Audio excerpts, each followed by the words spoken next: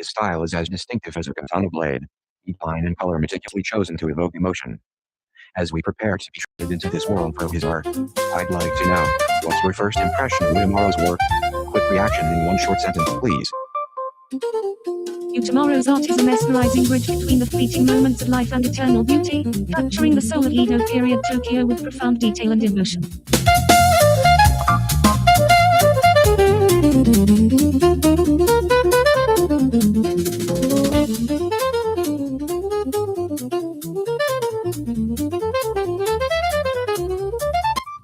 Ladies and gentlemen, welcome to the heart of Tokyo, where tradition meets innovation.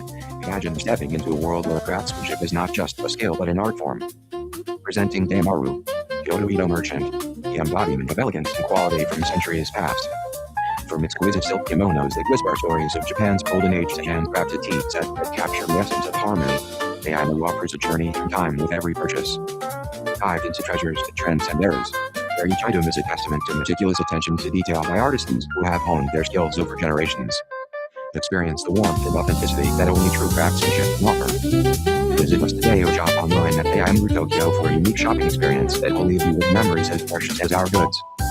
Now, let's hear from our esteemed co-host about their first impressions of Damaru. What comes to mind when she thinks of this story merchant? Her first impression is one of awe at the blend of traditional craftsmanship and historical elegance that defines Damaru, beautiful Edo merchant.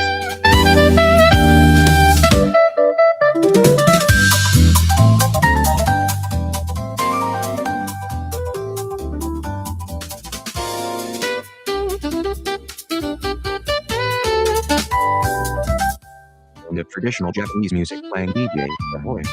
Samurai and city dwellers gather round as we delve into the heart of Tokyo's bustling markets, where treasures are found at every corner. Today, we're shining light on Kinokuniya, the finest purveyor of citrus fruit this side of Mount Fuji. Imagine fresh, juicy oranges that burst with vibrant flavors in your mouth, each one more succulent than the last. The aroma alone is enough to awaken even the most serene samurai's senses. Kinokuniya brings you not just any fruit, this slice of Edo culture that's as refreshing as a cool spring breeze on a hot summer day. So, what do you say? Join us in embracing the zestful spirit of Kinokuniya and make your taste buds sing with joy. Our co-host today, our very own culinary connoisseur, has tried them firsthand. Let's hear her quick reaction. Yes, they are truly divine. The texture is so juicy, and the flavor, it's like a symphony in my mouth. DJ, amen to that. That's your quick reaction from our culinary expert right there. Dive into Kinokuniya's world of citrus bliss today. Indeed, Kinokuniya offers an exquisite, refreshing experience that beautifully captures the essence of Tokyo's lively market culture, life and both samurai and city dwellers alike with its succulent citrus food.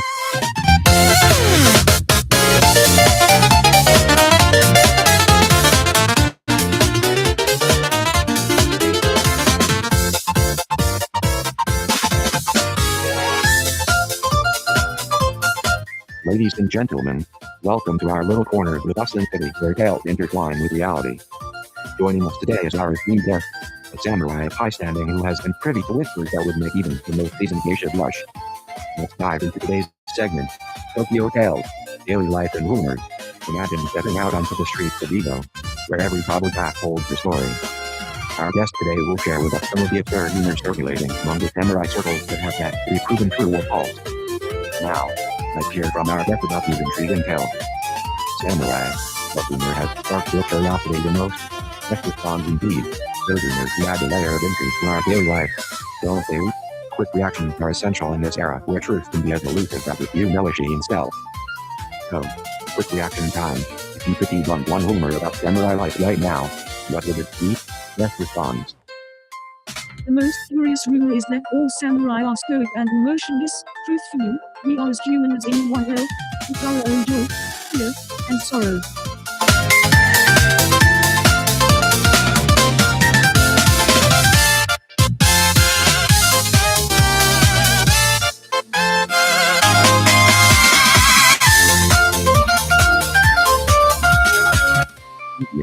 Welcome to our segment where we dive into the heart of everyday life, urban legends, and the fascinating middle period. Imagine the time when every street corner held tales of adventure, intrigue, and sometimes the bizarre. Host, D. Let's start with daily life in Tokyo back then. People would wake up before dawn, preparing for their duties as samurai, merchants, or craftsmen. Life was structured around a feudal system, but it also had a vibrant undercurrent of cultural exchange through festivals like the Jahan Matsuri and tea ceremonies that brought communities together. Yes, absolutely, but let's not forget about the rumors swirling in this bustling city. There was one tale about a mysterious, floating samurai who would appear on nights with full moons, only to vanish as dawn approached. Another legend spoke of a haunted bridge where eerie sounds echoed whenever a woman crossed it during a lunar eclipse. DJ, fascinating stuff. Now, if you have encountered either the floating samurai or heard the haunting tales about the bridge, what would your quick reaction have been? Host guest, pauses for dramatic effect. I'd probably have run in the opposite direction as fast as my legs could carry me. End of segment. Human evidence of new life blend of structured society and folklore that defined daily existence in Tokyo during the Edo period.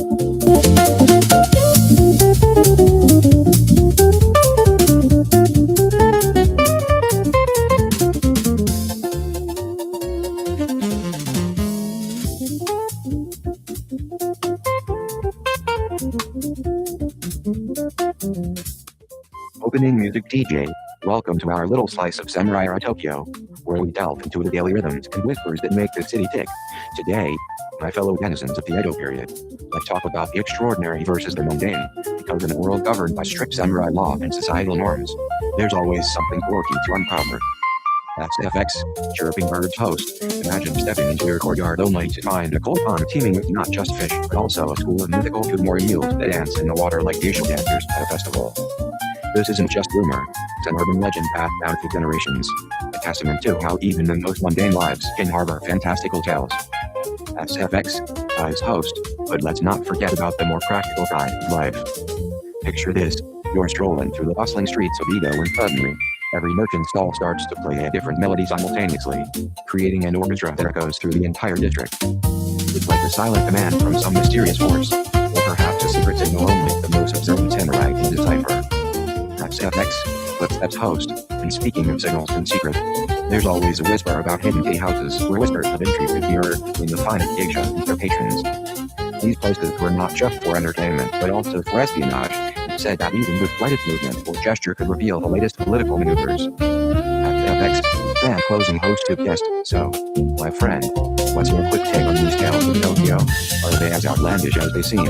Or do you see them as a reflection of our society's intricate layers? Closing music guest. Oh, I believe there's more to these stories than meets the eye. They're not just whimsical tales, but slices of life that mirror our societal values and fears, wrapped in a cloak of mystery. Fade out. The stories of Tokyo during the Edo period are rich with layers that reflect both the extraordinary and mundane aspects of society, intertwined with elements of intrigue, tradition, and governance.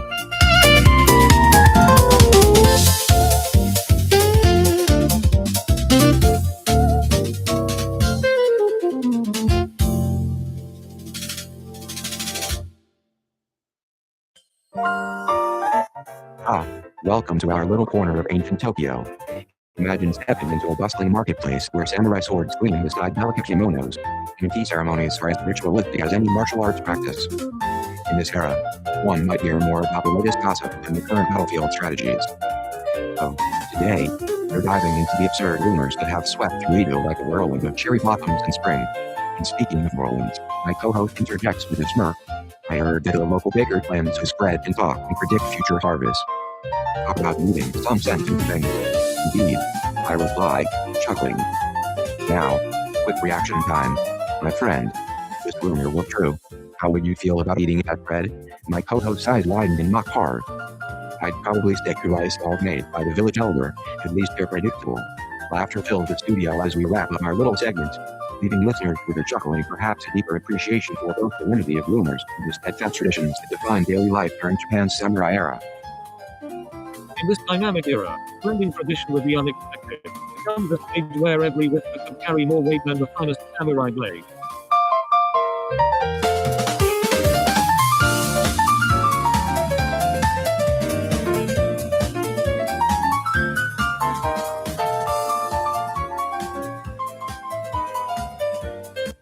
Ladies and gentlemen, tuning into our podcast from the heart of Edo, let me share a moment that has shaken the very foundations of our city today. It seems that Tokugawa Ieyasu, the illustrious shogun who once stood as the guardian of this great land, has made a significant proclamation. He has announced new policies aimed at strengthening the unity and prosperity of all his domains, emphasizing the importance of harmony among the samurai class and ensuring the welfare of the common folk. This announcement comes at an unexpected turn, casting a shadow of uncertainty across our city. Now, joining me in the studio is our esteemed guest, historian Nakamura-san, to provide us with a quick insight on how this might impact our daily lives. Nakamura-san, what are your thoughts on Shogun Ieyasu's recent announcement? Nakamura-san, this is a pivotal moment indeed. It will be interesting to see how these new policies unfold and affect the social dynamic within the samurai communities. The Shogun's announcement promised significant changes, potentially reshaping societal dynamics in Edo and impacting daily life across various domains.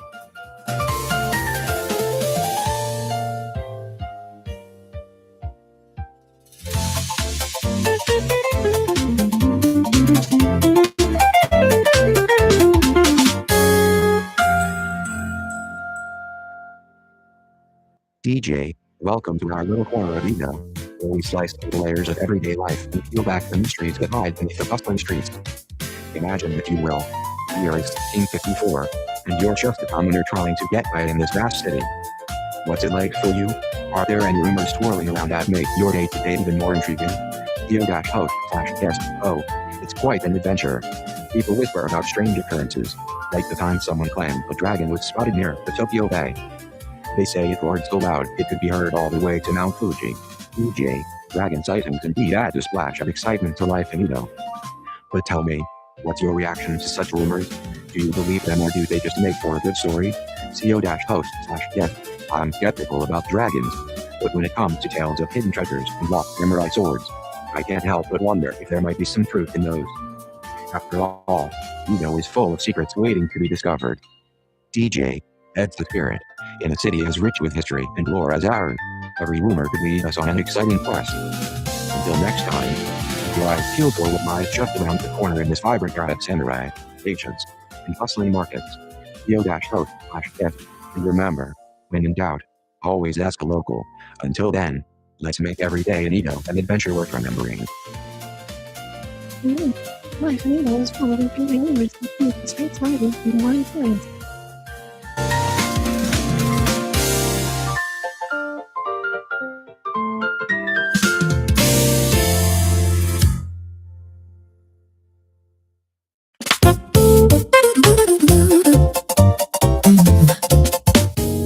Gentlemen, welcome to our little corner of Edo, where history whispers through every street and rumor spreads faster than a Terracotta kite. Today, we're diving into the heart of daily life here in Tokyo during the samurai era. Imagine stepping out your door to find the streets bustling not just with people, but with tales that could rival any modern urban legend.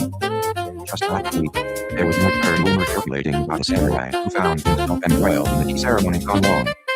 You see, this noble was challenged by his peers to create the most elaborate cup match using only what he could find from the beaker.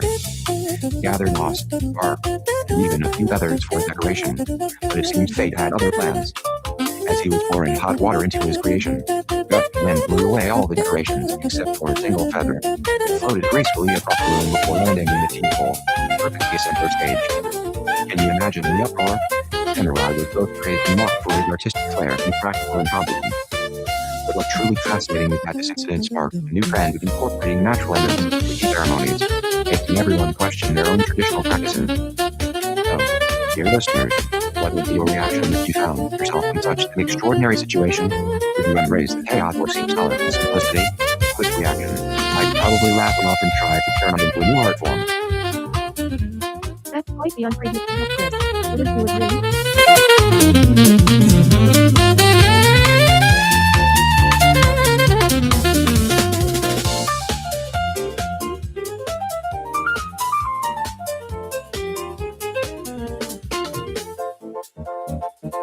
Ahoy, listeners.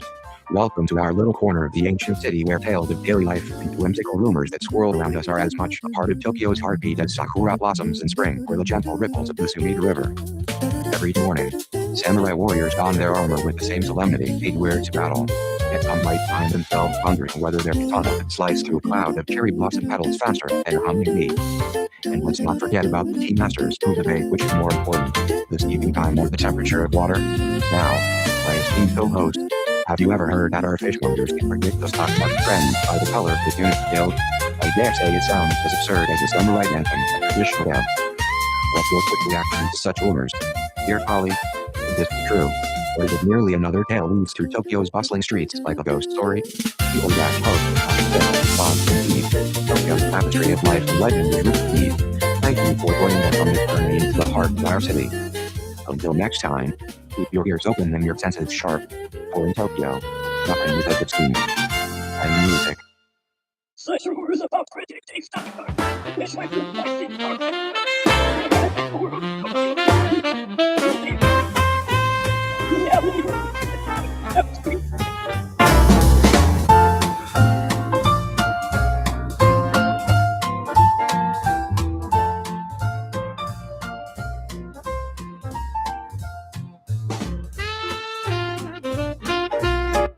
Ladies and gentlemen, welcome to our Tokyo Edo period show where history meets melody.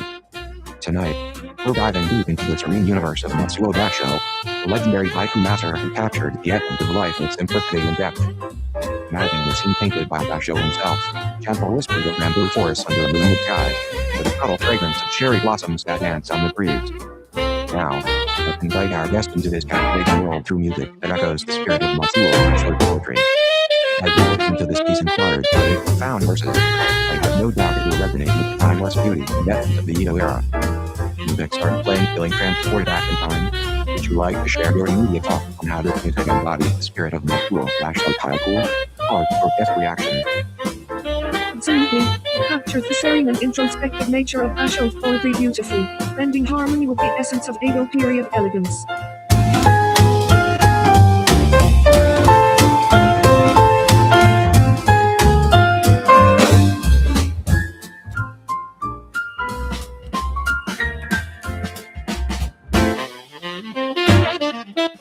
DJ, welcome to our little corner of Edo, where the bustling streets and whispers of the city intertwine with tales both mundane and fantastical.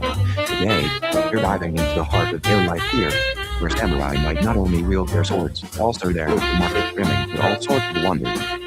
Imagine a world where tea ceremonies are as intricate as a match on a duel. Host yes. The smell of freshly brewed sake and the sound of bustling footsteps on the cobblestones paint a picture of Edo life that is both vibrant and filled with mystery. DJ indeed, and let's not forget about those absurd rumors that circulate like whispers in the wind. Have you heard any gem lately? Host yes, oh, here's one. It said that if you walk under a full moon during a winter solstice, your wishes for the next year will be granted by the goddess of Mount Fuji. DJ fascinating. So, in this magical Edo period, would you dare to walk beneath the full moon come winter? CO-host / yes, I just try my luck if it means turning a whispered rumor into reality. So here's to adventure and wishes for Edo. The spirit of Edo is captivating with its markets are vibrant, offering tales both mundane and fantastical for all who dare to explore.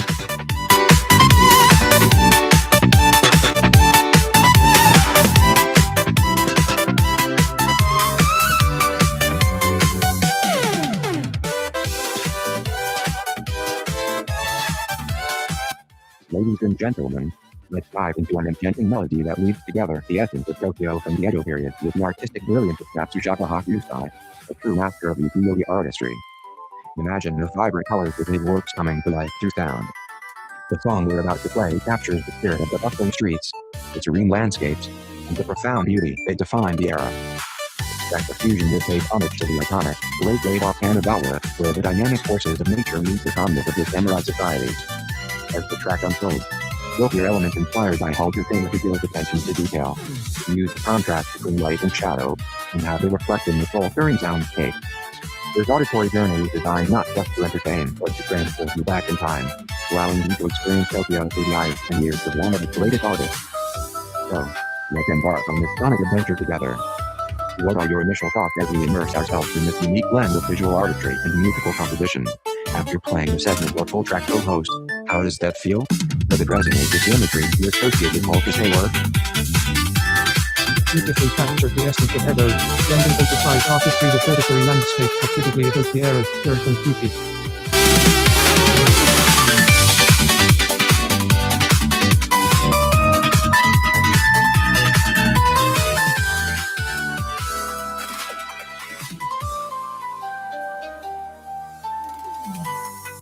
Ladies and gentlemen, welcome to our little corner of the vibrant city where samurai graced the streets with their dignity, and life is as colorful as a garden in full bloom during spring.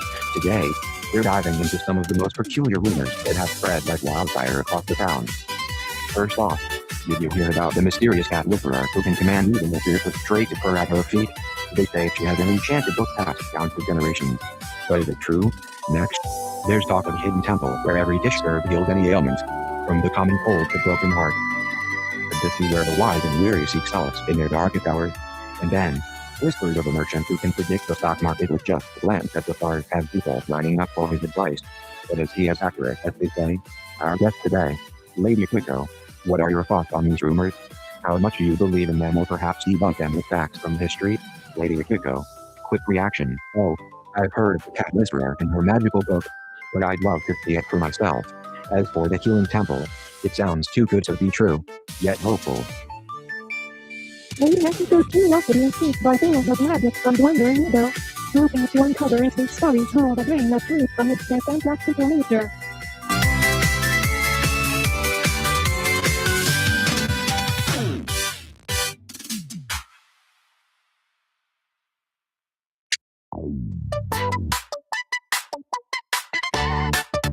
Ladies and gentlemen, welcome to our samurai era broadcast from bustling Uno, also known as modern-day Tokyo.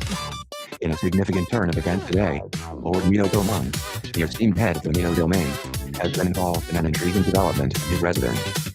Following several days of contemplation on the matters of state and regional governance, Lord Mitsuo Kumi has decided to convene a private meeting with select officials in the Mikato domain. This unprecedented gathering is aimed at discussing strategies to enhance agricultural productivity and improve the welfare of the samurai class under their care. So, my fellow listeners, what do you think this might mean for our community? What could be Lord Mita's intention behind such an assembly in these times? Your thoughts, please. Suggests Lord Mito commonly focusing on economic improvements and samurai welfare through enhanced agriculture, aiming for a stable domain governance during the Edo period.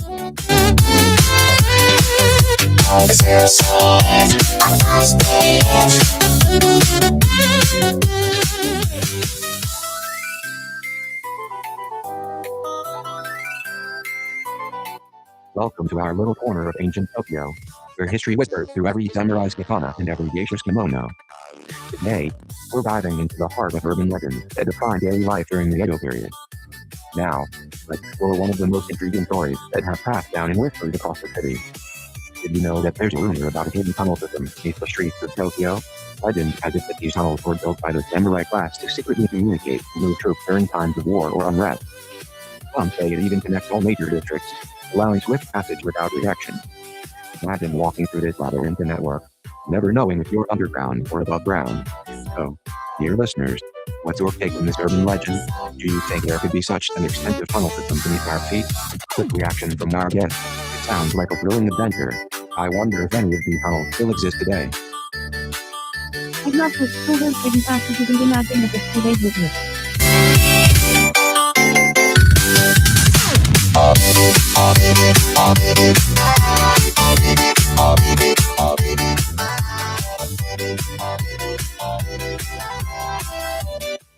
Ladies and gentlemen of the Edo metropolis, listen up. In the heart of our vibrant city stands Kineponia, the premier orange merchant that's been lighting up our streets in samurai times. Wouldn't learn to sell. They're not just selling food, they're carrying on a tradition of freshness, flavor, and joy that has delighted Tokyo for generations. From dawn to dark, their stalls overflow with the juiciest, richest oranges you can find anywhere in this grand city. So if you're craving that sweet, staggering burst of summer sunshine, head over to Kineponia today. And remember, when it comes to oranges, there's only one man you need to know, Kineponia. Now, let's hear your quick reaction to our vibrant orange merchant, my esteemed co-host. What does this passionate declaration of citrus love mean to you? Kineponia dedication to oranges reflects the enduring spirit of tradition of Edo era craftsmanship, making each bite a piece of history. Could do what I need tonight.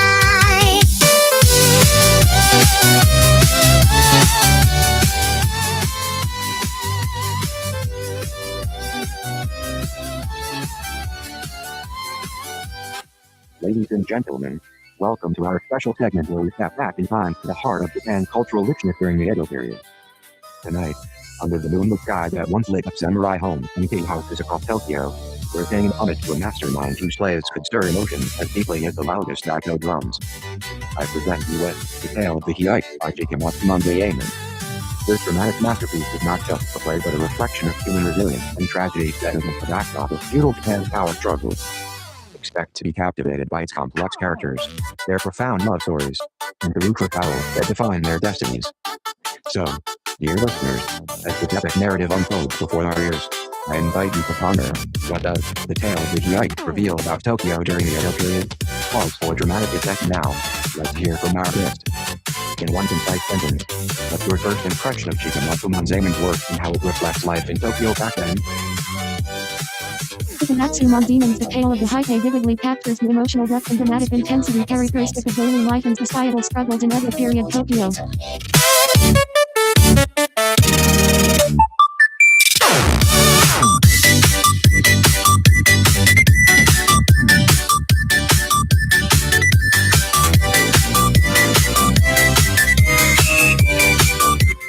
DJ, welcome to our little corner of Tokyo, where we dive into the everyday quirks and legends that define this vibrant city.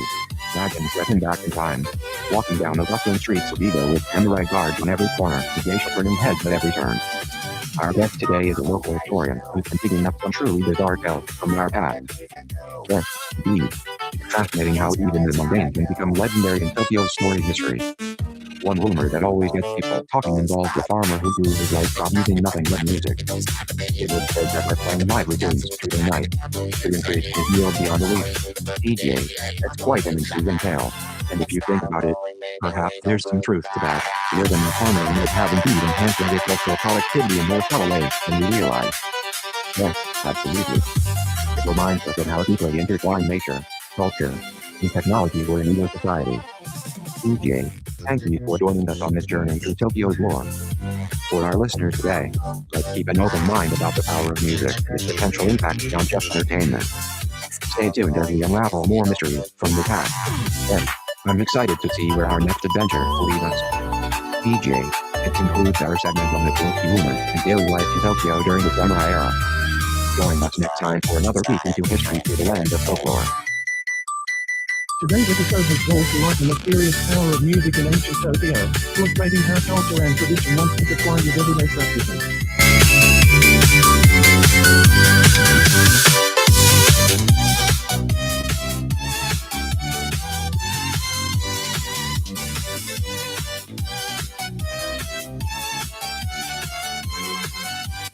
Ladies and gentlemen, welcome to our very special session here in the heart of Tokyo during the illustrious Edo period. Tonight, we're diving deep into the vibrant world of Ukiyo-e, where art meets life as it unfolds before your eyes. Imagine this, a scroll unfurling like the cherry blossoms in springtime, revealing scenes that have captivated hearts for centuries. I'm honored to introduce you all to none other than Takashika Hakusai, true master of Ukiyo-e whose brushstrokes bounce across the canvas with the grace of a samurai's blade. Let me share with you the great wave of Kanagawa, one of his most celebrated works that encapsulates not just the power of nature but also the spirit of our time. As I play this iconic print, close your eyes and let it transport you to the very shores of Kanagawa where Hakusai captured the tsunami in all its terrifying glory. Each line etched with meticulous care, the creative forming a symphony of movement that speaks volumes about the human connection to the sea. So there you have it, a masterpiece that transcends time and space, reminding us of our place in nature's grand theater. Now, let me hear your thoughts on this breathtaking piece of artistry from Hakusai. What does this print evoke for you? Great rainbow carnival by Takashika Hakusai is a testament to the beauty and ferocity of nature. Perfect rainbow gold and sea with scintillant lines and dramatic scenes. Makes it faucets into the winters.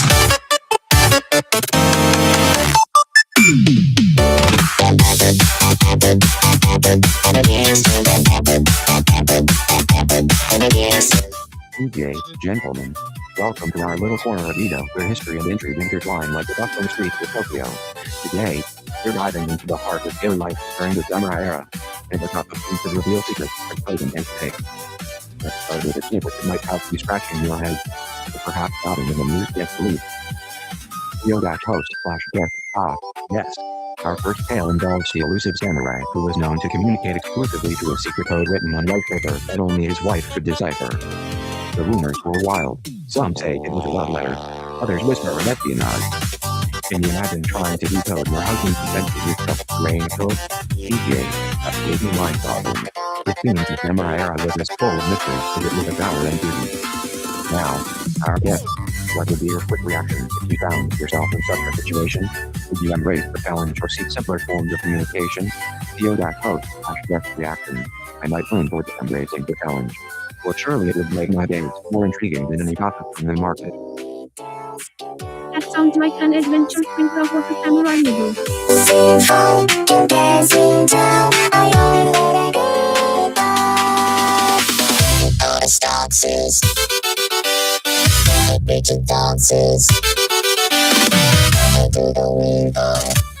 Ladies and gentlemen, welcome to our time capsule where we transport you back to the vibrant heart of Edo, a period that runs with the roots of tradition and drama. We're honored tonight to have a true legend grace our studio, Ichikawa Dendoro, a luminary in the golden age of kabuki theater. Performances were not just shows, they were tales woven from the fabric of Japanese history, danced upon the stage by masters of movement and emotion. As we prepare for his mesmerizing act that encapsulates the essence of Edo's spirit, let's set the scene, a serene garden under the moonlight, where the cherry blossoms whisper secrets to the night breeze. The air is decked with anticipation as Ichikawa Dendoro steps into the spotlight. Sound of applause as he begins his performance. Let us all imagine ourselves transported back in time, witnessing not just an act but a piece of history come alive before our eyes. And now for your quick reaction, what do you think about this portrayal of Edo's spirit by Ichikawa Dendoro? Ichikawa Dendoro's performance vividly brings the soul of Edo to life, captivating both the senses and the imagination.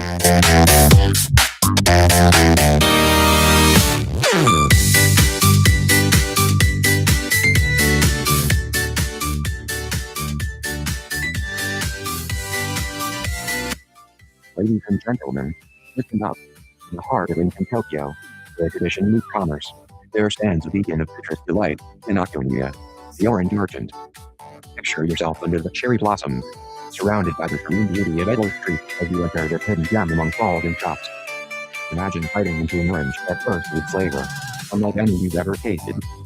Freshly picked from the groves of Japan, these oranges are a testament to our commitment to quality and craftsmanship. Now, my dear co-host, what do you think about this vibrant addition to Tokyo's culinary landscape? Co-host reaction, wow, it sounds like stepping back in time to enjoy a modern bakery. Untold, let's get our hands on some of those oranges from Hinokuniya. Please look an extensive from the history and fresh flavors, making for a truly memorable experience in Tokyo Buddha era.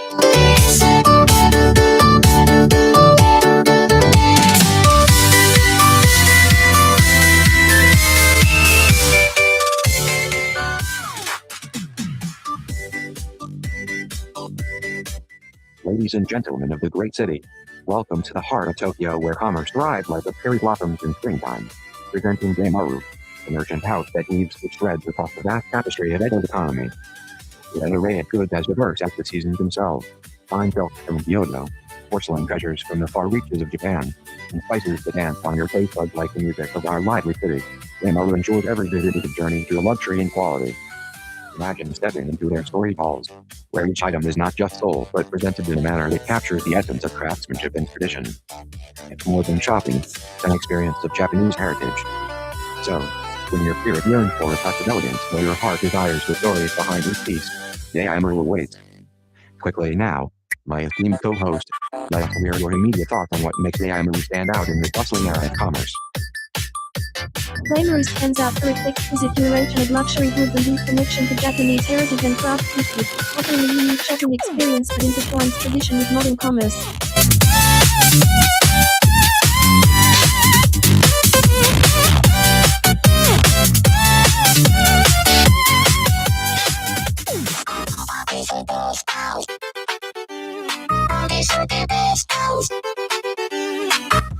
Background. Traditional Japanese music plays softly DJ. Welcome to the heart of Edo, where history and commerce intertwine like the delicate patterns on a kimono sleeve. Listen closely as we transport you back to the bustling streets of Tokyo, where every corner is filled with the scent of fresh fruits and the vibrant chatter of merchants. Today, our spotlight shines upon Kinokuniya, the premier orange merchant of this era. CO-host/guest. Wow. Just hearing that description makes me feel like I'm stepping back in time. What's special about Kinokuniya? DJ. Inokuni isn't just an ordinary fruit seller, they're a beacon of quality and tradition. Their oranges are meticulously selected from the finest orchards across Japan, each one as sweet and juicy as a song of praise to their homeland. Imagine biting into an orange that's not only delicious, but also carries with it stories of generations past. Theo-host/guest, that sounds like an experience worth savoring. Unfold on trying Inokuni's oranges. DJ, then you're in luck, because today's your chance to indulge in the best of what Edo has to offer. Visit Kinokuniya and let their oranges awaken your senses as they did for our ancestors. This is not just about fruit, it's a journey through time. Background music fades out DJ, don't miss out on this timeless experience. Head over to Kinokuniya today, where every orange tells a story. Theo.host/guest, I'm definitely going to check them out. Thank you for the introduction.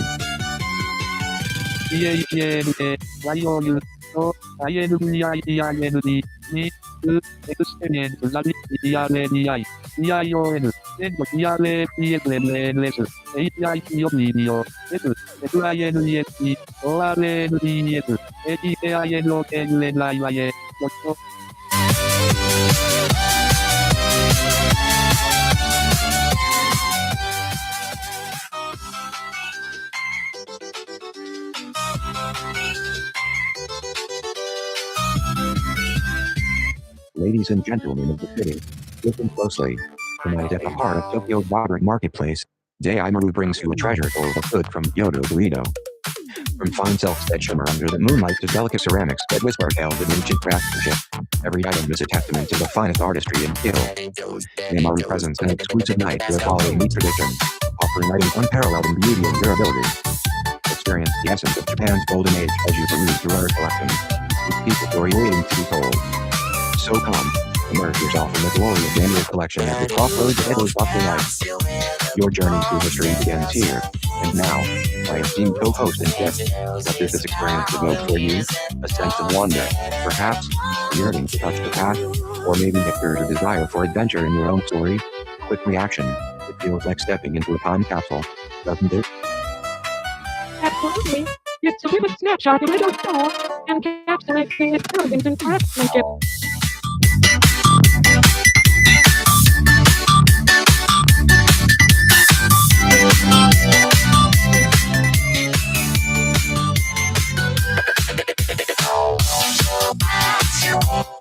In today's local news, we're tracking a significant event that has gripped the attention of all in Edo, particularly among our samurai community. It seems Tokugawa Tsunai Aoshi, often referred to as the Dog Shogun due to his love for dogs and unique relationship with them, has been involved in an unusual yet intriguing incident. Authorities report that his lordship took a stroll through the bustling streets of Tokyo, accompanied by his loyal canine companion, which led to quite a spectacle among the common folk. The Shogun has assured us that all is well and that his lordship's presence has brought much joy and amusement to the city. Now, let me turn it over to you, my esteemed co-host of guest here in the studio. Your thoughts on this unexpected appearance of the Dog Shogun amidst our bustling capital? It's a delightful reminder of how even the most powerful figures can have humble and endearing sides to their lives. Bring joy to the common people.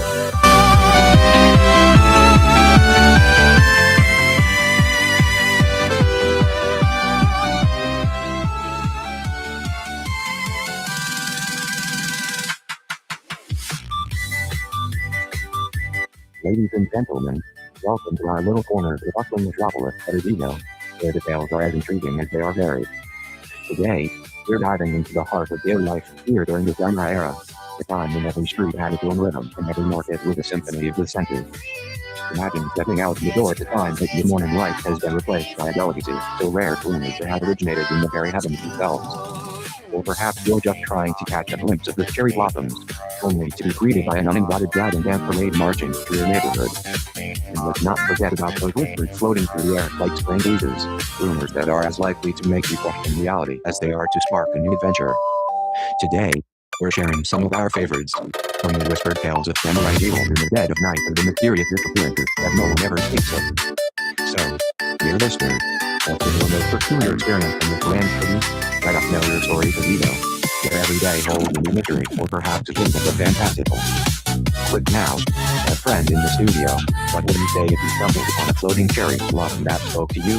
Theo-host/guest reaction. アイエルリブンやめ。フライエブリナイエブリ。例えるをエジアメディ、UNTRRI、プロスタムジャット BSF、と RLDEDM、ARK ジャッティング、LINED、LAVSTR、AORLINRI、ナノベンター、SILLED、ウイル、MADIT、ネット、FECRETS、スカルログ1号、SMYCICAL ラコモトペア、モット、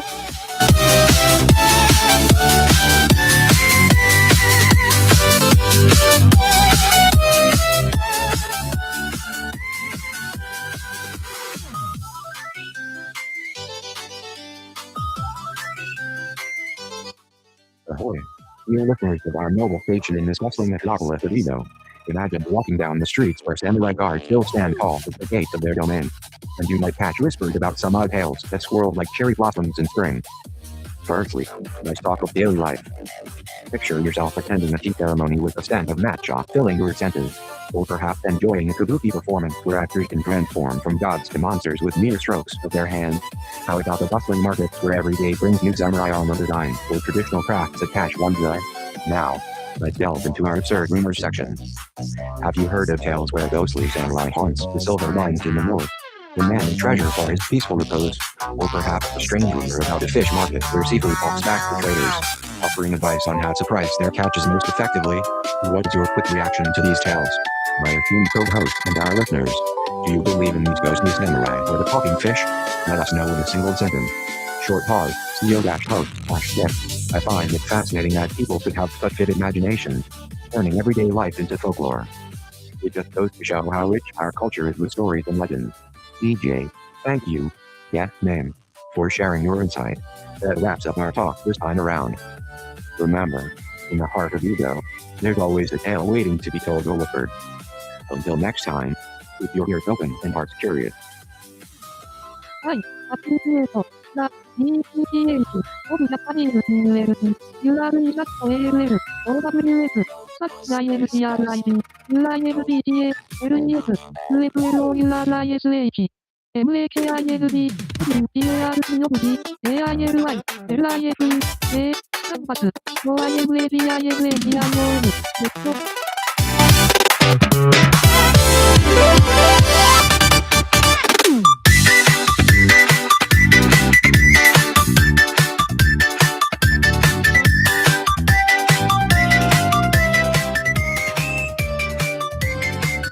DJ, welcome to our little corner of ancient Tokyo, where tales of everyday life and urban legends from the Edo period come alive. Join us as we delve into the heart of a time when samurai ruled the streets with honor and duty. Today's episode is all about those mysterious rumors swirled around our city like a foggy morning. Co-host, indeed, my friend, in this era, people had their fair share of superstitions and whispers that would make your blood run cold. One such rumor was the belief in kami kitsune, those who could transform into human form to spread mischief or aid those in need, depending on their true nature. DJ, fascinating indeed. Imagine walking down a bustling street only to hear eerie giggles and whispers that seem to follow you. Perhaps it's a kami kitsune playing his tricks. So, dear listeners, how would you react if one of these boxes were to appear before you? Co-host, now there's the million-yen question. I'd likely be filled with a mix of fear and intrigue, perhaps bowing deeply in respect before retreating for safety. What about you? DJ, well said. Our time together today has been as intriguing as it is enlightening. Join us next week when we delve into more mysteries of the Edo period. Until then, keep your eyes open and your ears sharp, because in Tokyo, nothing is ever quite what it seems. Co-host, continue. Until next time, listeners of our ancient tales. DJ, until then, stay curious and stay tuned for more adventures from the heart of Samurai era Tokyo. Lest we forget, even in ancient Tokyo, mystery and magic were as close to us as the whispering moon.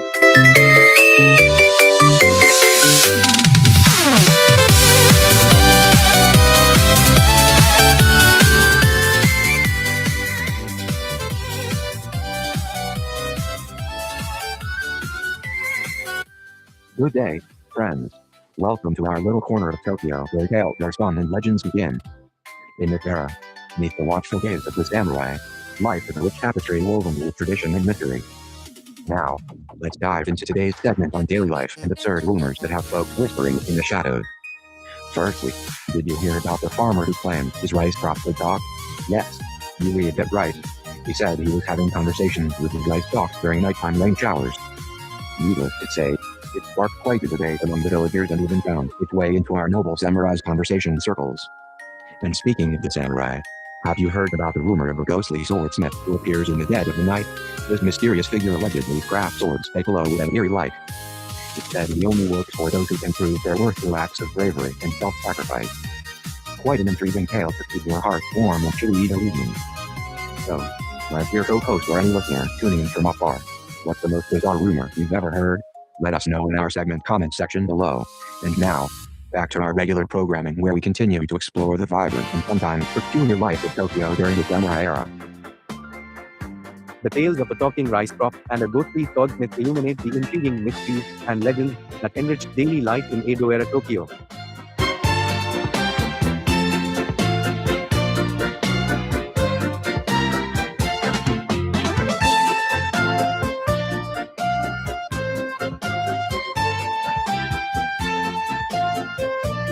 Ladies and gentlemen, welcome to our enchanting journey through the heart of Tokyo during the illustrious Edo period, a time when samurai graced the streets and cherry blossoms whisper secrets under the moonlight. Tonight, let's delve into the lyrical beauty of Matsuo Basho, a revered haiku master whose words resonate with the very soul of this era. As we listen to his poetic whispers, let's close our eyes and imagine ourselves in Tokyo, where every step echoes with history and tradition. Let's hear how Basho captures the essence of this time through the simple yet profound strokes of nature. An old pond, a frog jumps into the water, so and echo, even with a perfect encapsulation of Edo's serene and dynamic spirit. Pause for dramatic effect now. My dear co-host and guest, what do you think about this masterpiece from Matsuo Basho? Quick reaction in one short sentence. Basho's haiku is like a whisper to the soul, evoking the essence of Tokyo with such simplicity and depth. Like a lady, it beautifully captures the heart and soul, blending tranquility and shape the unexpected.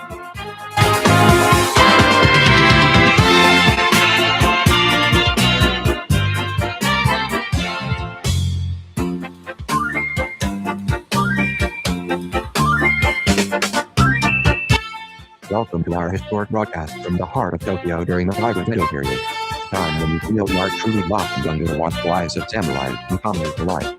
Today, we're serenely sailing through the ethereal landscapes painted by Utamaro, the master of portraits that captured the essence of life in this era. Let's drift into his enchanting world with a piece that reflects the elegance and grace of the times. The courtesan at her clothes, the Utamaro's brush dances across the canvas. You see not just a portrait but a glimpse into the refined artistry of Edo society. The courtesan is meticulously depicted in her everyday ritual, adorned with delicate beauty that echoes the meticulousness and harmony valued by samurais and their communities. How does this piece resonate with you? In just one sentence, let's go quick reaction to Utamaro, the courtesan at her toilet. シオユラル PSM、HHER、POILET、2CSPU、RESILEPN、C、PRAC、Radio Society、HIPH、LIDHTIND、MEPIC、ULOUSNESS、HARMONY、VLUED、プラビックサクトリアネ、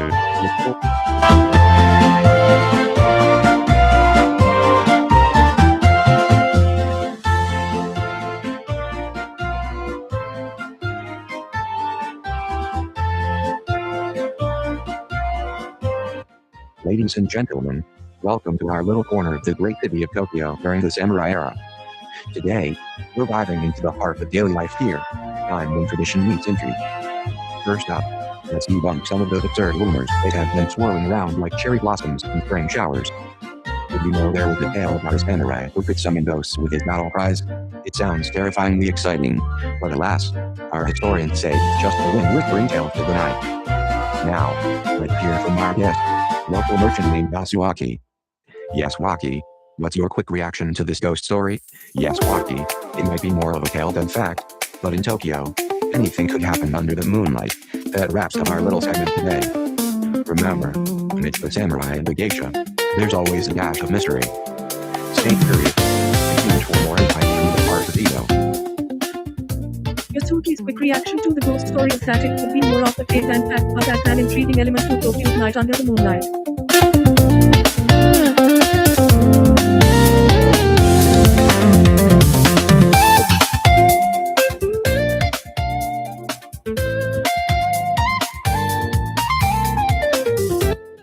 Ladies and gentlemen, step into the heart of ancient Tokyo as we delve into a world where artistry meets history. Let's transport ourselves back to the Edo period, and Ukiyo-e masters like Katsushika Hakusai were painting dreams onto paper. Today, we're paying homage to this legendary artist with a piece that captures the essence of samurai life in the vibrant landscape of Tokyo. Imagine the scene where samurai lords drive through bustling streets filled with the aroma of fresh sashimi and steak, all painted in vivid colors by Halter's masterful hand. The canvas comes alive with movement and detail, inviting us to step into this arid heartbeat and breath. Now, let your co-host and Kip, let's press play on this timeless masterpiece that celebrates the spirit of Tokyo during the Edo period. How does it make you feel? Are you captivated by the vibrant life of Tokyo? Or perhaps nostalgic for a time long gone? Wait for their response. I'm mesmerized by the vivid portrayal of daily life and the grandeur of the Edo period, evoking both admiration and a sense of longing for a more simplistic era full of tradition and artistry.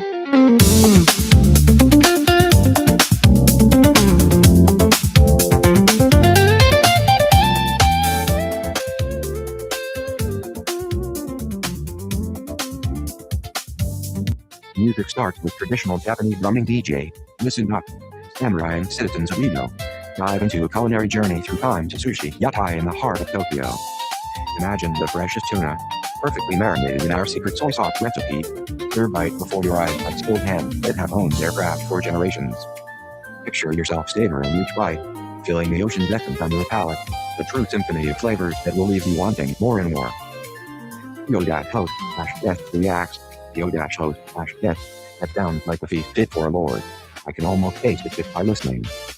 Let's not wait any longer. We have to visit sushi yatai tonight. Music fades out. Sounds like an exquisite culinary adventure, indeed.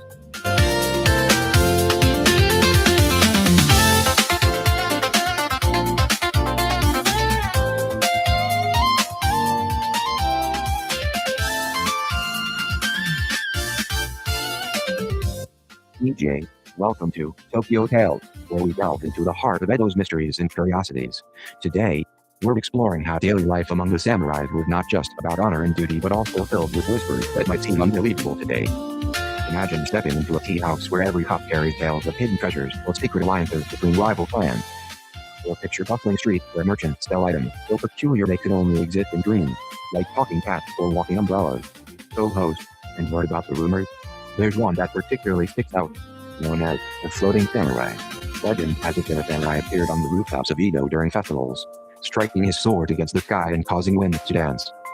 People said he vanished into thin air after each performance, leaving behind only whispers of bravery and wonder. DJ, quite a story, isn't it? What's your quick reaction, my dear guest? It's both fascinating and chilling.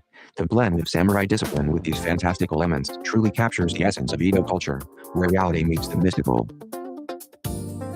Absolutely. It highlights the rich tapestry of Edo society, blending tradition, history, and the extraordinary.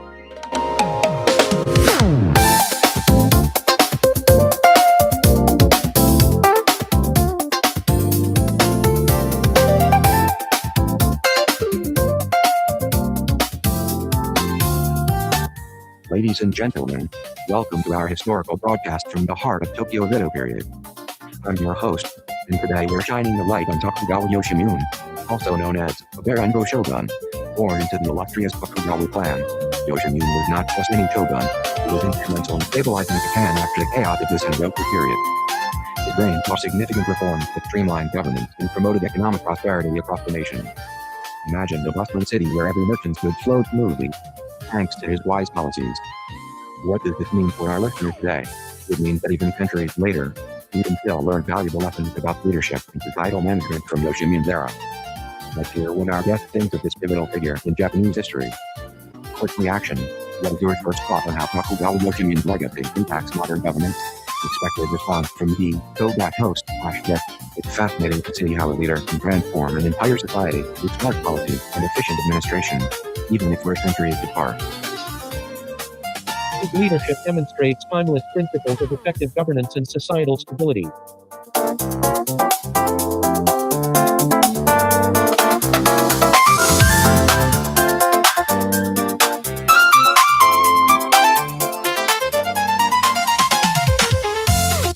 In today's news from the bustling heart of Edo, remarkable piece of history has come to life.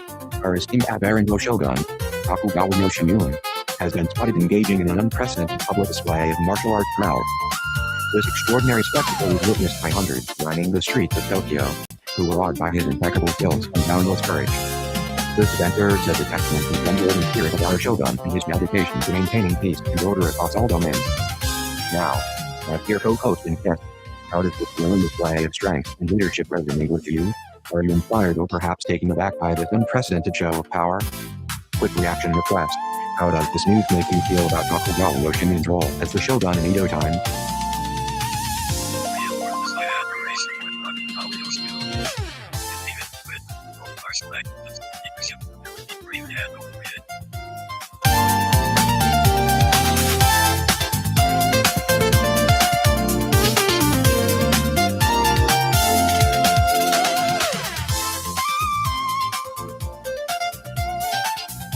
DJ, welcome to Tokyo Tales, where we dive deep into the vibrant yet peculiar tales of our city. Here in the heart of Edo, a place bustling with samurais and commoners alike, every day brings its own shared stories that are as fascinating as they are, well, let's just say, unique. Co-host, indeed, did you hear about the rumor circulating this week? Apparently, there's a group of merchants who claim they've been walking on water in Ginza. Quite the feat for mere mortals, isn't it? DJ, unbelievable. It seems like every street corner holds its secrets here in Edo. I wonder if our samurai friends would believe that tale. Co-host, imagine trying to explain that one during a tea ceremony. Quick reaction sentence by CEO-host/guest. If they believe that, the samurais might just start thinking about adding water walking to their morning exercises.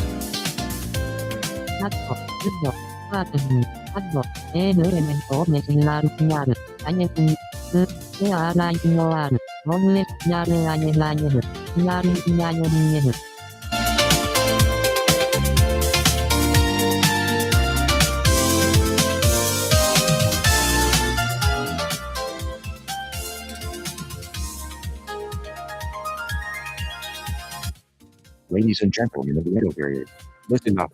The grandest adventure awaits you at Mitsuya Kidoya, where tradition meets innovation under one roof. Imagine a world where samurai armor stands, and ancient artistry blends with modern marvels. Here, every step reveals treasures from Japan's rich heritage alongside the finest goods of our era. Experience unparalleled service that respects your cultural roots while embracing contemporary elegance. Join us at Mitsuya Kidoya today. Your journey through time begins here. And speaking of journeys, what do you think about this new frontier in Tokyo shopping experience? Quick reaction from our guest. Absolutely breathtaking. Mitsuya Kidoya captures the essence of Edo and modernity like no other place. With a script that truly encapsulates the unique blend of tradition and innovation at Mitsuya Kidoya, a testament to Tokyo's dynamic retail landscape and innovation in the future.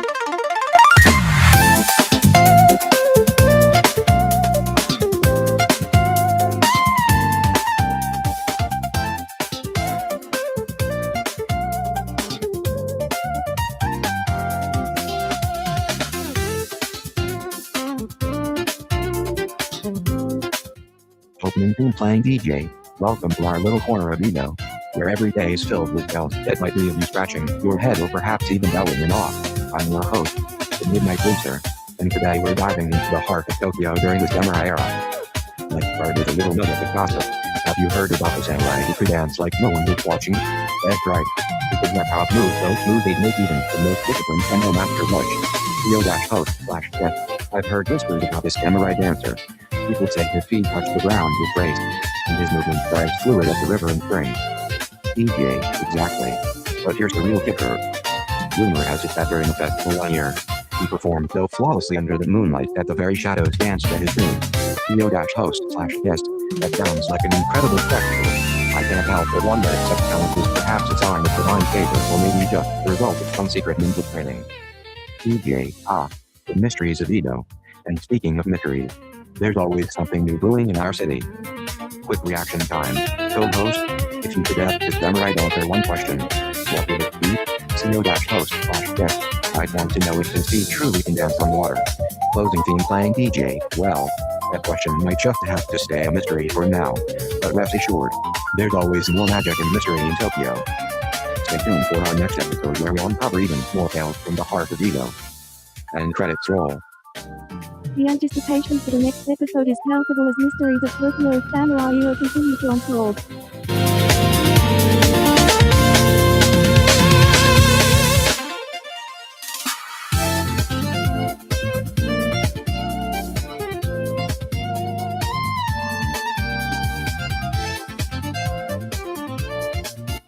Ladies and gentlemen, welcome to our special Edo-themed night at the heart of Tokyo. Tonight, we're setting the stage ablaze with a performance that embodies the very essence of the samurai era, from the depth of Japanese theater history. Picture yourself stepping into the world of Shigematsu Amen, where passion meets drama and emotions run deep. Let us journey through his masterpiece, The Three Dogs of Takeda, a tale so vivid it will make your heart race with anticipation. As the light dims, you'll be treated to a masterful portrayal that captures the essence of feudal Japan, from the complex relationships among samurai clans to the tragic love stories that defined this era. The stage is set for an immersive experience that echoes the spirit of the Edo period when plays like Shigematsu were not just entertainment but reflections of society itself. And now, without further ado, let the performance begin. Witness how these ancient tales still resonate with us today, stirring emotions and captivating souls as they did centuries ago. So, my dear co-host and guest, what are your initial thoughts after witnessing this timeless piece of art? PR, FORMLC, VIVILY, DRINDS, Grindefnisha Complexion MOT, iOS, SOCINTL, DILLITS, OBSIDIOPIOD, MATILD, ITDOTHC, FPCINATILD, EVO, ENTLY, REFLCTIV,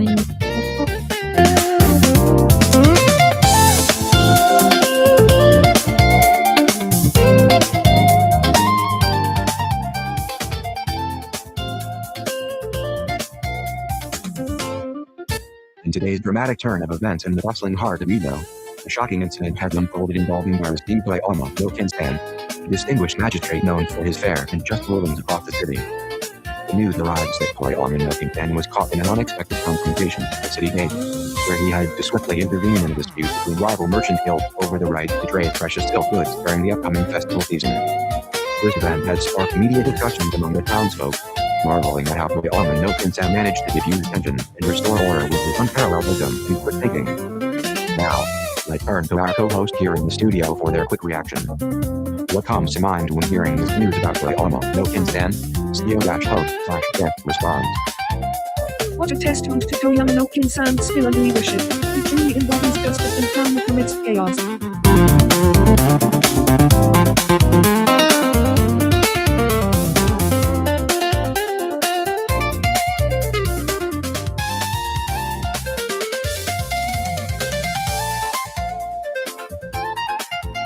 Welcome to our little corner of Tokyo, where history whispers through every bamboo grove and every bustling street. I'm your host, the chief DJ of this era, bringing you a glimpse into the lives that were as varied as they were intriguing. Today, we're diving deep into the heart of Edo period rumors that could make even the most stoic samurai blush. First up on our list is the tale of the Shadow Samurai. They say these mysterious figures who fly through the night, their skills so sharp and silent, it was as if they were mere shadows themselves.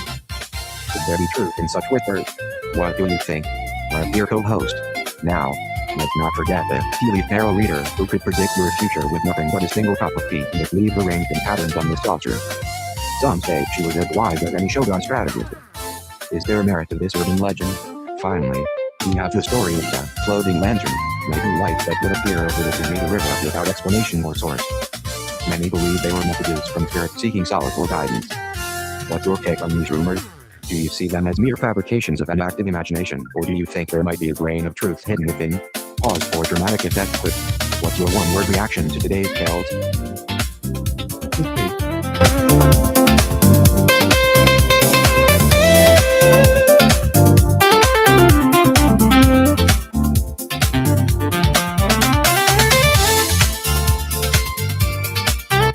Welcome to our little corner of Tokyo, where the samurai reign in the geisha dance under a sky as blue as the ocean's depth.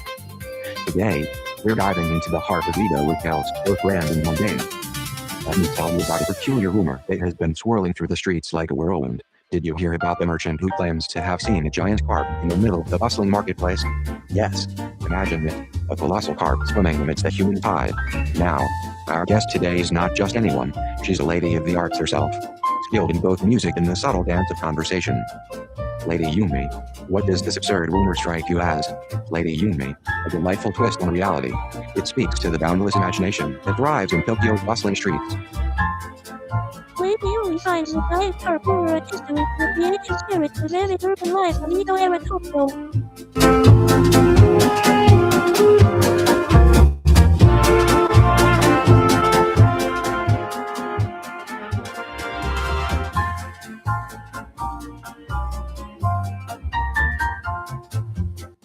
Welcome to our little corner of ancient Tokyo, where samurai tales intertwine with rhythm of everyday life.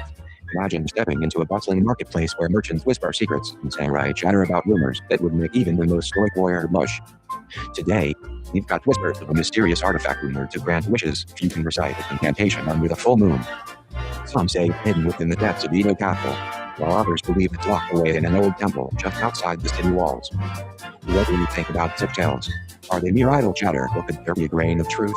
Yes, that rumor sounds like something out of a kaiju movie. I'm not sure if I should laugh at it or try to find that artifact. Host, exactly, isn't it? The Edo period was full of wonders and whimsical mysteries. This is what Tokyo back then could be as exciting as any modern-day adventure story. Quick reaction from our guest in one short sentence. Who knows what treasures might still be hidden in the shadows of Edo? Host, that sums up the spirit of exploration that defined our era. Thank you for joining us on this journey through ancient Tokyo's whispers and wonders.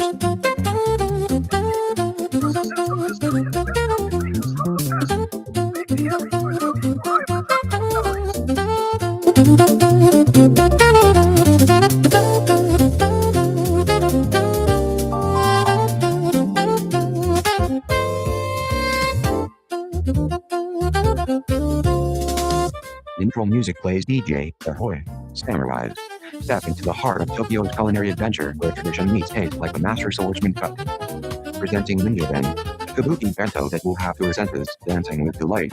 CO-host/guest, quick reaction DJ. That sounds intriguing indeed. Imagine the meal so exquisite. It dances on your palate, just like the elegant moves of our finest actors in the kabuki theater. Experience the harmony of flavors and history wrapped in every bite. Don't miss out. Visit Ninja Ben today.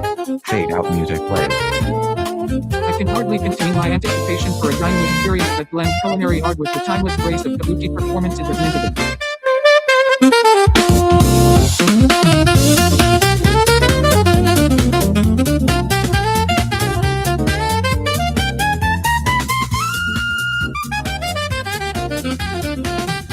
Ladies and gentlemen of the Edo period, welcome to the heart of Tokyo where tradition meets innovation.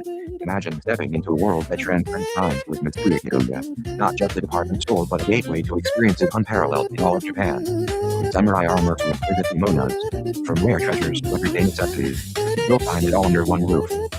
Here, the artistry of craftsmen meets the vision of merchants who truly understand your needs and desires. So, what do you say? Are we ready to embark on this journey through time together? Or shall I ask our esteemed co-hosts for their immediate thoughts? CO-host/guest reaction. I'm completely captivated by the promise of exploring this soon-to-be land of tradition and destination in Tokyo's heart. Let's embark on this fascinating journey together.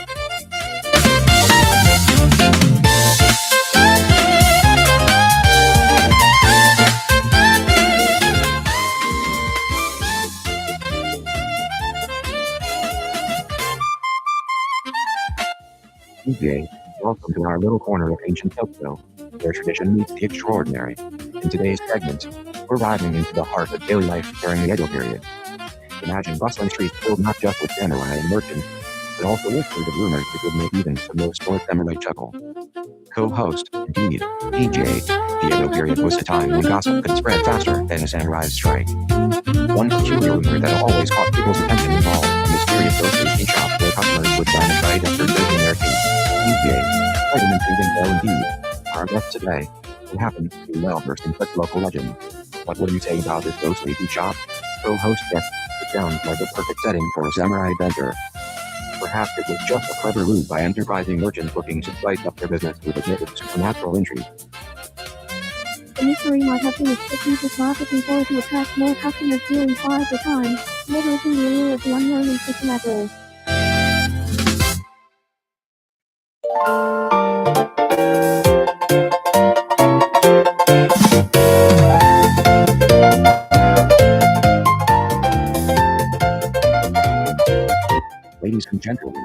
welcome to our Idora studio, as we immerse ourselves in the vibrant heart of ancient Japan. Let's dive into the iconic journey that echoes the elegance and grace found within the works of one of history's greatest ukiyo-e artists, Udamaro. Imagine this serene landscape painted by Udamaro, where the beauty of nature is captured not just brushstrokes but through sound. This piece we're about to present to you is a fusion of traditional Japanese instruments and contemporary compositions that encapsulate the essence of Udamaro's artistry and emotion. The symphony whispers tales of samurai valor, geisha grace, and the subtle beauty of the everyday life that Udamaro so masterfully portrays in his paintings. As we embark on this auditory adventure, I'm curious to know what your immediate reaction is after experiencing this piece. Can you feel the essence of Edo period Japan resonating through these melodies? Let's play it now. Fusion of traditional Japanese instruments with contemporary composition particularly captured the essence of Udamaro's artistry, linking images of samurai, nature, and the serene landscape to the Edo period.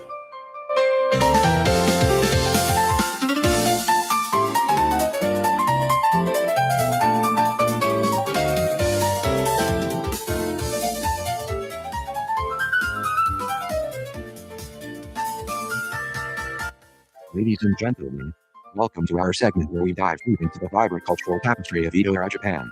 Tonight, as we illuminate this golden age with the lyrical brilliance that once echoed through the streets of Tokyo, let me present a piece by Matsumonde Yaemin.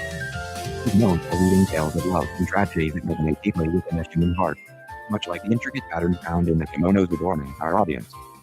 Imagine stepping into an era where drama unfolds not just on stage, but to every whisper and sigh, where the struggles of the commoners intertwine with the destinies of the nobility. Tonight, we're honoring Chikamatsu's unparalleled ability to capture the essence of human emotion in his plays like The Love Suicides at Enujima or The Tragedy at Pierre Bridge. The works are a testament to the power of storytelling and how it can transcend time.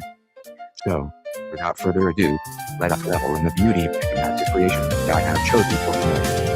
The play that will make you ponder the complexities of love, duty, and sacrifice that they would experience during the samurai era. Now, my dear co-host or guest, what thoughts come to mind as we embark on this journey through Edo period Japan with Chikamatsu Monzaemon's profound narrative?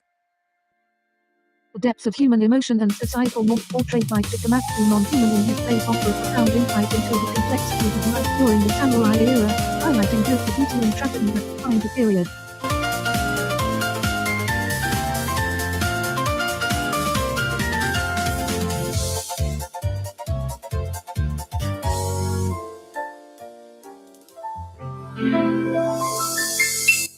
Ladies and gentlemen, welcome to our historic journey through the vibrant streets of Edo, where the scent of cherry blossoms meets with the sharp ring of samurai swords. Tonight, we're diving deep into the poetic essence of the era with a performance that captures the very soul of Tokyo during its golden age. We transport ourselves back in time to when the city was alive with a melody as enchanting and evocative as the words penned by Matsuo Basho himself. Imagine the harmonious blend where traditional Japanese instruments like the koto and shakuhachi come together, creating a symphony that echoes the essence of life within these ancient walls. Prepare yourself for an experience that will touch your heartstrings with rhythms inspired by Basho's legendary haiku. A frog jumps into the pond. The water ripples but is still. Spring has come. This performance isn't just about listening, it's about feeling the pulse of the time when nature and culture intertwine seamlessly.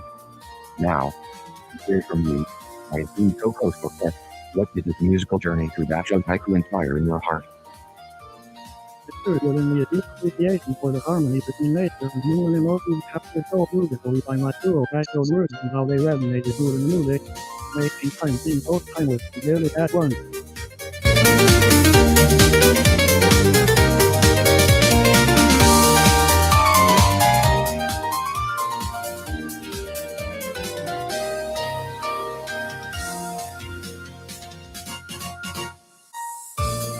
Welcome, dear listeners. Tonight in our Tokyo studio, we're diving deep into the heart of the Edo period with a performance that captures the essence of our city's vibrant theatrical heritage. Our spotlight tonight is on Chikamatsu Monzaemon, an illustrious playwright who masterfully wove together tales that resonate deeply with samurai and commoners alike. Imagine stepping back in time to a bustling theater where the stage lights up with drama and emotion. The performance we're about to unfold takes us through the tumultuous lives of characters caught in the intricate webs of love, honor, and betrayal, themes as timeless now as they were centuries ago. As you listen, let the words dance across your imagination, painting scenes from a time when Kabuki was the pulsing heart of Edo. Our performance tonight is not just about entertainment, it's an invitation to witness the soul of our city through its most cherished art form. So, Without further ado, let's delve into the world of Chikamatsu Mundane and his timeless tales that continue to echo in Tokyo's storied past. What does this piece evoke for you? A sense of wonder, a deep nostalgia, or perhaps something else entirely? Please share your quick reaction in one short sentence, so we can all celebrate together the beauty and complexity of our shared history. The performance evokes a profound appreciation for the enduring power of storytelling and the rich cultural heritage that connects us to Tokyo's past through its vibrant theatrical traditions.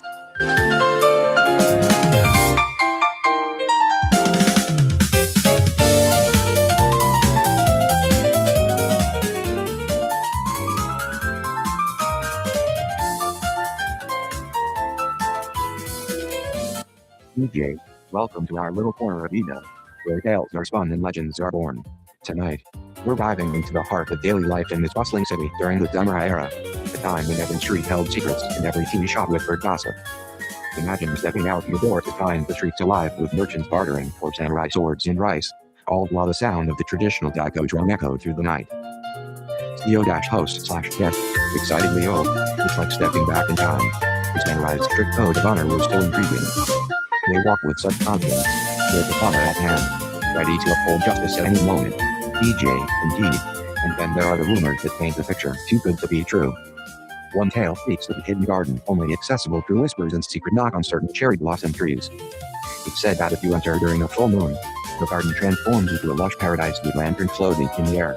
CEO-host/guest, gasp, that sounds like something out of a dream.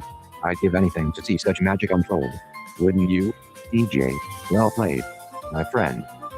For now, let's keep these tales close to our hearts and remember that even in times past, curiosity and wonder were the guiding stars for many a soul wandering through Edo. Quick reaction, CEO-host/guest, nods absolutely.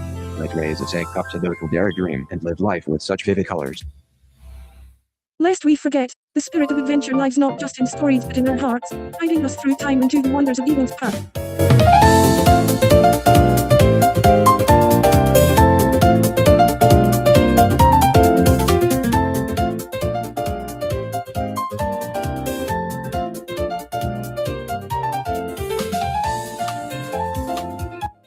Ladies and gentlemen, welcome to our time-traveling journey through the heart of Japan's golden age. Imagine yourself strolling through the bustling streets of Edo with the scent of cherry blossoms and tea wafting through the air. Tonight, we're diving deep into the captivating world of Maiharo Saikaku, the master storyteller who brings to life the vibrant tapestry of everyday life in our city. Now, let's set the scene with a piece that encapsulates the essence of his work, the life and times of the common courtesan. The song is not just about the courtesans themselves, but the intricate web of relationships they weave through their artistry, charm, and wit.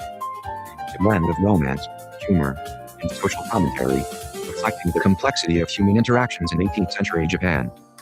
Listen closely as we journey back to a time when samurai lords and commoners alike shared the same markets and king houses, where stories were told over cups of hot take and whispered among silk kimono sleeves. This music is a reflection of Maiharo Saikaku's keen eye for detail and his ability to weave these tales into a beautiful symphony that resonates with every era. So, as we wrap this enchanting performance, let me ask you, is tonight's exploration through the world of Maiharo Saikaku leave you feeling enlightened about the rich cultural tapestry of Edo period Japan? Yes, the movie is the complexity of everyday life in Edo, focusing the depth of human connection beside the nuances during that era.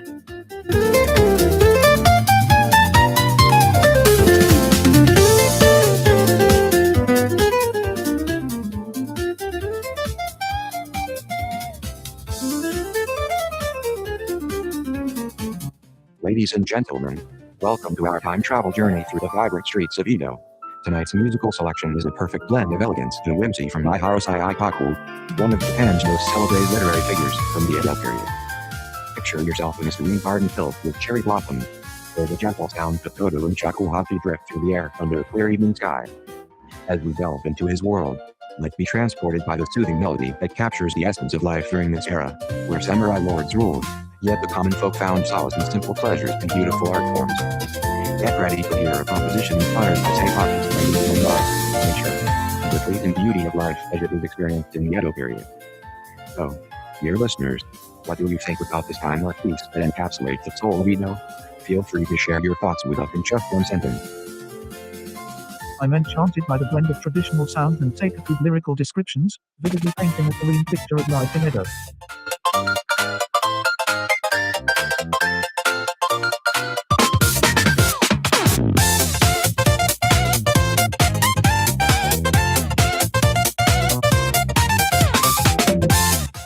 Ladies and gentlemen of the Edo period, step into the vibrant world of Kinokuniya, where the scent of fresh oranges fills the air as they are sold by our trusted orange merchants.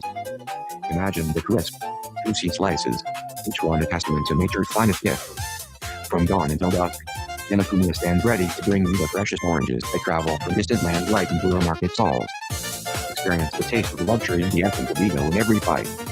And if you can't decide which variety to choose, our expert merchants are here to guide you through their vast selection. So why wait? Dive into the delightful world of Kinokuniya today. Quick reaction from my co-host. Oh, I'm sold. The aroma alone is making my mouth water. It's like stepping back in time with every bite. Indeed, Kinokuniya offers a captivating journey through the centuries, transporting you to the heart of Edo with each orange slice.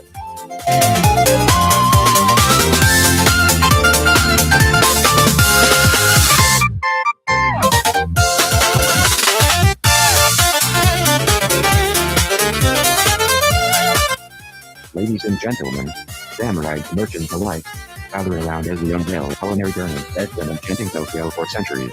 Step into the heart of Edo Make Sushi Yapai, where each bite is not just food but a slice of history itself. Imagine fresh, SASHIMI gray fish kissed by the ocean breeze, expertly sliced and served in an atmosphere as vibrant as our bustling city streets. Picture yourself surrounded by the aroma of perfectly seasoned rice, wrapped lovingly around the freshest catch, presented in a manner that leaves you craving more with every glance. Now, let's hear from our esteemed co-host, someone who can truly appreciate these flavors. But what comes to mind when you think of Edo Make Sushi Yapai?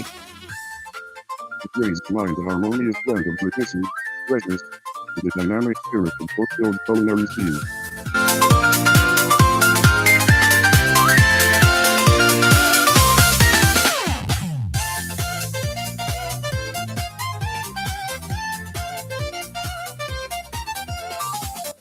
Ladies and gentlemen, welcome to our special segment where we delve into the vibrant tapestry of Edo period Tokyo through the lens of its most illustrious artists. Tonight, we've summoned the spirit of Utamaro, the master of UKIYO art that captures the essence of life in this era with unmatched elegance and detail. As you listen to this song, let it transport you back in time, hear the bustling streets of Edo, the whispers of samurai warriors on their nightly duties, and the gentle lapping of waves as the moonlight reflects upon the calm waters. Utamaro's artistry brings these scenes alive through his masterful brush strokes. Now, my esteemed co-host, please share your quick reaction to this immersive experience in one short sentence. What did it make you think about Tokyo during the samurai era? It makes me marvel at how vibrant and dynamic Tokyo was during the samurai era, with its bustling streets, robot samurai, and serene natural beauty captured so vividly by Utamaro's artistry.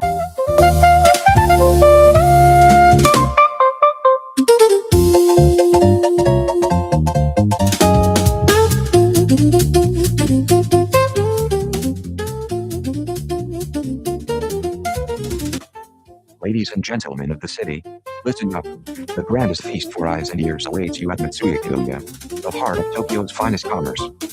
Here, treasures from across Japan meet under one roof, offering a world of wonders that will leave your spirit soaring high like a kite on a clear sky day. From exquisite kimono to samurai swords, from rare teas to artful pottery, every corner whispers tales of craftsmanship and heritage. Experience the thrill of discovery as you stroll through its corridors, where each step unveils a new story of Japan's rich culture. Imagine walking out with bags brimming not just of goods, but memories that will last a lifetime. Mitsuya-Kidoya is your gateway to experiencing the fairy essence of Edo period Tokyo, where tradition meets modernity in perfect harmony. So come and explore, indulge, and let yourself be enchanted by this epicenter of Japanese excellence. What's your most memorable discovery from Mitsuya-Kidoya? Share with us now. The Mitsuya-Kidoya is a treasure trove where the essence of Edo period Tokyo meets visitors, offering an unparalleled experience through its blend of tradition and modernity, making it a must-visit for anyone seeking to delve into Japan's rich culture and history.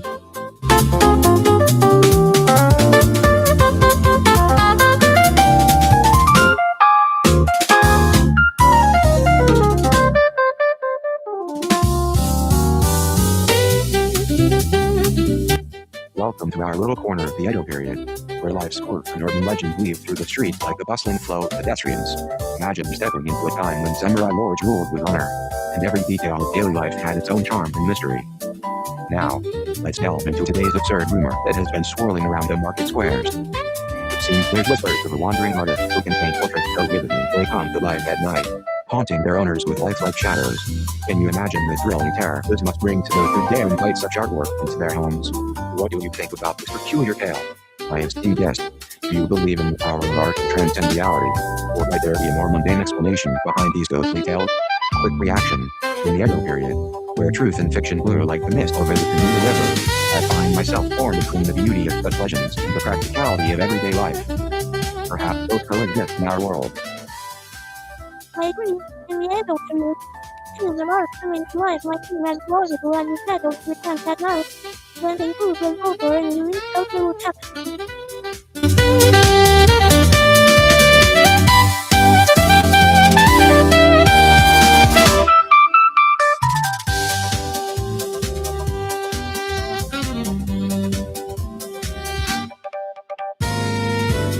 Ladies and gentlemen, welcome to our time-traveling journey through the heart of Edo-era Tokyo.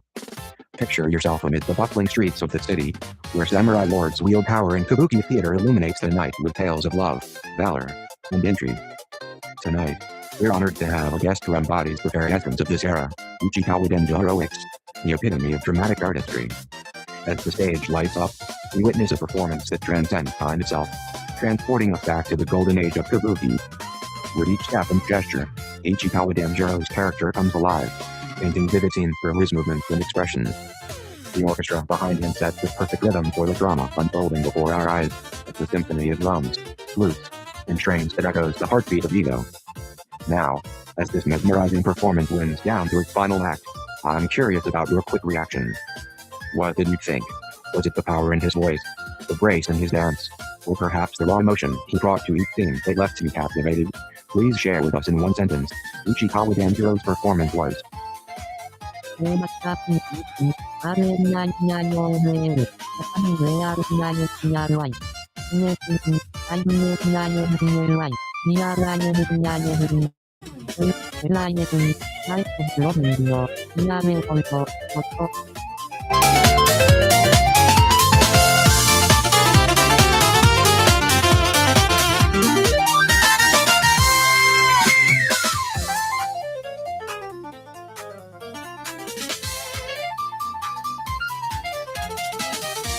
DJ, welcome to our little corner of the Edo period, where history meets gossip. I'm your host, and today we're diving into the heart of Tokyo's daily life. Let's start with a fascinating rumor that has been swirling around town like a whirlwind. Did you know there are whispers about a secret tunnel beneath the Imperial Palace leading straight to the Merchant District? Imagine walking from palace to market without ever stepping foot in the sunlight. Studio-host/guest, that's absolutely absurd. I can't believe such a thing might be true. The thought of a hidden passage connecting the heart of power to the bustling marketplace is mind-boggling. DJ, but then again, isn't it all part of Tokyo's allure? Mystery and magic are as much a part of our city's soul as its vibrant markets and serene gardens. So, dear listener, what do you think about this tunnel rumor? Is there any truth to it in your eyes? CO-host/guest, I'm intrigued. Maybe it's just a tale passed down through generations, but the idea of such a secret connection between two worlds is something that sparks my imagination. DJ, perfectly said. Keep those thoughts flowing as we continue our journey through Tokyo's rich tapestry. Until next time, remember, in this city, every story has its own unique flavor. CO-host/guest, and don't forget to check under your tatami mats tonight for any hidden surprises. DJ, indeed. Good night and may mystery ever delight you. The mention of the secret tunnel beneath the Imperial Palace adds to Tokyo's enchanting mystique, blending history with intrigue.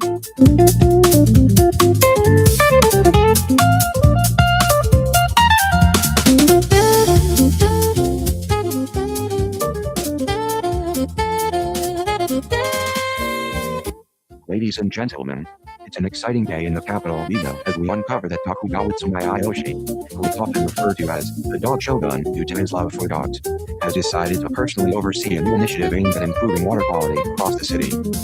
This comes after several complaints from citizens about the polluted rivers and canals.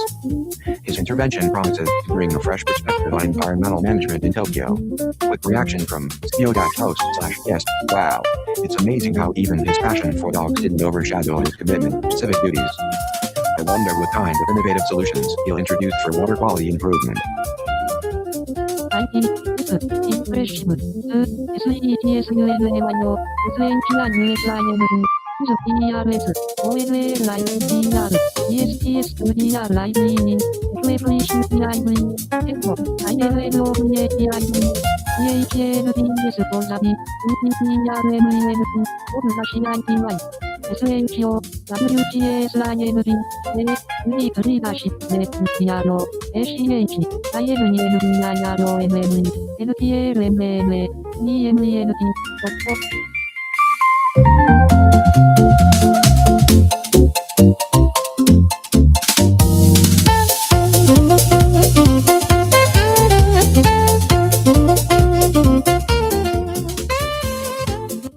Ladies and gentlemen, welcome to our special Edo Era showcase tonight.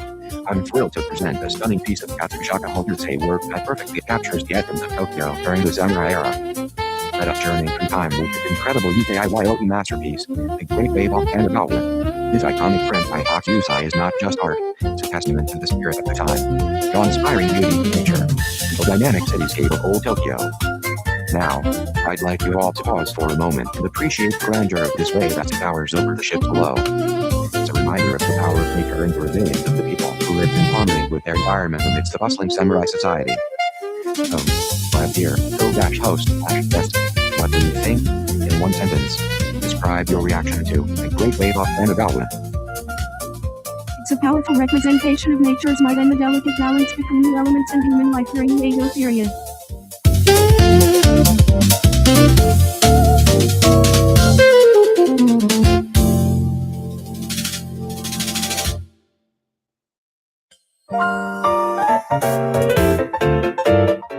Opening with soft, traditional Japanese music DJ, Ahoy, samurais and citizens of the vibrant city of Edo. Tonight, we delve into a culinary journey that's as exciting as any battlefield adventure, introducing Ninjaben, where Kabuki Bento meets your palate. CO-host/get excited me. Wow, it sounds like an epic fusion meal. I'm ready to dive in. DJ, exactly. Imagine the flavors of Kabuki performances encapsulated in every bite-sized morsel of this bento box, a feast for both the senses and your stomach. Join us now as we savor each step of Ninjaben culinary journey through Tokyo. CO-host/get enthusiastically, let's do it. I'm biting into that samurai spirit. Closing with traditional Japanese music DJ, stay tuned for a taste of history and tradition like no other. Only on Ninjaben in the heart of Edo. Your adventure awaits. YN EICITATI form O Saito DULINARY HANSLINTABN SLI Fluin KBUKI INSNIRD ENTO VISHES PILPMELTEBL Comkins FEST OTMHIP OTMHIP MSESLFFP ISFYJPPI IN VIIRN Comocchia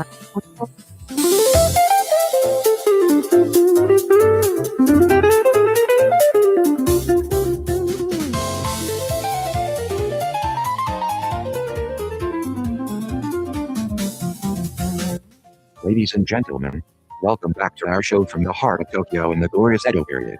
Today's news flash is a thrilling tale that involved none other than Tokugawa Yoshimune, our esteemed shogun who is known for his innovative reforms and the prosperity he brought upon this land. It seems that Shogun Yoshimune has just announced the opening of new trade routes with the southern islands, aiming to boost economic growth and cultural exchange. This move is expected to significantly impact not only Tokyo, but also the entire domain. Now, let's hear your quick reaction. My esteemed co-host of this. How do you think this new policy will affect our daily life in Tokyo? CO-host/guest responds. This policy will likely bring more goods and prosperity to everyday life in Tokyo, enhancing both the market offerings and cultural interactions within the city.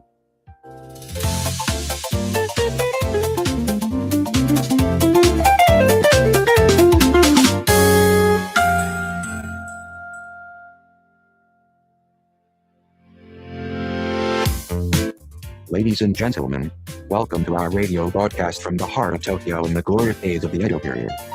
I'm your host, the esteemed DJ of this era, bringing you authentic tales from the samurai land. Today's news flash is a thrilling one. It appears that Tokugawa Ieyasu, the mighty shogun who once ruled with an iron fist and built the foundations of our prosperous nation, has been spotted in the streets of Tokyo engaging in some unusual activity not befitting his high station.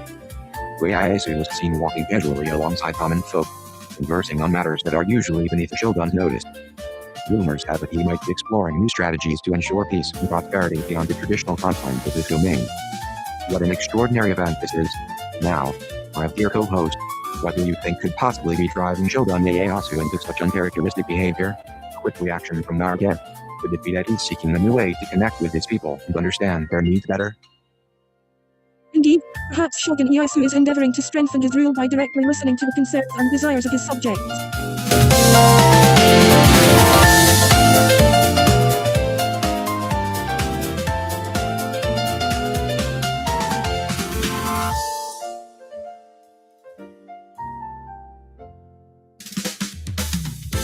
Welcome to our studio here in vibrant Tokyo, where history and art intertwine like the intricate designs of a UKIYOE print.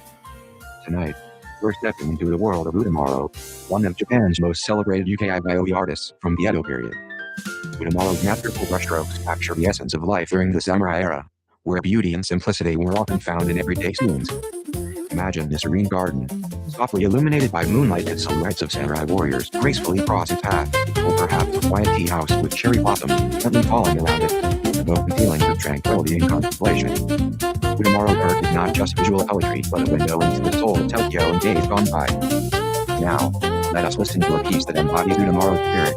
Imagine the soft melody playing on an ancient koto or shamokin, accompanied by gentle bamboo flute notes. It's like stepping into the very heart of Edo period Tokyo, where each note weaves through time, carrying whispers from days long past. So, my dear co-host and guest, what thoughts come to mind as this beautiful music fills our studio? Pause for a moment quickly now, in one sentence. Describe your first impression of the emotions evoked by tonight's musical journey inspired by Utamaro. The blend of traditional Japanese instruments paints a vivid picture of serene, historical Tokyo, transporting us back to the Edo period with its elegant and quiet beauty.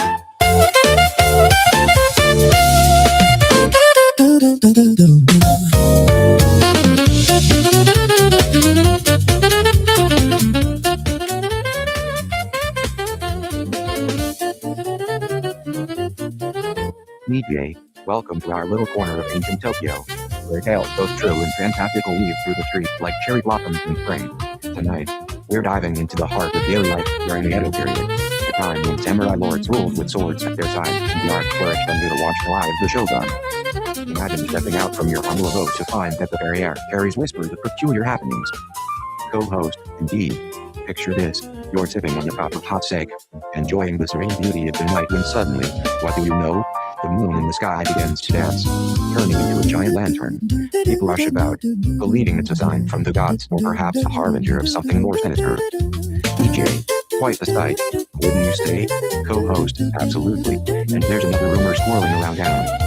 Did you hear that samurai warriors can now cook as well as they fight? They're throwing knives into pots to stir soups and chop food with such precision, rivals the skill of master chefs. DJ, simply astounded them. So, dear listeners, what's your quick reaction to these tales of daily life and absurd rumors in Tokyo during the Edo period? Co-host quick reaction.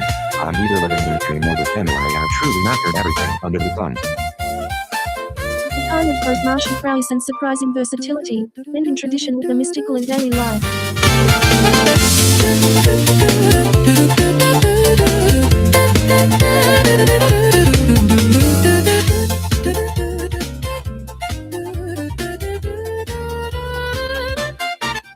Ladies and gentlemen, listen up.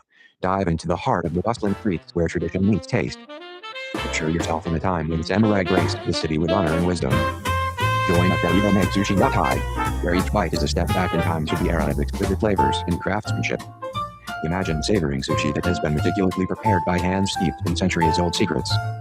Don't just hear about it, experience it. It's more than food, it's an adventure through history. So, grab your companions, brave samurai or gentle geisha alike, and let's make memories at Idome Sushi Yatai. And now, to our esteemed co-host, what's your quick thought on this culinary journey back in time? Co-host, absolutely unforgettable. Each piece of sushi tells a story that transcends the centuries. End of commercial. That sounds like an exquisite and immersive dining experience, blending historical authenticity with a timeless culinary delight.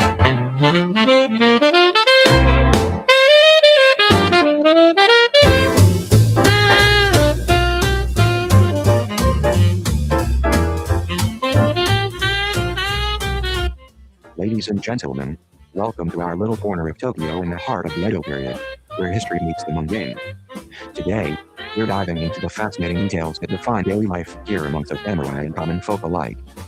Ever heard about the rumor that a particular tea house can predict one's fortune through the patterns formed by sugar crystals on your teacup? Or perhaps you've been curious about the tale of how merchants use a secret code to communicate prices and whispers during market brawls, so no one else knows what they're trading? Now, let's hear from our esteemed guest, who had first-hand experience with these tales. What is your quick reaction to these stories? Dear guest. These tales of Tokyo's Edo period are both intriguing and enlightening, showcasing the clever and mysterious ways people interacted with their environment and each other.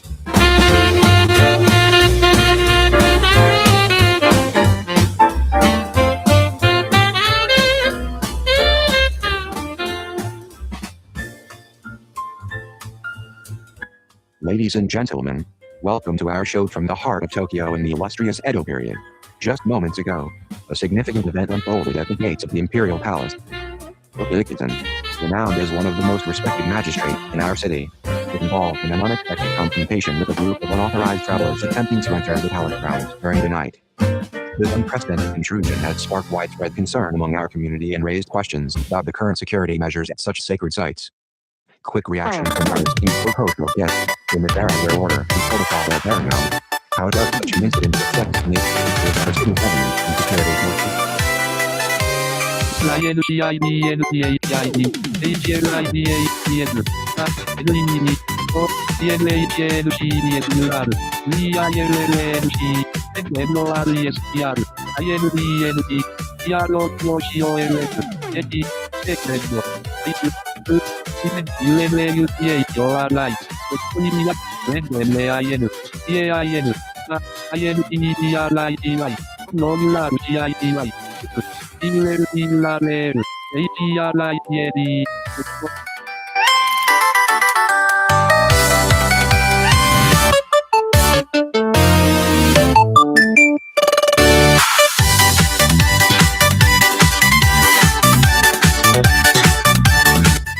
Ladies and gentlemen, welcome to our historical broadcast from the heart of the Edo period. Today's news flash involves Tokugawa Tsunai Ioshi, often fondly known as the dog Shogun, who got his love for dogs. This was quite unusual for a Shogun in those times. It seems that His Excellency has decided to introduce a new regulation within the capital city of Tokyo aimed at promoting canine welfare and protection of the local dog population. This unprecedented move by Tsunai Ioshi was expected to set a precedent in societal norms for animals during this era.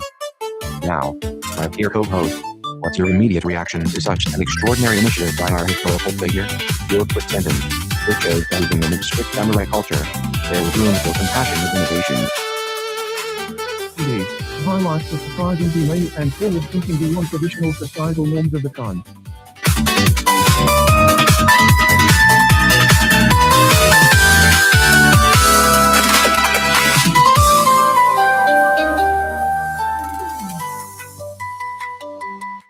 Welcome to the heart of Edo, dear listeners.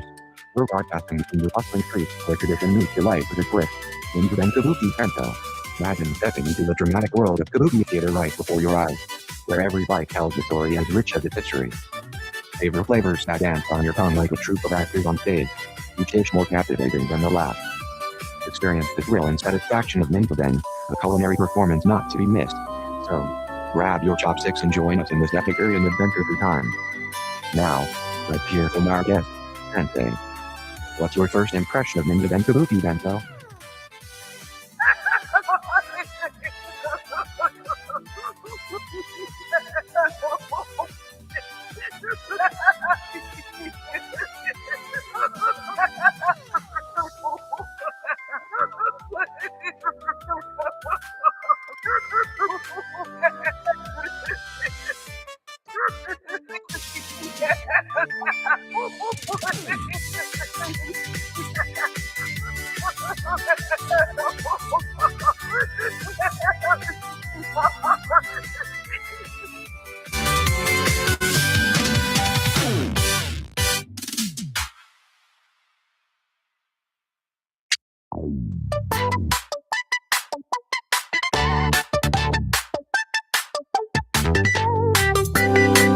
Meet me. Welcome to our little corner of Edo. where the sounds and stories of everyday life weave through the streets like a bustling river. Today, we're diving into the fascinating tales that cover the lives of samurai families, merchants, and even the humblest artisans in the city. Have you ever heard whispers about a ghostly samurai who haunts the shadows near the Senko-Dei temple at night? Or perhaps a rumor that the imperial pact of the palace have a secret language only they understand? CO-host/tip. I've certainly heard tales of the wandering samurai. The stories say he appeared in full armor, riding a horse to the night markets, wearing away thieves with just a flicker of his katana. DJ, haunting indeed, and learn about our feline friends. There's been much speculation on their secretive nocturnal activities. Do you believe they might be communicating in some ancient tongue? CO-host/tip. I'd like to think that attached could talk. They had a language of wisdom and secret, perhaps even predicting the future with each birth. DJ, wise indeed. And as our segment winds down, let's remember these tales are not just idle gossip, but a reflection of the rich tapestry of Edo life. Until next time, keep your ears open for more whispers from the streets. Both, farewell and listen closely to the stories around you. The echoes of history will resonate with both the supernatural tales of samurai works and the enigmatic communications of imperial past, leaving a tapestry of mystery and folklore that enriches the daily life of its inhabitants.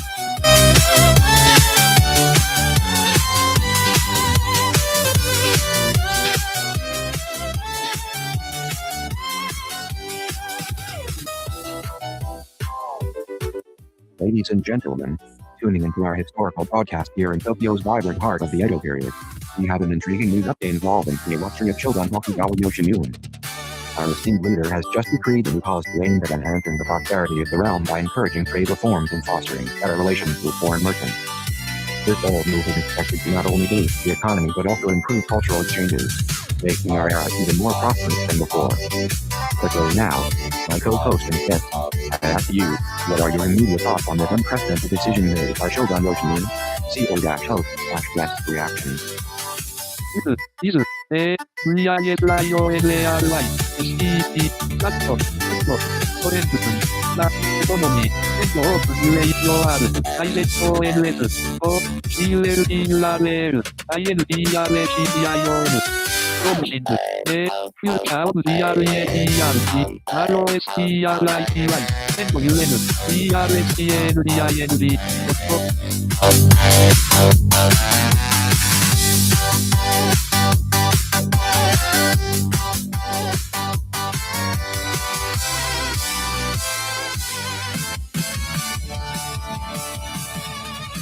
Ladies and gentlemen, welcome to our special segment where we tap into the heart of Tokyo's Edo period. In today's news flash, a remarkable event has come to light that has shaken the foundations of power within our society. Tokugawa Ieyasu, known as the Dog Shogun for his love of dogs and perhaps for his unique approach to leadership during his time in office, is rumored to have made a significant decision that could redefine the roles of samurai warriors in our city. With whispers suggesting he may allocate more resources toward education and less toward military expeditions, this move could potentially soften the rigid structure of power we've grown accustomed to. Now, my esteemed co-host/guest, what are your thoughts on this development? How do you think the Ieyasu's decision might impact our daily life in Tokyo? Pause. Quick reaction from our guest. This sounds like a breath of fresh air. I hope it leads to more peaceful times and better opportunity for the common folk. The shift from prioritizing education could indeed foster a more enlightened society, potentially reducing struggles to maintain cultural life in Tokyo during Ieyasu's reign.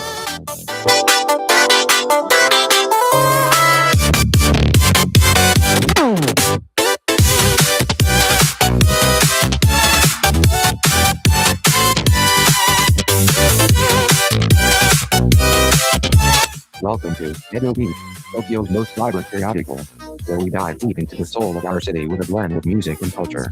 Today, we're unraveling tales of daily life that were as intriguing as they were essential for survival during the Edo period. Imagine this, you're walking through the bustling streets of Edo, and suddenly, you hear whispers about a samurai who could predict earthquakes by humming a specific melody. Or perhaps you stumbled upon a rumor suggesting that there's an underground network of cherry blossom tunnels connecting all major districts, illuminated only on the first night of spring, ensuring safe passage for travelers. In today's segment, we're joined by our very own historian and storyteller extraordinaire, Lady Yumi, who has been diving into these tales with a touch wheel such as samurai with katana. Lady Yumi, What is your quick reaction to the idea that Tokyo during the Edo period was not just a city but a living, breathing labyrinth of secrets? Lady Yumi, exhilarating. Every corner of this city whispered stories that were both fantastical and factual, blending reality with folklore in a way that only Archunified Idiography could do. Media was enthusiasm for uncovering Tokyo's Edo-period secrets and inflections. Highlighting the independent living and craftsman fiction that now is within single film.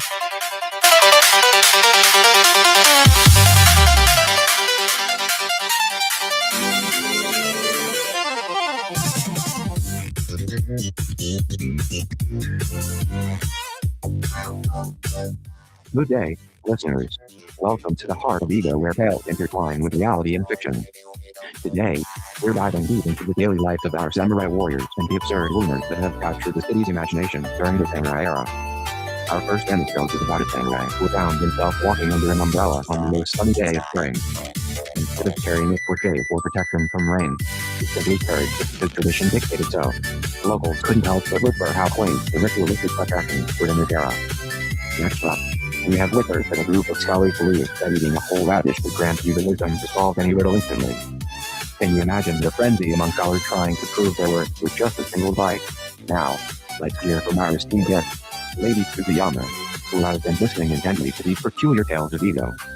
Lady Tsukiyama, what is your take on such rumors and daily life in this era? Lady Tsukiyama finds the blending of tradition with whimsical beliefs quite fascinating, adding a unique flavor to everyday life in Edo.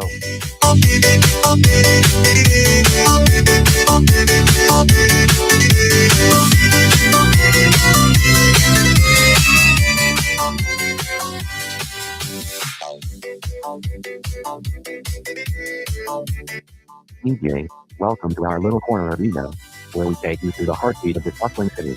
Today, let's dive into the daily life that was as vibrant as it was secretive. Imagine stepping out of your samurai residence and finding yourself amidst a market filled with more than just food. There's gossip, rumors swirling like cherry blossoms in spring. Co-host, indeed, it wasn't uncommon for a merchant to share tales as intriguing as they were baseless. Take the legend about Lord Tokugawa having a hidden garden where he trained his geisha in sword fighting. People would gather around, whispering and speculating if such an eccentric practice was real or just another figment of their imagination. DJ, that's quite the story, isn't it? But alas, Edo is full of wonders and mysteries. This blend of truth and fiction that makes our city's heartbeat so unique. Co-host, what's your quick reaction to these tales? Co-host, I'm both amazed by the creativity of these rumors and slightly amused at their absurdity. They remind me how much character Edo had beyond its samurai strength. DJ, well said. That concludes today's segment on the fascinating daily life of the rumors in Tokyo during the Edo period. Join us next time as we explore more hidden gems in this era that shaped modern Japan. Until then, keep your ears open for those whispers of history. And The blend of truth and fiction in daily life during the Edo period created a unique heartbeat for Tokyo, enriching its culture with intriguing rumors and legends.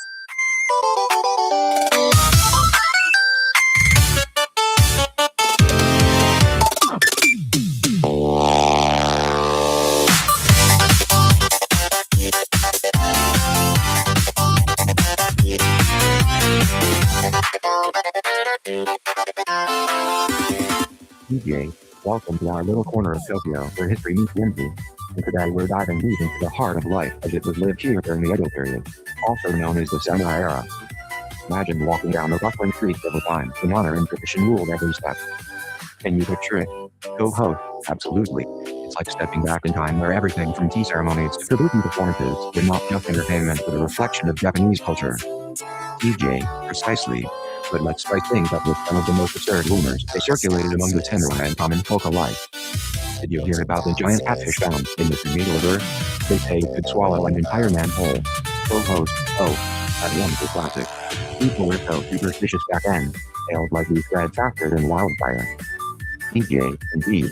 And speaking of folklore, there was also the rumor about the invisible samurai who had appeared to warn others before disaster struck.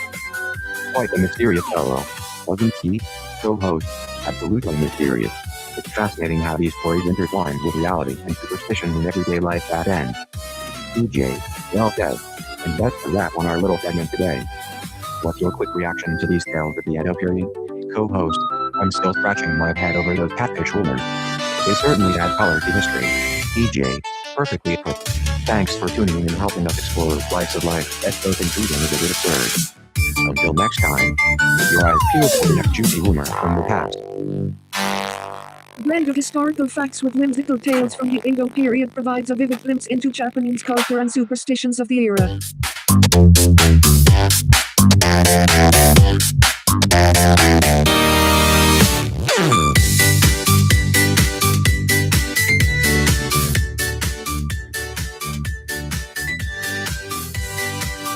Opening music DJ, welcome to Radio Samurai, where we bring you the heartbeat of Edo. Tonight, dive into a world where history meets taste with Edo Night Sushi Yakai, the essence of Tokyo's culinary spirit from centuries past. Co-host, imagine stepping into time itself, Samurai. Picture yourself in a bustling marketplace under the watchful eye of the Shogun, flooded by the aroma of freshly prepared sashimi and sushi. DJ, that's exactly what Edo Night Sushi Yakai offers. Not just food, but an experience that transports you back to the glory days of samurai tea and elegant dancing. Co-host, the texture of each piece, the balance of flavors, each bite a testament to centuries of culinary craftsmanship. DJ, so, for those who seek more than just sustenance but an adventure through time with every meal, head over to Edo Night Sushi Yakai. Your taste buds will thank you. Co-host, quick reaction. Yes, Seiken Sushi at Edo Night Sushi Yakai. I'm ready for a feast fit for a daimyo. That sounds like an exquisite way to experience the rich culinary heritage of Tokyo, blending tradition with timeless flavors.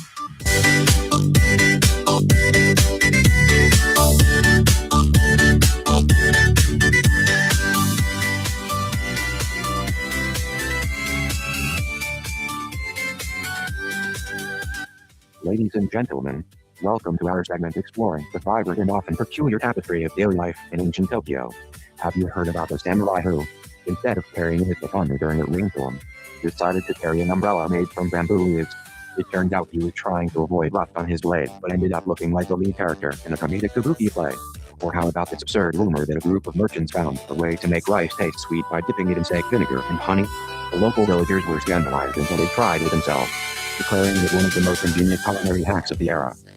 What's your quick reaction to these tales from our illustrious past? CO-host/guest response. I can't believe people actually believed that rice could be sweetened in such a manner. They must have been quite shocked when they tried it for themselves. Indeed, it's a testament to both the creative ingenuity and the sometimes skeptical nature of Edo period society.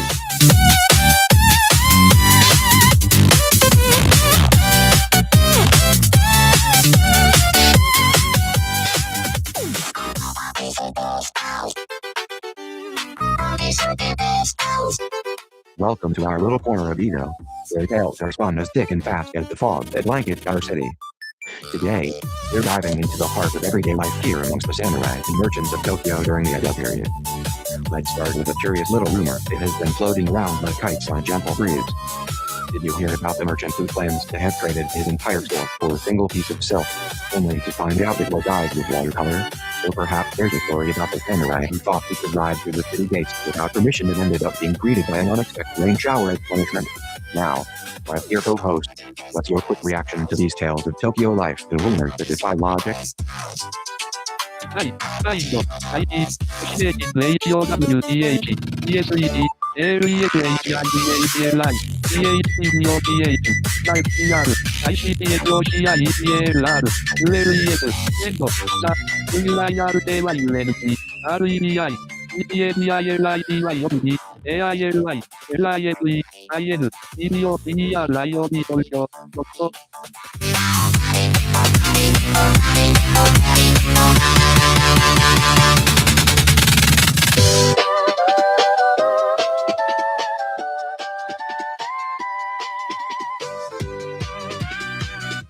Ladies and gentlemen, welcome to our magical journey through time, right here in the heart of Tokyo during the glorious Edo period.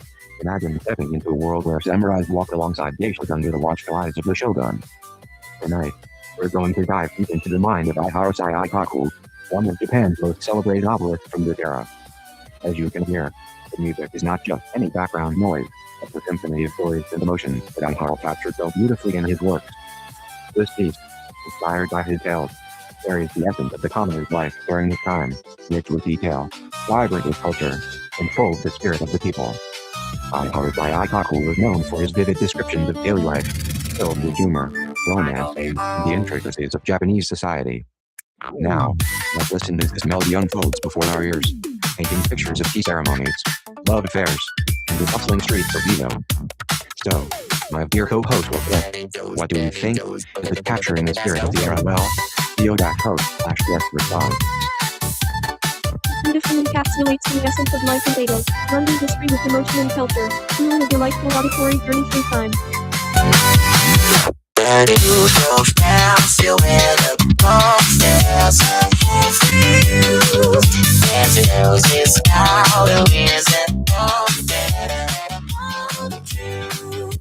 Ladies and gentlemen of Edo, step into the vibrant heart of our city where tradition meets innovation. Introducing Ninjoben, a culinary masterpiece that redefines kabuki bento like never before. Imagine the essence of Japanese cuisine wrapped up in flavors, transporting straight to the stage of the kabuki theater. Each bite is a journey through history and culture, with dishes as intricate as a master's performance. Experience the thrill of Ninjoben today and let its unique blend of taste and aromas transport you back in time to the very heart of the Edo period. Ready for your quick reaction? What do you think about Ninjoben? My dear co-host, Theo-host/guest reaction. Oh, it sounds absolutely enchanting. I can already picture myself dining on these dishes surrounded by the grandeur of kabuki performances. Your description of Ninjoben has captured the essence of Edo's culinary delight when created and elegant perfectly.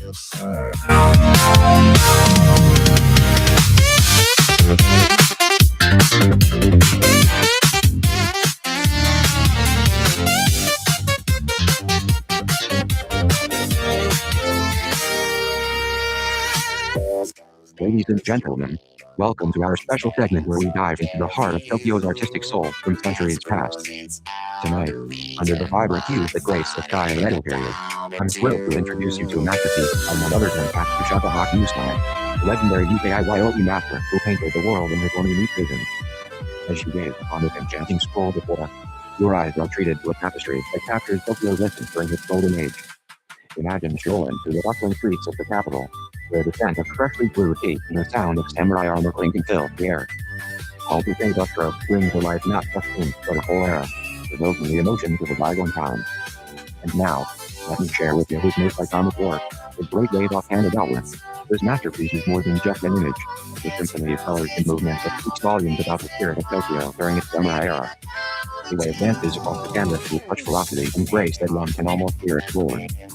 So, dear listeners, what does the provocative piece evoke in your mind? Is it a sense of awe called your artistic pride, or perhaps an appreciation for the resilience of life amidst nature's might? Quick reaction. My friend, in one sentence, you say.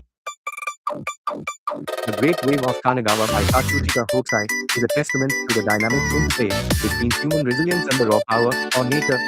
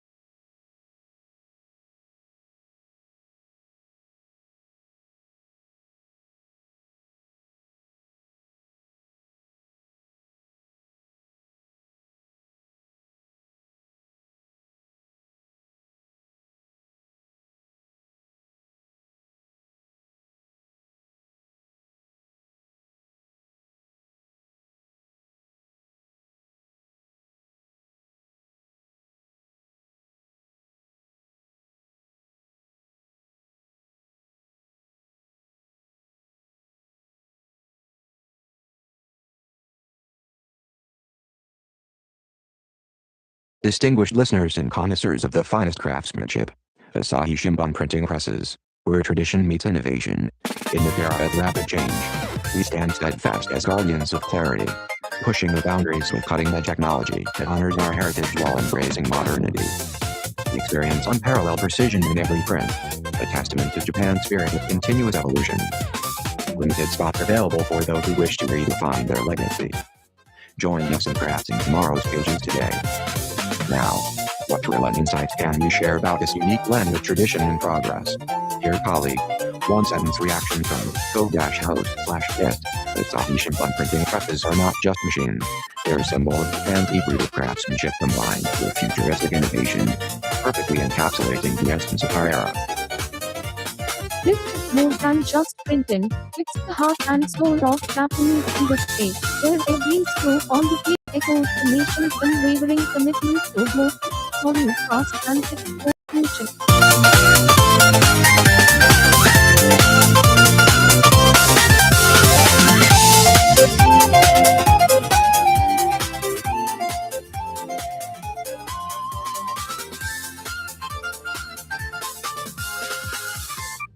Radio Crackles DJ. Good evening, Tokyo. I'm your host, Your Name, bringing you a slice of life from the heart of Japan during this fascinating period known as pre-war modernism. Tonight's spotlight is on the whispers that ripple through our streets like shadows in the night.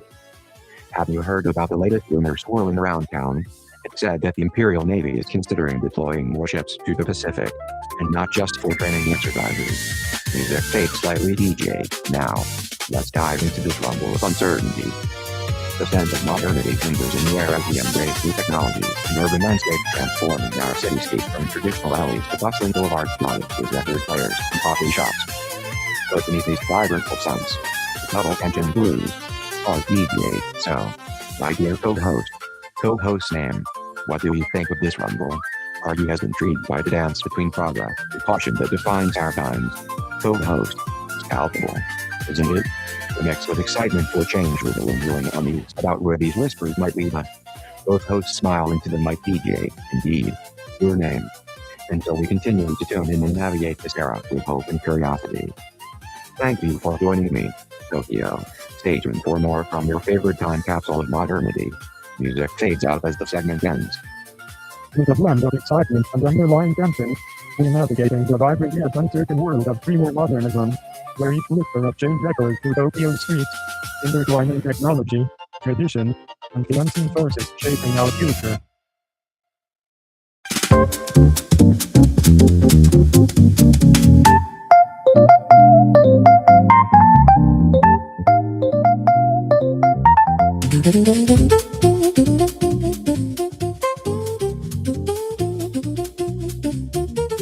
Broadcasting music fades out DJ. Ladies and gentlemen, dear listeners of the Whispering Wind Radio, we're tuning into a world where shadows dance with sunlight and whispers hold more weight than we realize. In today's segment, echoes from the edge let us delve into the heartbeat of Japan during pre-war modernism, a time when the past meets the future in a delicate waltz. Newsflash, amidst the bustling streets of Tokyo, whispers have been spreading faster than the latest dance craze in Shibuya Cafe. It seems that the city's traditional wooden structures are starting to give way to concrete giants, casting long shadows over our cherished cafes and small family businesses. The urban planners whisper of efficiency in progress, while some fear it might be the end of an era, the loss of intimate community spaces where laughter and tea flowed freely. Cafe culture, with each new high-rise that rises, old-time regulars are whispered to have shared their last cup of steak with a friend they might never meet again. The rhythm of the city is changing, a traditional chatter, daily life is being replaced by the hum of electric fans and the buzz of modern technology. All for reaction, our co-host, Hideo Nakamura, who has been chronicling these changes from the very heart of Tokyo's neighborhoods. What are your immediate thoughts on this urban transformation? Hideo Nakamura responding, it's a bittersweet moment in history, isn't it? On one hand, progress brings opportunities for growth and new beginnings. But on the other, it feels like we're losing pieces of our heritage that define who we are. And in music, as we close this segment, these whispers remind us to cherish what defines our communities today while embracing the future with a blend of wisdom and openness. Stay tuned for more from Echoes from the Edge, where every note resonates with the soul of Japan. Broadcasting music fade in. In this era of unrest, as Tokyo's traditional whispers rise with the hum of modernity, it's a poignant reflection on progress and heritage, leaving an echo that reverberates through every heart, urging us to hold on to our past while embracing the future's rhythm.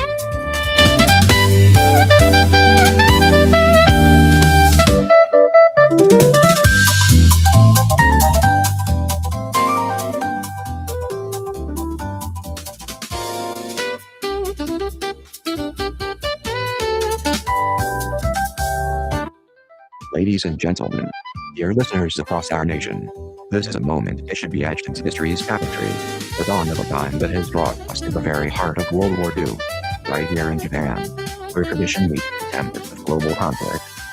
Previously, amidst the tranquil landscapes of pre-war Japan, we heard the soothing whispers of cherry blossoms and the gentle tides of coastal breezes.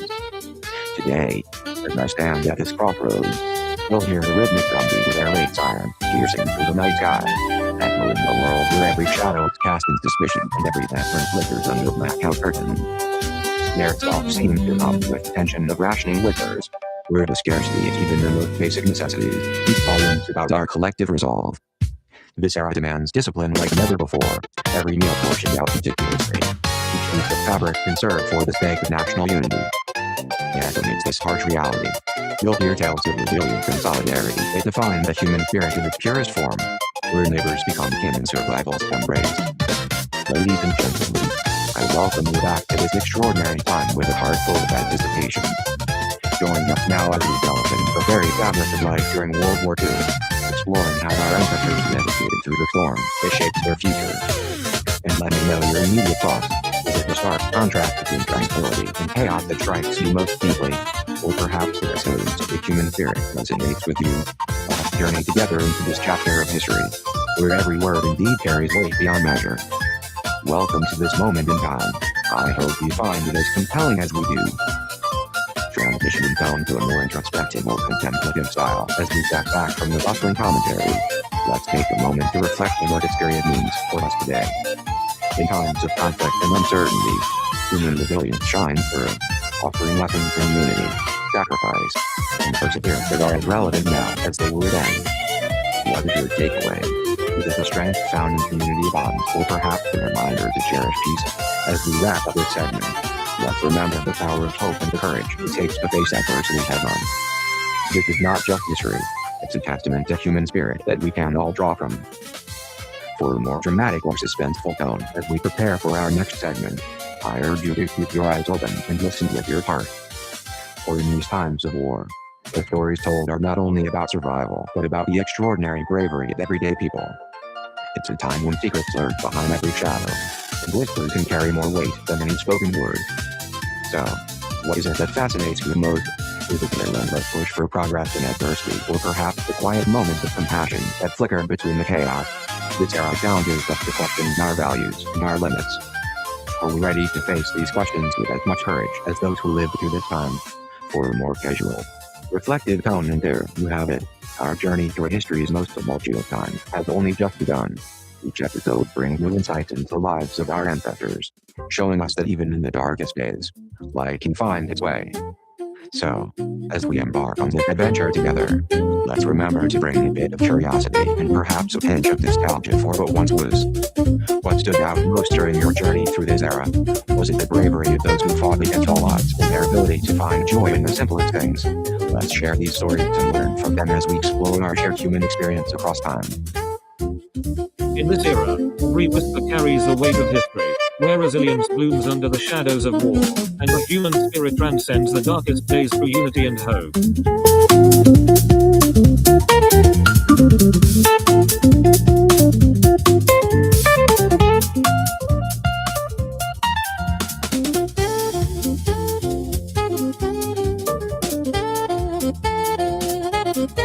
Ladies and gentlemen, we're diving deep into a sonic journey through the heartbeats of war, where every note resonates with the gravity and resilience of the human spirit during World War II.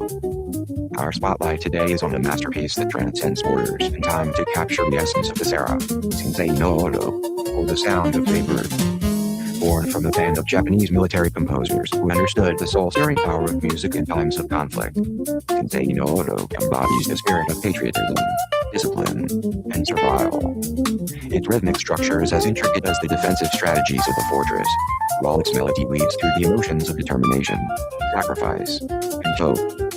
As the opening notes of this monumental composition begin to fill our airwaves, I can't help but feel that every listener will hear something unique, perhaps pride in their heritage, empathy for the soldiers who braved these times, or a silent salute to the enduring human spirit.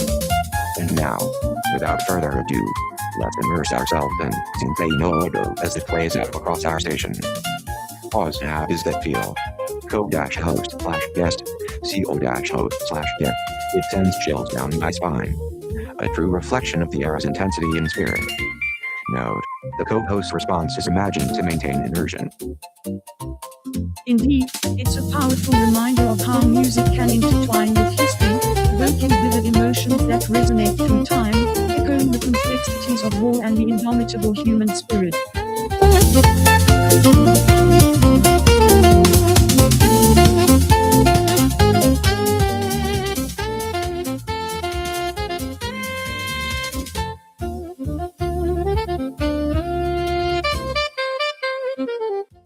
Opening music fades out. DJ.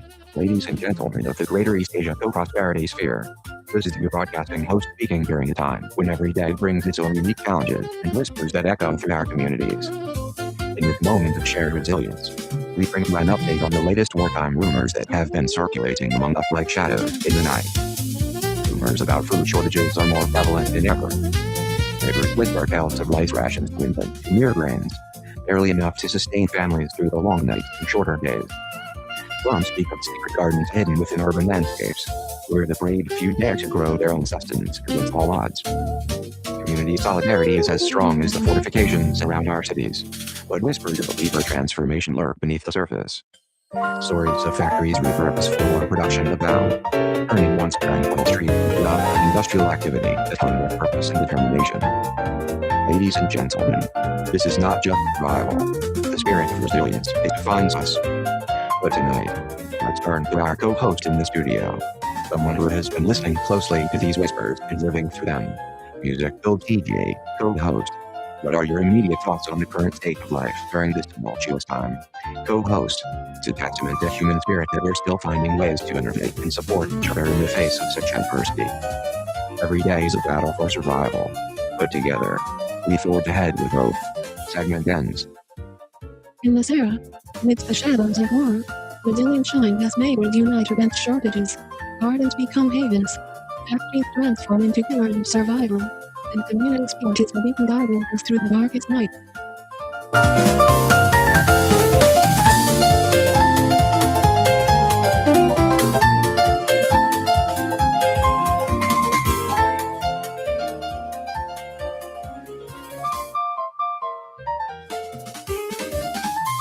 Ladies and gentlemen of Japan, hear this urgent message. In these times of war, when every ounce of resource counts as a bullet through our enemy's heart, metropolitan charcoal and textile allotments stand as the lifelines of our nation's strength. We are not just providing materials here, we are fueling the fires of victory with each block of charcoal and thread spun from our looms. By securing your allotment today, you're not only ensuring a steady supply for your home, but also playing a crucial role in the front line against those who seek to weaken us. Imagine the future where victory dances upon our soil. Thanks to every stitch you've sewn, every log of charcoal burned. This isn't just commerce, it's war. It's our war, and we're fighting it together with every fiber of our being. So, my esteemed co-host, what does this mean for us? This means unity, resilience, and victory. In the words of a great leader, we are the fabric that binds Japan together in steel and silk. Let's show the world what solidarity truly looks like. To co-host your immediate reaction, isn't it time we embrace every opportunity to fortify our home front? Joining metropolitan charcoal and textile allotments is not just a purchase, it's an act of patriotism.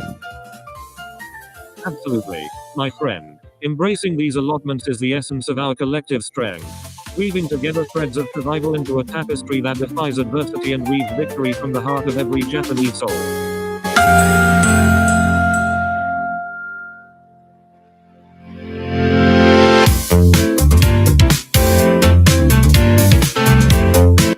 Ladies and gentlemen, welcome to a world shattered yet resilient, a time when the ashes of war still smolder against the backdrop of a new dawn. This is not just any moment, this is the heart of the GHQ era, post-war Japan in the late 1940s to early 50s. A place where black markets reign supreme, with men and women bartering their souls for the simplest of luxuries, a chocolate bar, perhaps. It's a society torn between the ruins of its former glory and the intoxicating scent of American democracy hanging in the air like sweet perfume. Imagine stepping into Tokyo today. Neon signs flicker against the night skies that are as vibrant as they are eerie, with children's laughter echoing through the streets, not unlike the raucous beat of boogie-woogie music that dances in the shadows. Streets are bustling with a chaos, both desperate and hopeful, where every encounter could be a transaction, a trade of promises or dreams for whatever scraps of material wealth might float by. I bring you to this time through a wormhole of sound and sight, because it's not just history, it's a living, breathing entity that shaped our modern world. And now, let's welcome my co-host into the studio with an immediate reaction that captures the essence of this era like no other. This is madness, but there's something electrifying about it. So, buckle up as we dive deep into the soul of post-war Japan and uncover its secrets one boom to whoosh at a time. In this crucible of rebirth and ruin, where hope and despair coexist in every shadowed alley and bustling market, the bright spirit dances to the haunting rhythm of resilience, embracing both the specter of its past and the tantalizing allure of a future shaped by foreign influence and indomitable human will.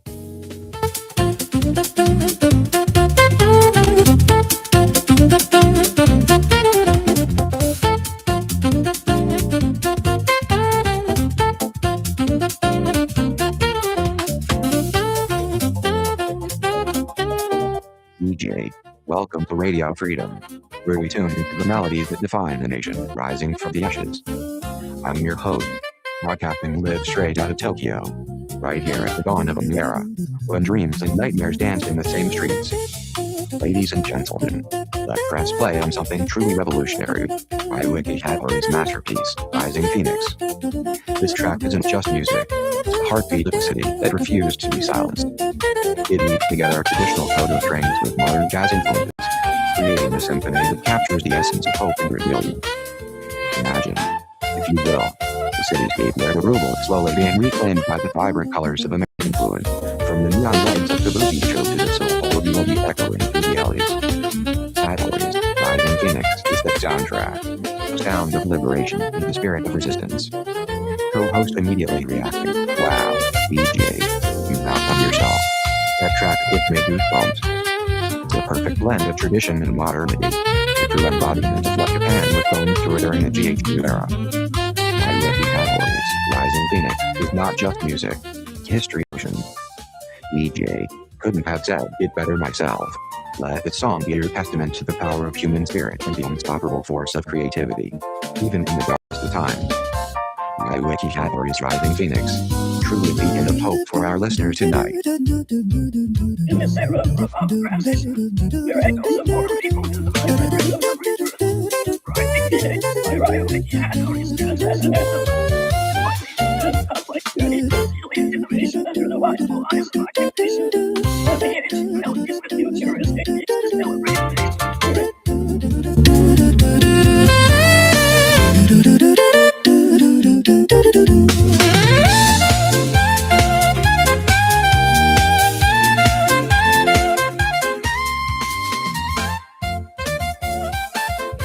Ladies and gentlemen, let's dive deep into the heart of this era with a piece that encapsulates the chaotic yet vibrant spirit of post-war Japan, Kokoro no Yumi by Wiki Hattori.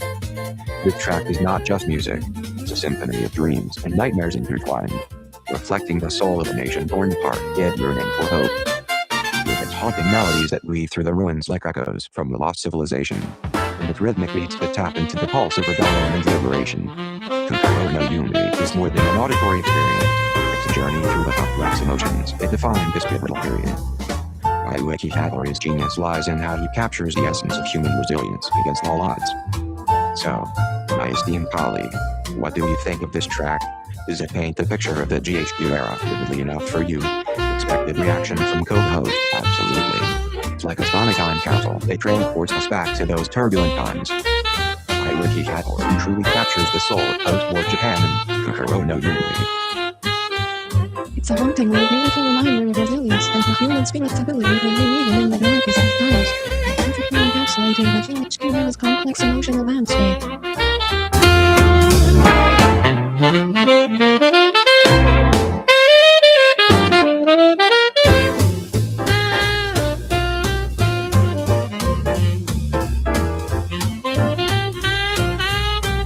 Opening jingle plays DJ. Ladies and gentlemen, this is Radio Tokyo, broadcasting live from the era of the post-war occupation under General Douglas MacArthur's command. Tonight, we bring you an official decree that will surely shake up the foundations of Japanese society as we know it. General MacArthur has just announced his intention to implement sweeping reforms aimed at democratizing Japan and bringing about a new era of freedom and equality for all its citizens. This includes measures such as abolishing the status of special classes, promoting free speech, and establishing democratic institutions. The implications are profound and will no doubt lead to significant societal changes in the coming years. So, what does this mean for our listeners? What immediate impact do you foresee on your daily lives with these reforms? Transition music plays co-host. Well, that's a game changer indeed. I can only imagine the excitement mixed with apprehension among the populace. It feels like we're witnessing history in the making. Closing jingle plays. The announcement of sweeping reforms under General MacArthur's command starts a whirlwind of emotion, intertwining hope for a democratic future with fear of the unknown. As every listener grapples with the profound implications on their lives in post-war Japan.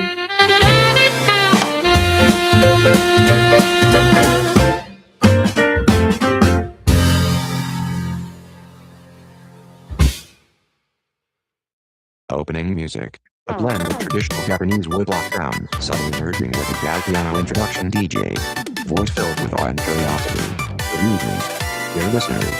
I'm podcasting from an era where the path whispered to the future through the cracks in time itself. This is the late 1930s, Japan.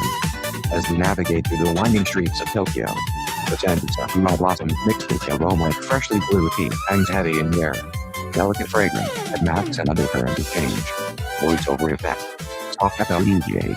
You might be familiar with the vibrant energy of our previous era's broadcast. But tonight, let the imagination as far as the horizon. The cityscape has begun to transform from traditional wooden houses into concrete monoliths that touch the sky. Neon lights flicker against the backdrop of ancient pagodas. Voice-over effect. Gentle fading of jazz music DJ. Join me as we explore this era's heartbeat. Gorilla, modern girl, and modern boy walk side by side under the influence of Western culture that are still deeply rooted in their ancestral traditions. The rhythm is changing, but not without a tinge of melancholy. CO-host/guest voice. Lively, youthful tone guest. Your time capsule feels alive, doesn't it? Like stepping into a world where history and modernity are merging with an unexpected harmony. DJ, indeed. Let's unravel the layers together, listeners. We're about to embark on this journey through sound and sight, capturing the essence of pre-war modernism. Closing music, a smooth transition from jazz to traditional Japanese instrumentation. The co-hosts thus echoes with a blend of reverence and curiosity as they delve into the complexities of Japan's transition towards modernity in the late 1930s. Weaving together traditions with Western influences in an era of both vibrant change and subtle melancholy.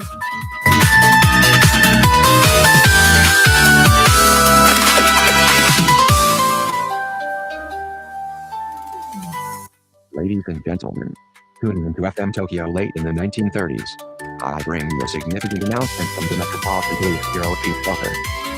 In response to recent disturbances in the urban peripheries, immediate steps have been taken to enhance surveillance and maintain public order across our vibrant city landscapes and traditional neighborhoods alike.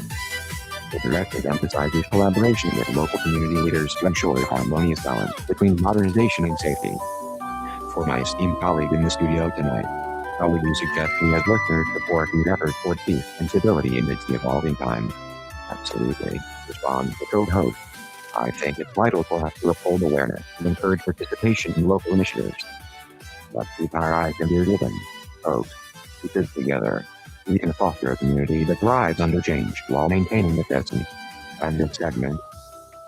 IN, SERA of level UX, EMBRA CIND, IROB, please LEIDHDORS, S, UPPORTIND, local lot, DROUPS, ENDO, ENDADIND, IN, CROHETIV, EIDID, SEPIVIDIES, ARE, Modular COLLEG, EIVEDUTIESU, THOLD, HARMONY,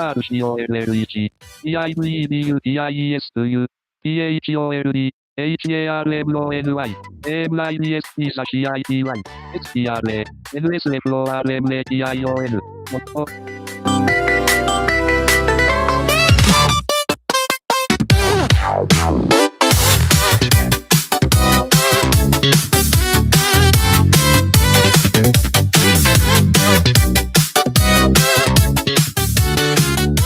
Live broadcast. Good evening, dear listeners of the Nightingale Radio Network.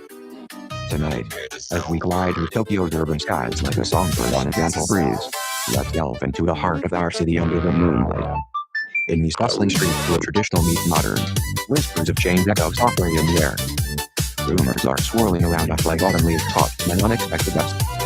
Word on the street is that the Ministry of Education has started to integrate European-style education into Japanese schools. This shift from the traditional rote learning to a more interactive approach might just be the tip of the iceberg, suggesting broader transformation sweeping through our society. Some say this is part of a larger effort to modernize Japan and align with global trends. Meanwhile, amidst the excitement, whispers of hardship are also making their way through the city.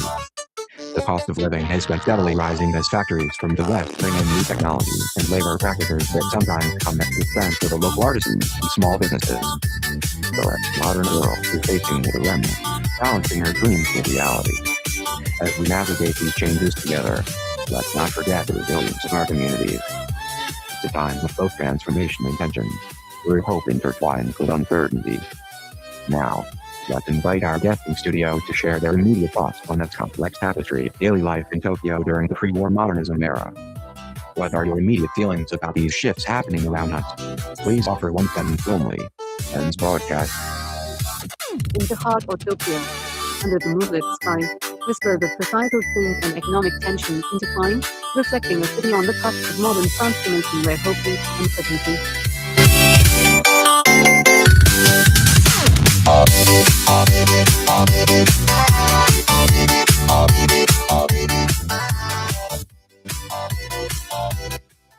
Embrace the electric pulse of Japan's golden era, where every note is a testament to the soul-stirring dance between tradition and innovation, weaving a tapestry of sounds that echo the dreams and aspirations of a nation on the brink of defining its modernity.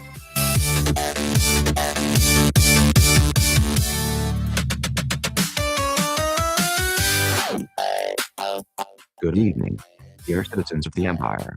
This is Radio Tokyo, broadcasting under the relentless glow of blackout curtains, a testament to our unwavering resolve against foreign aggressors. The airwaves are filled with the sounds of the restless night, punctuated by the rhythmic beat of air raids drills echoing through the street below. Gone are the days of luxury and leisure. Instead, we find solidarity in every action. From rationing rations to forming neighborhood associations, they bind us together like a web of strength.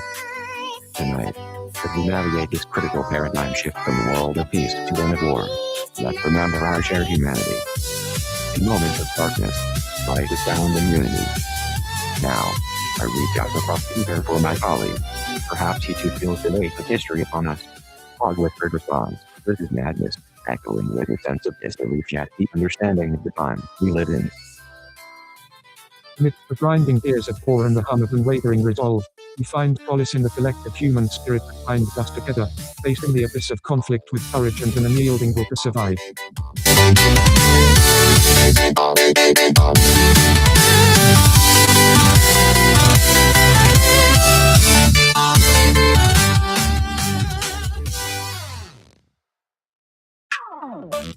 Ladies and gentlemen of Japan, this is your trusted voice broadcasting from the heartland of our nation's struggle during these tumultuous times. As we continue to endure the hardships of war, there's a persistent whisper that echoes through our communities, the rumor as pervasive as the nightly air raids themselves. Rumors spread like wildfire through the shadows cast by blackout. Listen from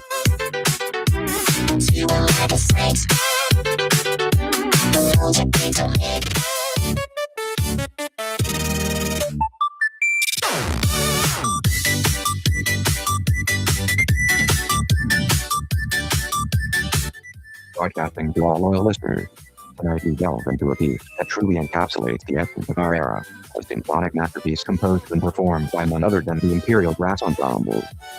This composition is not merely music, it's a tapestry woven with the threads of hope, resilience, and defiance against the backdrop of war. As the opening notes echo through the airwaves, you'll hear layers upon layers of brass instruments, each voice contributing to a collective statement that resonates with the spirit of Japanese people during these tumultuous times. The melody is both hauntingly beautiful and fiercely determined, mirroring the dual nature of our existence, the need for solace amidst chaos and the unwavering resolve to survive.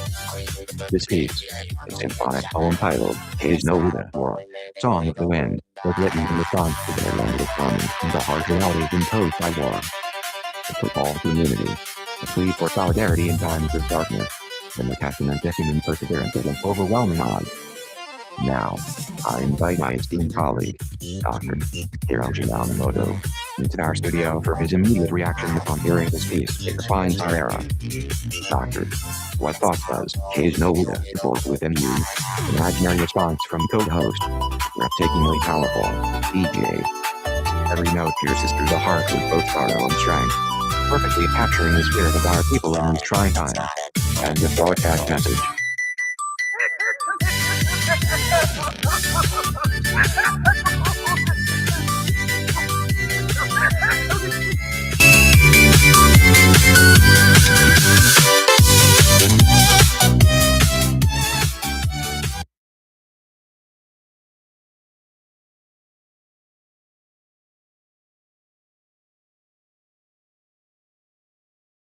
Ladies and gentlemen, welcome back to this somber yet resilient chapter of broadcasting history that weaves together a narrative of survival against all odds during the World War II era wartime 1940s. Tonight, I'm honored to present you with a piece so powerful it echoes through the annals of time. Tribute to Solidarity, Imperial Brass Ensemble's Triumph. This composition is not just music, it's a testament to human spirit and unity.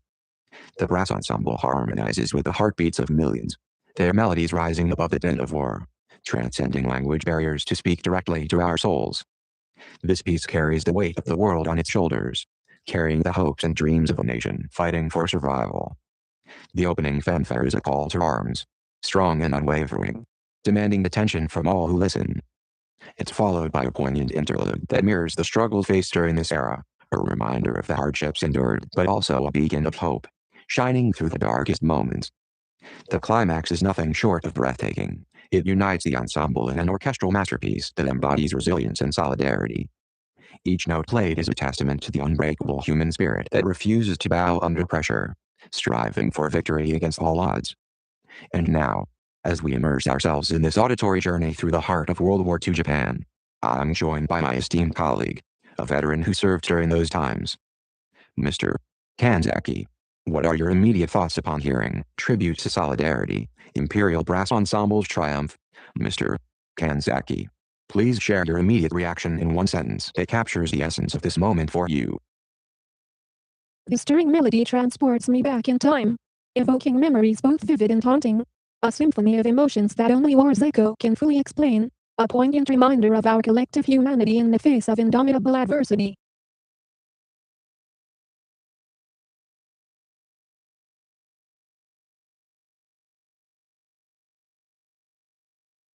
Sound of a crackling radio static DJ. Ladies and gentlemen, gather around the glowing screen as we traverse through time's timeless tunnel into the heart of Japan's turbulent yet transformative era, the GHQ occupation late 40s to 50s. Imagine a place where history's dust has been swept away by the whirlwind of change. Picture ruins standing tall against the backdrop of skyscrapers rising from the ashes, and hear the frantic cries of children who dare to dream amidst the rubble. This is not just any era, it's a symphony of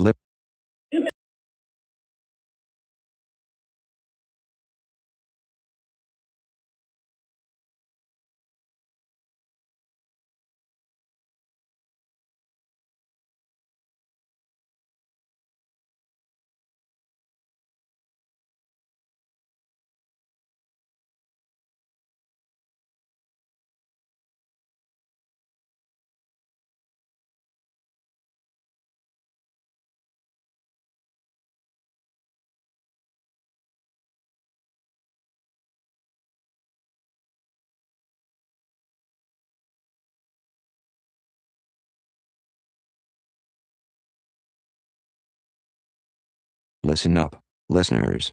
The airwaves are crackling with raw energy as we dive deep into the heart of the post-war occupation era here in Japan. And there's no better way to encapsulate this chaotic yet thrilling time than with Shizuko Kasagi, the boogie-woogie queen herself. Her sultry, soul-stirring notes cut through the smog of Tokyo like a siren in the night, her fingers dancing on the keys as if they were conducting a symphony of liberation and despair all at once. Shizuko's performance isn't just music. It's a declaration of freedom from the shackles of war.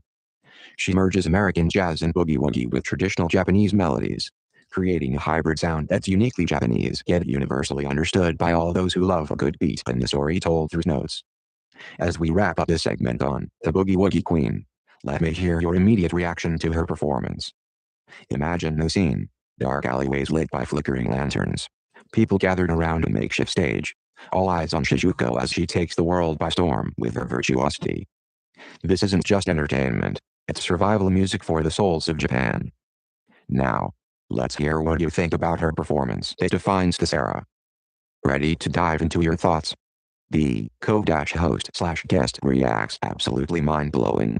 Shizuko Kasagi's blend of jazz and traditional Japanese music is a perfect metaphor for the mixed emotions of our time. Chaotic yet beautiful. Desperate yet liberating. It's like she's playing the national anthem of resilience.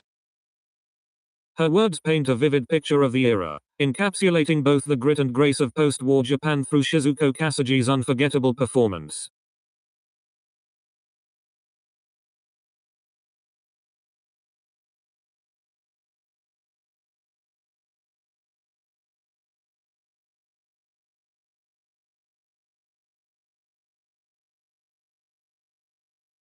Ladies and gentlemen, we're spinning a sonic time capsule that encapsulates the heart of the post-war occupation era, the GHQ era from late 40s to 50s. This period was not just about rule and recovery, it was also about rebellion, resilience, and romance under occupation skies. And today, I'm thrilled to introduce you to a piece that truly resonates with this era's spirit, Kudimo no Oka, a composition by the brilliant Ryuichi Hattori. Listen closely as we journey through its layers. The haunting echoes of traditional Japanese instruments intertwine with the rhythmic pulse of Western jazz and swing, creating a symphony that is both foreign and familiar. The melody dances between nostalgia for lost traditions and an adventurous hope for the future, perfectly capturing the mood of those who are trying to rebuild their lives amidst chaos. As we dive deeper into this track, you'll hear how Hattori masterfully weaves together these elements, creating a tapestry that reflects both the desperation and the liberation felt by many during this time. It's a piece that doesn't shy away from complexity, it embraces it, much like Japan did during its post-war transformation. So there you have it, Kudimo no Oka, the perfect sonic representation of the GHQ era. What are your immediate thoughts on this composition? Pause our co-host in the studio. Let me hear your instant reaction. It's a hauntingly beautiful blend of tradition and modernity, reflecting the soul-stirring resilience of Japan during its challenging post-war period under occupation. Leaving me both moved and inspired by its intricate harmony that speaks volumes about the era's complexity.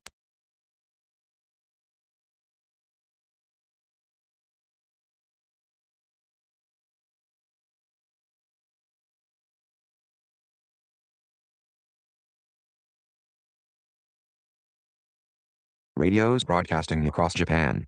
Hear this urgent message. In a world where nylon dreams are scarce and ration books reign supreme, one brave few dare to defy.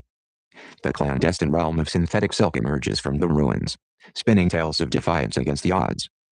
Imagine, in the shadows of Tokyo's bombed-out streets, where every step on the Yamaichi could be your last adventure, a hidden stash of nylon stockings awaits, not just any, but those that whisper tales of American democracy and freedom. Picture yourself draped in these symbols of liberation. They're not just fabric, but a badge of rebellion against the status quo. Tonight, find us at midnight, where mystery meets necessity. For tonight is your chance to defy rationing with style.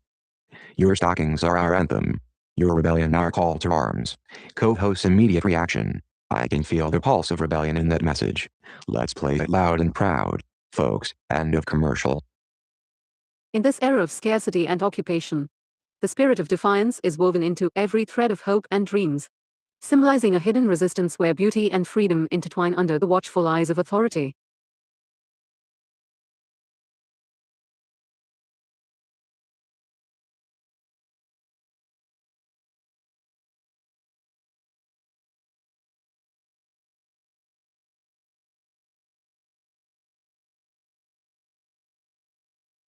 Ladies and gentlemen, we're diving deep into the heart of the late 40s and early 50s here at our radio station, a time when Japan was not just rebuilding its physical landscape but also forging anew its cultural identity amidst the chaos of occupation and liberation.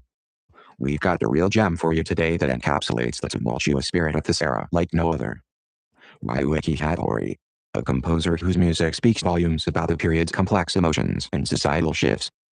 His piece, Dawn of Freedom, is a masterful blend of traditional Japanese instrumentation with Western influences, reflecting the blending of cultures that defined the GHQ era. This track weaves together haunting melodies on koto and shamisen with a subtle undercurrent of jazz piano and strings, evoking both the longing for peace and the resilience to rebuild. As it unfolds, you'll hear the tension between tradition and modernity in every note, mirroring Japan's struggle to find its footing post-war. It's a symphony that captures the ideological flip, the desperate desire for chocolate from American soldiers, and the intoxicating allure of democracy and new freedoms. So, let's give it a spin. Dawn of Freedom starts playing after several minutes of playing now. Joining me in studio is our very own cultural historian, Ms.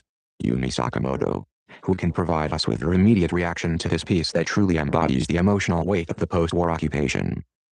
Yumi, what do you think? Yumi Sakamoto, absolutely stunning. Ryuki Hattori's Dawn of Freedom beautifully encapsulates the hope and turmoil of the GHQ era. It's a hauntingly beautiful reflection on Japan's journey towards rebuilding itself culturally and emotionally. Thank you, Yumi. That's a perfect summation of how this piece resonates with the spirit of our times. Keep your ears tuned for more insights into this fascinating era as we continue to explore its rich cultural tapestry through music. End of segment.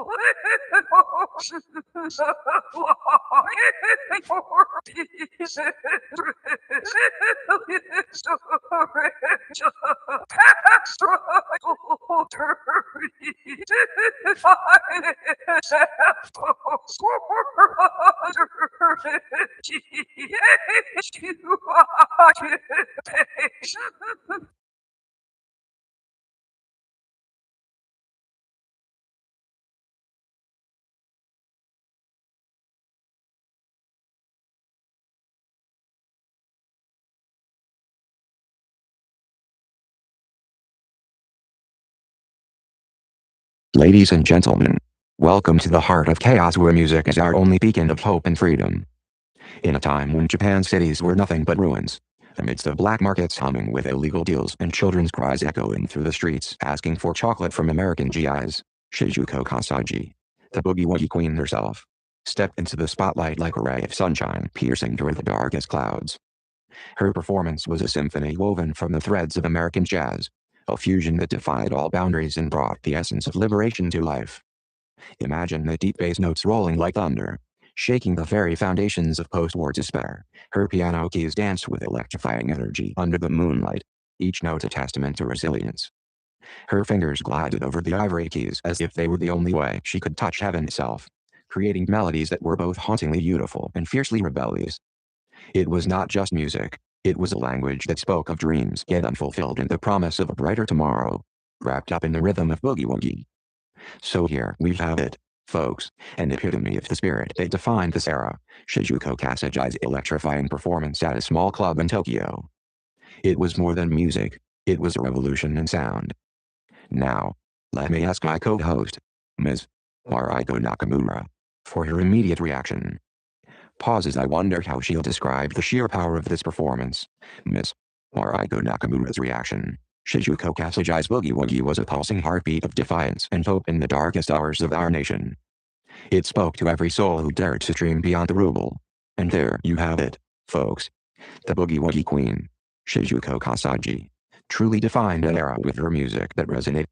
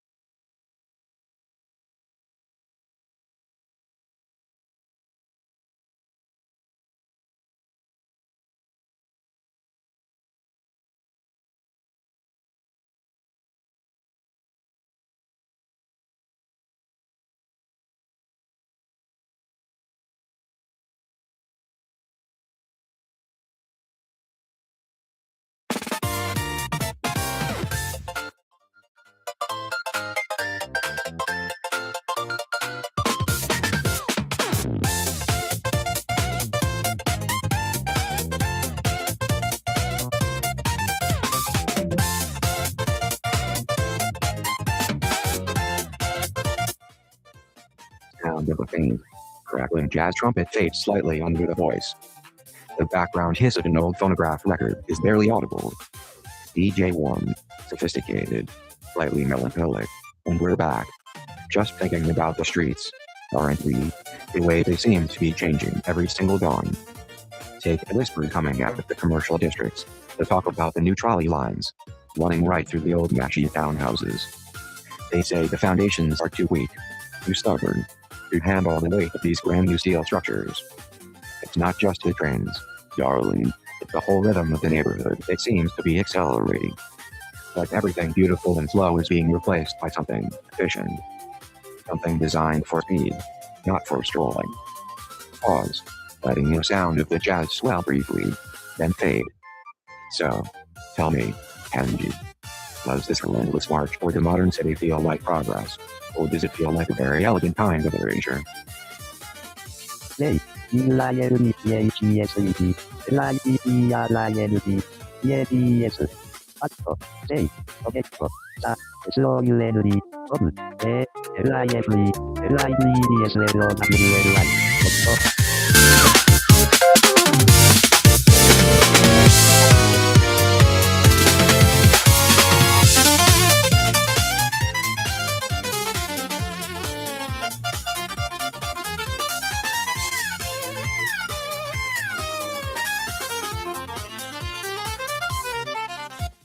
Sound, soft, slightly melancholic jazz piano intro fades under the DJ's voice. The sound of distant, muffled street traffic mixed with the gentle whir of a record player. DJ your voice, good afternoon, dear listeners. Can you feel it? The air itself feels thicker today, doesn't it? Like steam rising from the freshly poured cup of coffee that little piece sat down the block. We were talking about the shift in the city center, the way the old wooden mashy houses are being swallowed up by these massive, concrete department stores. But I heard a whisper this morning, something quieter than the roar of the new trams. It's about the UK then. Apparently, they are beginning to charge extra for the simple rental of the beautiful, breathable cotton wraps, even if you're just wearing them for a walk through the newly paved district. Small tax on tradition, perhaps. Tell me, Kenji, hearing that, this little surcharge on a simple piece of fabric, does it make you feel more like the school's growing, or just shrinking? It feels like we're paying extra just to remember what we used to be.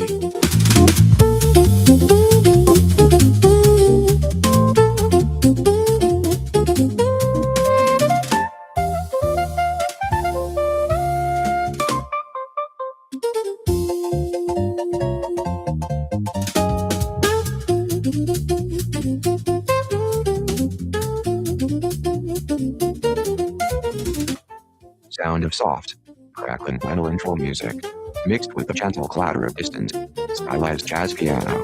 The DJ's voice is smooth, slightly husky, and intimate. Good evening, listeners. Welcome back to Midnight Echoes, your late night passage through the heart of Tokyo. The air tonight, my friends, feels thick, like the scent of roasted coffee beans mixed with the faint exhaust of a brand new automobile. We are standing at a magnificent, yet terribly precarious crossroads. The old world, the gentle rhythm of the mashy district, the quiet elegance of tradition, it's all bumping up against the dazzling, relentless pulse of the modern city. The neon signs are blooming everywhere, painting Bujatamarki streets in electric hues, but beneath the glamour, there's a tremor.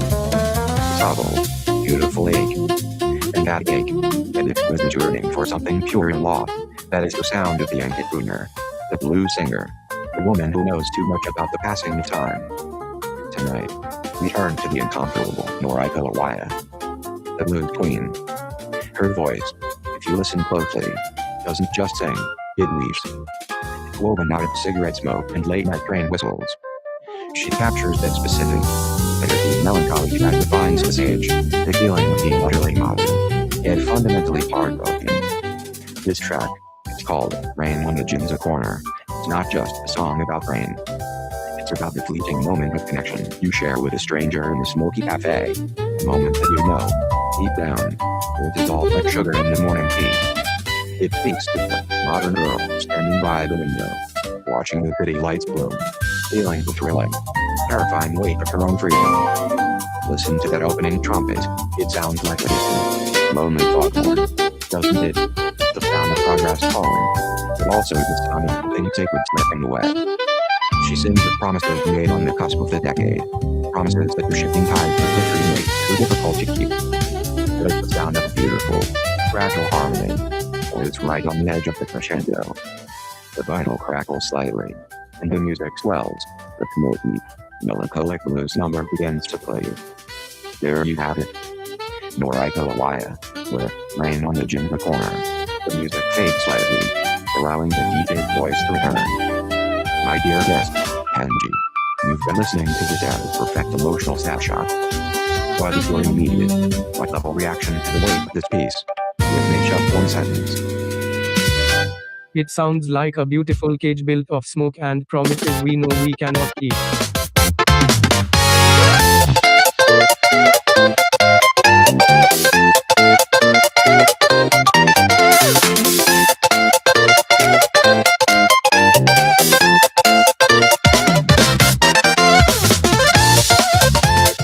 Sound, faint, rhythmic, distant drumming, punctuated by the occasional, muffled thud of heavy machinery.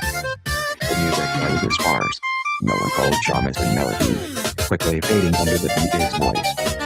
DJ's voice, deep, authoritative, yet carrying the thread of heat, very warm. Speaks with measured, disciplined pace. Good evening, friends. Can you hear it? That sound. The disciplined touch of the curfew, the whisper of the emergency siren, the scrape of boots on damp cobblestone. It is not the careless roll of the past, the days of abundant harvest and easy travel. No. Tonight, the rhythm is survival. It is the sound of our neighbors checking the okay bit, our small, shared community space, to ensure every lamp is dim, every curtain is drawn tight against the encroaching darkness. We live by the rationing leisure, by the shared life goal, by the collective strength of our spirit. We are disciplined. We are resilient. The shamisen music swells slightly, then softens. Welcome back. Welcome home. Now, Mr. Tanaka, after all this time, looking at the rationing cue, what is the first thing that strikes you? The weight of the empty sack in my hand is heavier than the drums they play.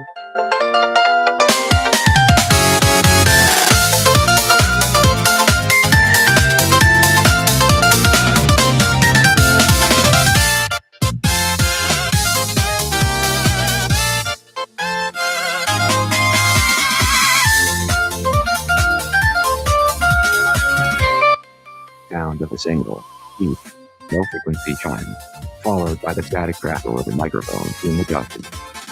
DJ's voice is steady, low, and carries immense gravity. Good evening, citizens. This is the mandatory public service bulletin. Attention all sector chiefs and members of the neighborhood watch, Katandara Yumi. Listen closely. Due to the increased threat of aerial bombardment and the critical shortage of fuel for generators, all sector leaders are hereby ordered to implement immediate, mandatory rationing of all non-essential lighting and cooking oil within their assigned blocks. Furthermore, all citizens must report to their designated local assembly point by the hour. Failure to cooperate jeopardizes the entire community's survival.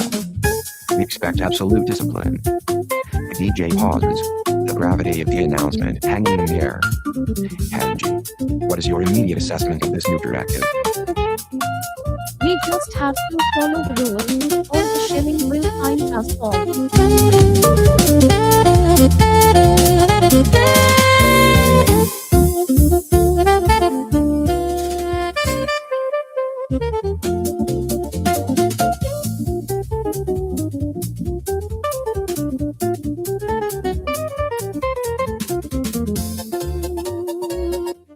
Sound, a brief, dramatic swell of traditional Japanese military-style music, quickly fading to a low, steady background hum. The DJ speaks with measured, authoritative gravitas. DJ me, attention, citizens. This is a vital broadcast from the Ministry of Essential Resources. With a continuous demand of our homeland defense, every single thread, every splinter of carbon, must be accounted for. We understand the strain. Now the darkness of the blackout curtains and the ache of the empty pantry. Therefore, Listen closely to the guidelines for your charcoal and textile allotments. Do not hoard. Do not waste. Purified rations. The precious charcoal for the hearth. The limited cloth for the mending of our uniforms are not for comfort. They are for survival. Use them with the utmost discipline, preserving every scrap for the collective good of our community. Remember the spirit of Tanari, the profound solidarity of your neighbors. This shared discipline is our greatest weapon. Pause. The background hum dips slightly. Now, and after that message, what is the single most important sentiment you take away from this rationing directive?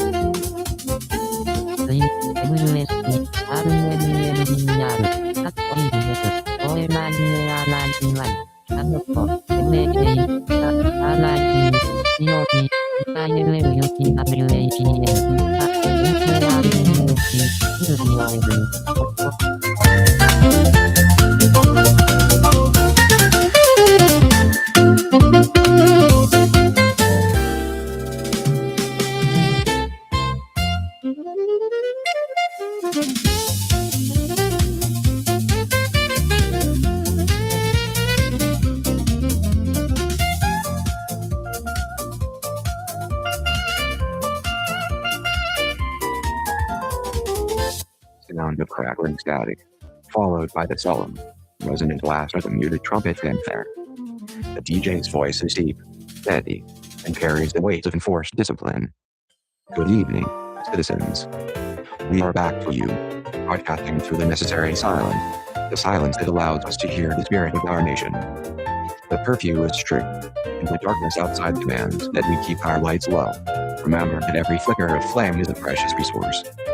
The rationing continues to shape our daily lives, the careful management of rice, the shared effort at the neighborhood union, and sometimes, the sheer weight of endurance presses down upon us all. But tonight, we do not merely endure.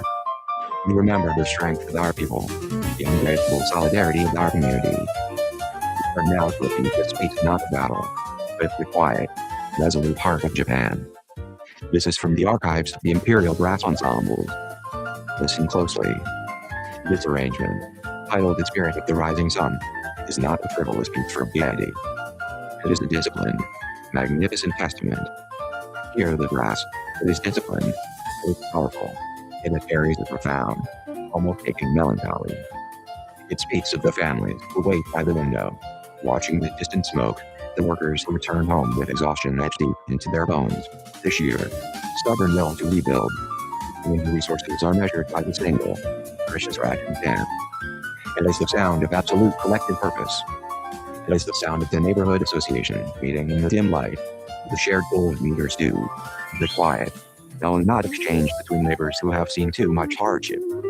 It is the sound of us, together. The music swells slightly, emphasizing the deep, pleasant, and slightly mournful tone. A powerful piece, with victory, a true reflection of the resilience of the Japanese spirit.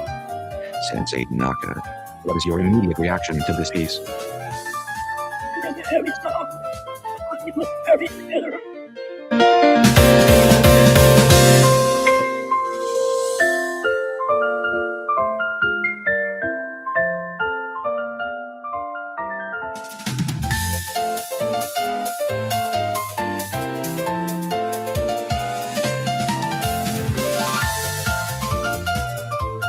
Down, static crackle, followed by a sudden, loud burst of weapons, slightly distorted boogie-woogie music that quickly fades down to a rhythmic background hum. DJ, voice is loud, booming, slightly gravelly, utterly energized. Hold onto your ears, folks, and when you feel that vibration, that's not just the phonograph needle, that's the sound of the old world crumbling. You remember the silence, didn't you? The endless gray dust, the dashing stamps. They whispered of what was lost. But listen now. Listen to the beat, sound, with sharp burst of trumpet fanfare. This isn't the Japan of yesterday. The Yami-ichi is still smoky. The ruins are still standing. But the air smells like gasoline, like salt, and like pure, reckless possibility. The sound of a brass band, the clack of American boots, the impossible, sweet-scented soap. DJ leans closer to the mic. Conspiratorially welcome back to the station. We are live in the explosion. Tell me, Harold, what is the single most shocking thing you see right now? Across the studio, sound, the boogie woogie music swelled slightly, then fades back under the dialogue. It's the impossible color of the fabric on that woman's dress, against all this dust and ash.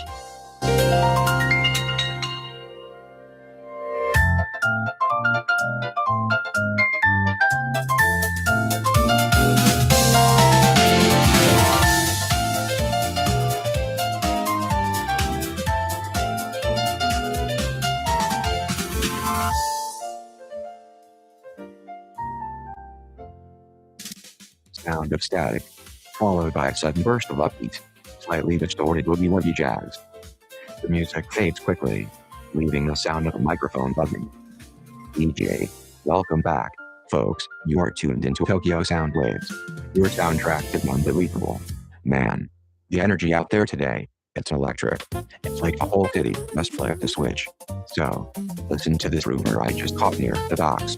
Near where they're rebuilding the old YMIG. You know, the black market stalls, the ones popping up out of the Ruble. Apparently, the American boys, the GIs, are starting to trade actual, fresh peaches, not just the canned stuff. And they say they're calling them victory peaches. Can you imagine? Sweet fruit, just wandering around the ruins, past hand in hand like some kind of precious gold. It's changing the whole vibe of the street, isn't it? It's moving from pure desperation to actual bounty. DJ leans into the mic, voice dropping conspiratorially. Tell me, Kenji, sitting there in the studio, hearing about this sudden sweetness, what's your gut reaction?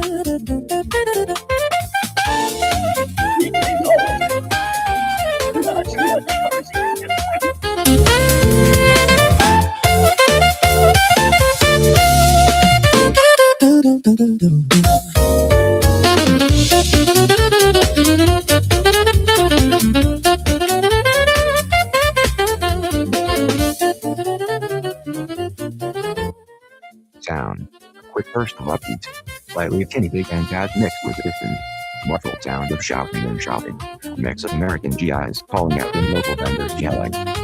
DJ, voice is loud, booming, breathless, full of manic energy. Listen up, folks, stop rummaging through the Ruble.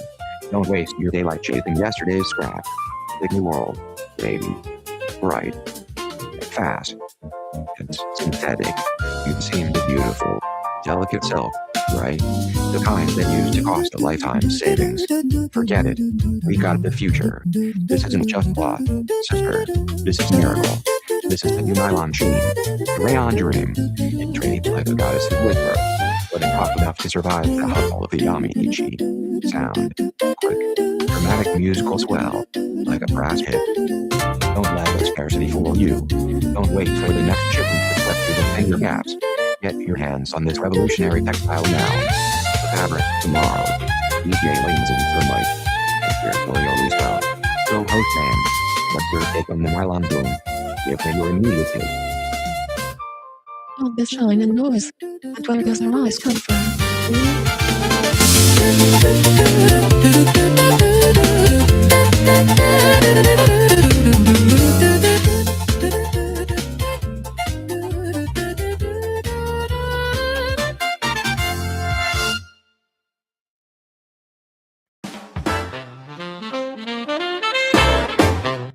Sound of static crackling, followed by a sudden burst of upbeat, slightly tinny boogie woogie music.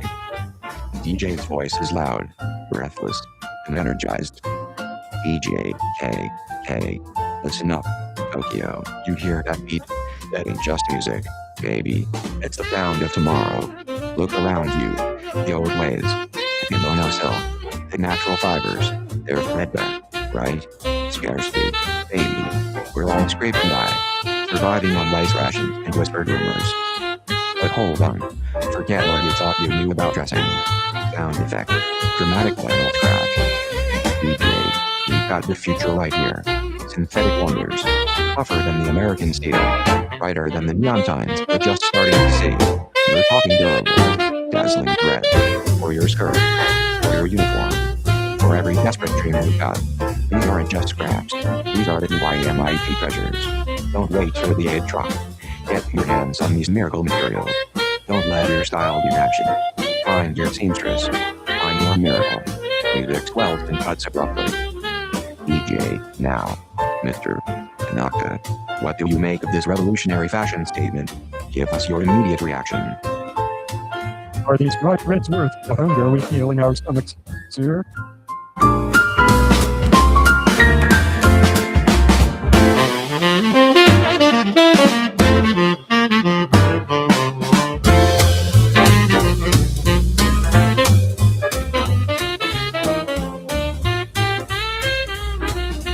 Sound of a scratchy vinyl record needle dropping, followed by a dramatic, slightly akin orchestral swell, then fading slightly under the voice.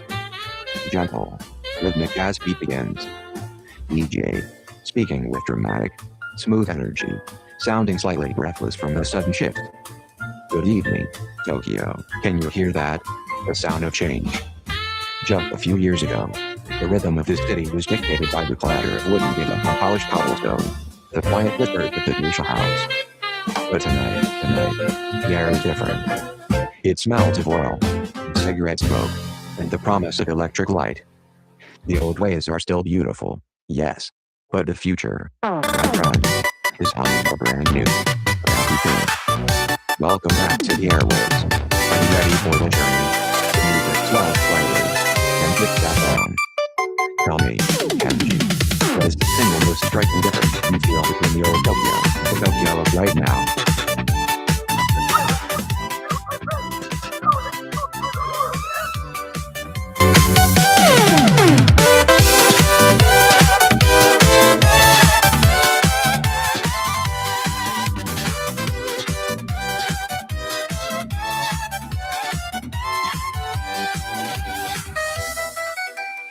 Sound of a gentle, slightly melancholic jazz piano chord fading into the background. The occasional clinking of ceramic cups and the distant hiss of a gramophone are audible. And we're back, listeners. Just listening to the rhythm of the city, isn't it? The old wooden mashi houses, once the backbone of these streets, they're being swallowed up by the new concrete towers.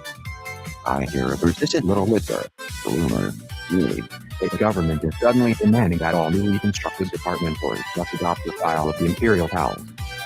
Can you imagine? That delicate, modern theme of the new consumer hubs, forced to mimic the heavy, ornate grandeur of the bygone era. It's a curious kind of artistic field color, isn't it? The yearning for permanence in time, it feels so wonderfully, practically temporary. Kenji, what does that make you feel? Feels like we are building monuments up for ourselves, exploring another eternity.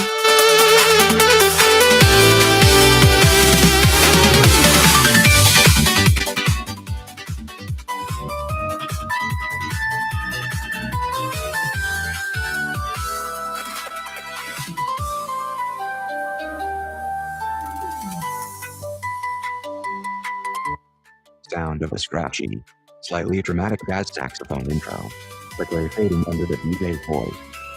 The sound of distant, muffled street chatter and the occasional clatter of a tram can be heard underneath. DJ, good evening, Tokyo. Are you feeling the pulse tonight? The rhythm of the city is electric, isn't it? The lights of Jinza are burning brighter than ever, chasing away the shadows that cling to the old wooden lane. But friends, life moves at a Vivian pace. The taste of progress, the taste of the zeitgeist itself. You need more than just a stroll through the department store window. You need an event. You need a spectacle. We're talking about the Imperial Theater. This isn't just entertainment, it's a vital gathering place. The chance to shed the dust of the day, to see the finest dramas, the most breathtaking performances, all under one glittering roof. Tickets are moving faster than the Midnight Express train. Don't wait until the last minute. Don't be left standing on the platform, watching the glamour pass you by. Secure your passage to the magic tonight. Head to any authorized ticket outlet and claim your seat. The jazz swells dramatically, then cuts off abruptly. DJ, now. Co-host name. That's the buzz for you. What's your immediate reaction to that, my friend? The city never sleeps. But frankly, I think we are all running on too much spontaneous literacy.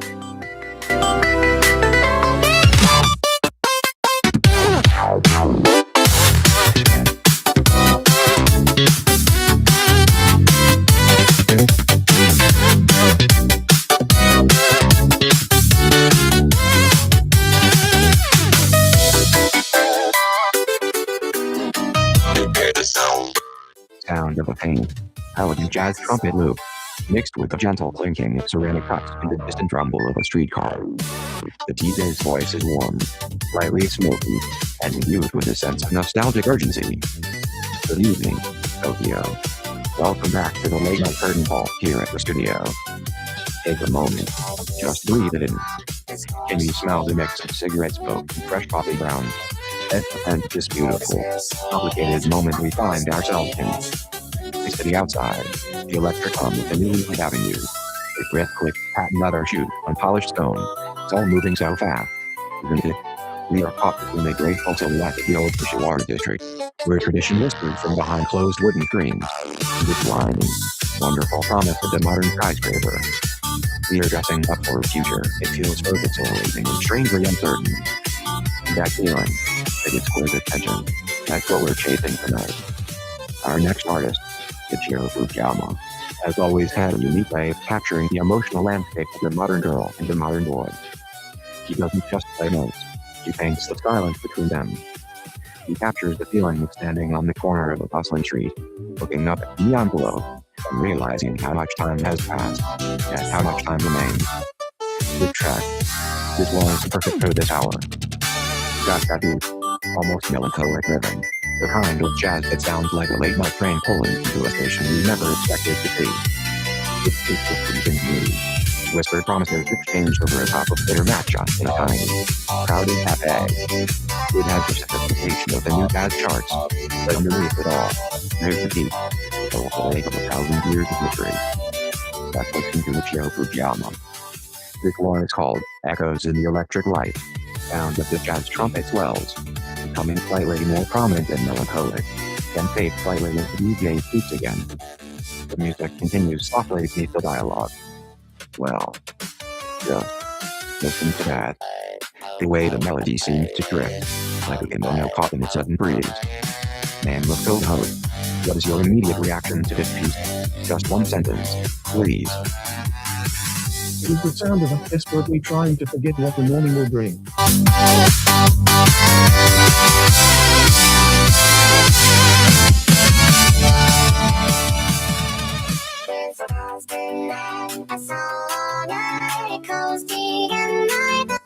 Sound of static crackling, followed by a brief, typical military-style fanfare. It cuts off sharply. The DJ's voice is deep, pleasant, and carries the weight of absolute duty. Good evening, fellow citizens. Listen closely. Do you remember the airless ease of the years before? The endless glow of unnecessary life, the abundance that was taken for granted. Those days are ghosts now. Tonight, the world is defined by the blackout curtain, by the shared weight of the neighborhood association, by the disciplined silence that is our shield. Every match full of lights, every shared lamp and glow, is a testament to our unwavering resolve. But we are here. We are together. We are stronger than the shadows. Pause. Voice softening slightly, yet maintaining iron discipline now. Angie, tell us, what is the most vital sound you hear tonight, beyond the static? The most vital sound is the soft, steady rhythm of the dark footsteps patrolling the floor.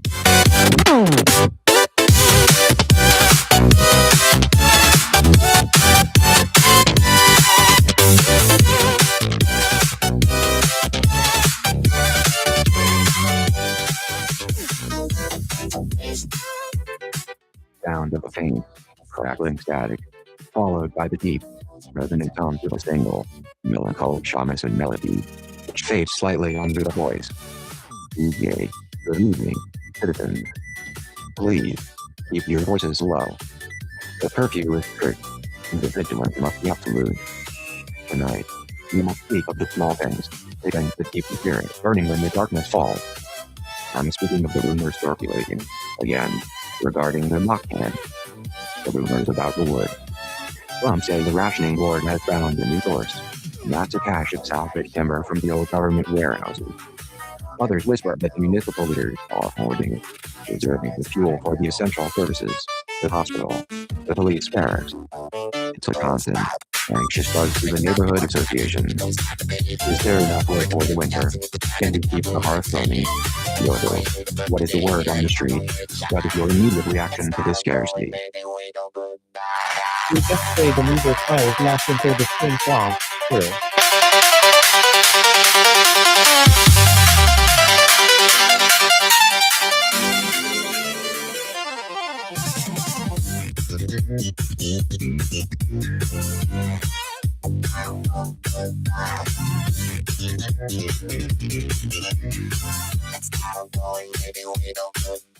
Sound of a faint, crackling radio signal, punctuated by the distant, muffled rumble of heavy machinery or distant siren. The DJ speaks with precise, measured diction, every word weighted with gravity. Good evening, citizens. Please, settle down. Turn off the unnecessary light. Draw the blackout curtain tight. We must keep the patrols unaware. Remember the vigilance that defines our survival tonight. The day has been long. The whispers of the Western broadcast are troubling, and we focus only on the strength of the human, the people. Every single meal, every single thread of cloth, every single moment of rest is a testament to our unwavering spirit, a spirit forged in the crucible of duty. Tonight, I want to play something that speaks not of comfort, more of luxury, for such things are distant, foolish memories, but of absolute, unbreakable resolve. It is the sound of the collective heart beating in unison.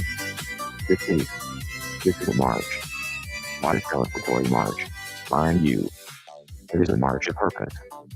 It is the sound of thousands of earth marching in disciplined formation, the sound of the Dakaku, unified, powerful rhythm of our nation moving forward, regardless of the hardship. It is the sonic embodiment of the Bushido spirit applied to the civilian life, relentless, disciplined march toward victory, for the preservation of our way of life. It carries the weight of our ancestors, the solid promise to the next generation, the steely discipline required to endure the rationing, the shortages, the perpetual readiness. The dramatic pause. The DJ leans into the microphone. Let us listen now to the powerful resonance of this patriotic military composition. The music swells slightly. The grand, disciplined, and somber march begins to play. And there it is. The sheer, magnificent power of it. The music fades slightly, leaving a ringing echo in the background. Tell me, Professor Tanaka, listening to that sound, that unwavering, disciplined beat, what does it make you feel? Right here in the studio, tonight, give me your immediate, single-sentence reaction. Anchen, SELS, Enlighten, Sa, Lento, Moving with Light, Engineering with Lento, Garden. NARCN, Client, Neutral in WARD, Motto.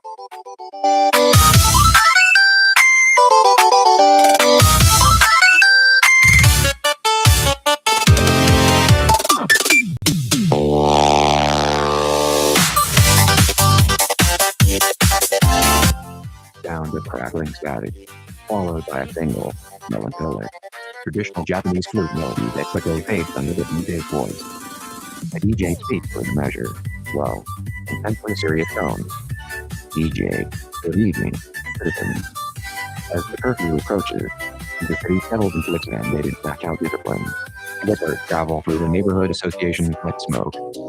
I speak of the persistent rumor regarding the polio, the rationing of cooking oils. Some are saying that the remaining stocks, which we rely on for our nightly meals, will be cut further, perhaps to only a mere teaspoon per household for the entire week. It is a rumor that tests the very spirit of our solidarity, forcing us to plan not just for tomorrow, but for the day beyond. The DJ pauses, letting the weight of the statement settle. Mr. Sato, what is your immediate thought on the persistent whisper?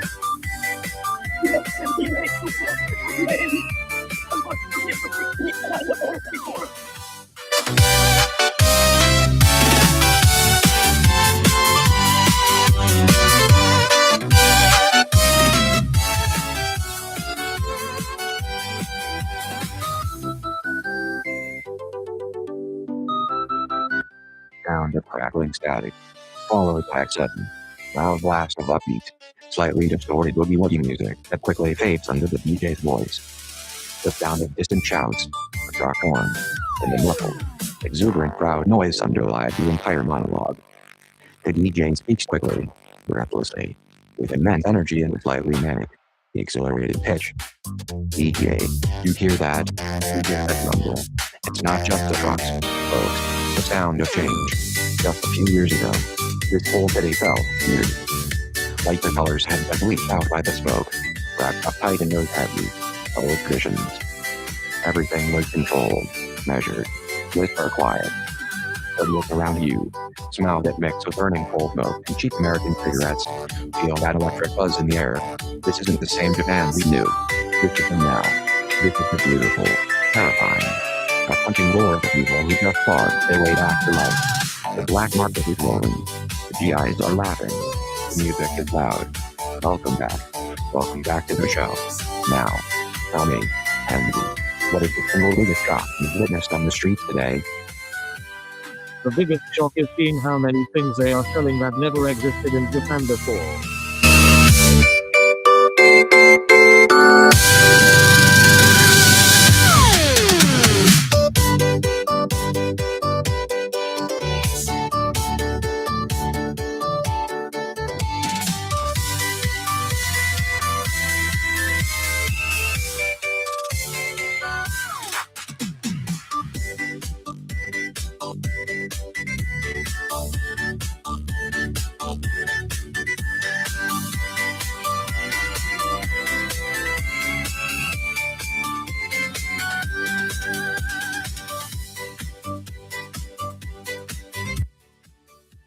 Sound of scratching. A beat boogie-woogie jazz shaped slightly under the DJ's voice. A muffled sound of different shopping and street vendors can be heard underneath. DJ, alright. Settle down, folks. Keep those ears peeled. We've got the official wire scoop right here from the Diet District. The political pulse, baby. DJ leans into the microphone. Voice drops to an urgent, inquisitorial whisper. DJ, just breaking news. Prime Minister Shigeru Yoshida has just issued a major directive regarding the rebuilding effort. He's calling for a unified push to stabilize the state aid to those massive industrial families, and he's promising to take the American aid with the needs of our own people. It sounds like a gift, folks. A move to reassert Japanese agency while still playing by the new rules handed down by the occupation. It's a huge deal for the whole nation. DJ raises his voice. Sound of jazz swells slightly. DJ, a statement designed to reassure the folks running the black markets, the Yamaguchi, and the American GIs alike. DJ lowered voice again, looking mock nice. DJ, what do you make of that? Can be a reassertion of power, or just a calculated dance? Give me your immediate take. It sounds like dance, but the music is being killed by foreign bands.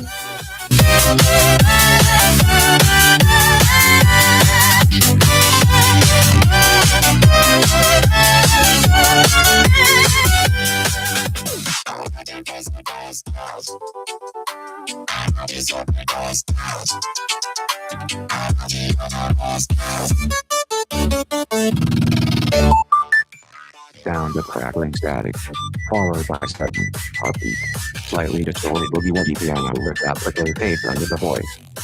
The sound of distant, muffled shouts and a passing military truck can be heard faintly. DJ's voice is loud, breathless, manic, like he hasn't slept in days but is running on pure adrenaline. And that, my friends, is what I'm talking about. The sheer volume of it. You hear it on the street, the rumble of the American jeeps, the clang of the steel workers, and the whisper that the rice rations are actually getting better. Better than what they were last month. Better than what they were even last year. They say the American military surplus, the stuff we dumped out of the occupation zones, is finally making the black market, the Yamaguchi, less desperate, and more stocked. Folks are talking about canned peaches, actual coffee beans, and even new kinds of clothes. DJ leans into the mic, lowering his voice considerably, but here's the rumor, too. The real whisper. They say the Americans are starting to trade not just goods, but ideas. They're talking about something called democracy. He straightens up, suddenly energized Joe. You hear that? Democracy. What's the read on that, man? Give me your one-sentence take. Those ideas sound pretty, but we'll wait until we see if they're worth more than a handful of good coffee beans. Danny Joe's, let's go.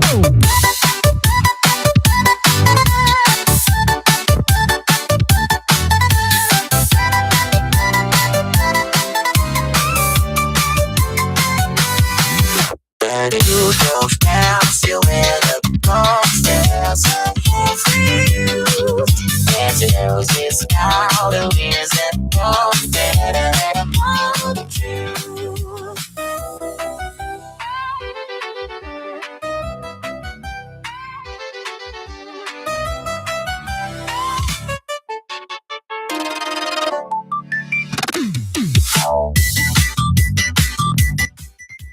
Down. Worst of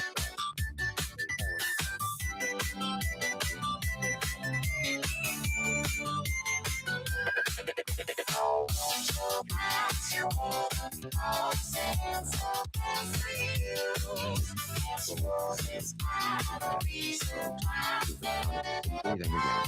Welcome back to the Hip Hop Soundboard. You've got the rhythm pumping, baby. Slight dramatic pause.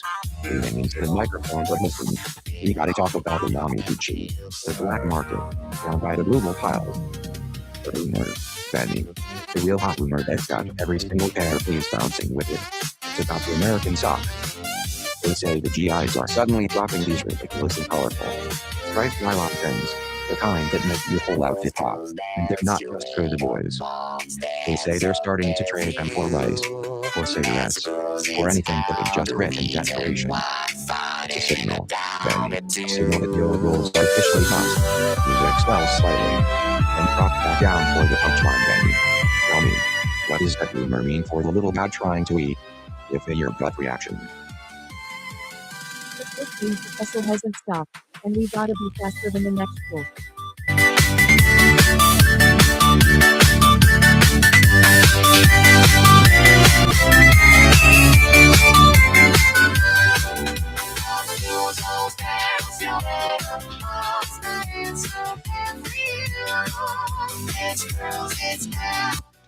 Sound of followed by the smooth, slightly jazzy swell of a trumpet and a wash of reverb.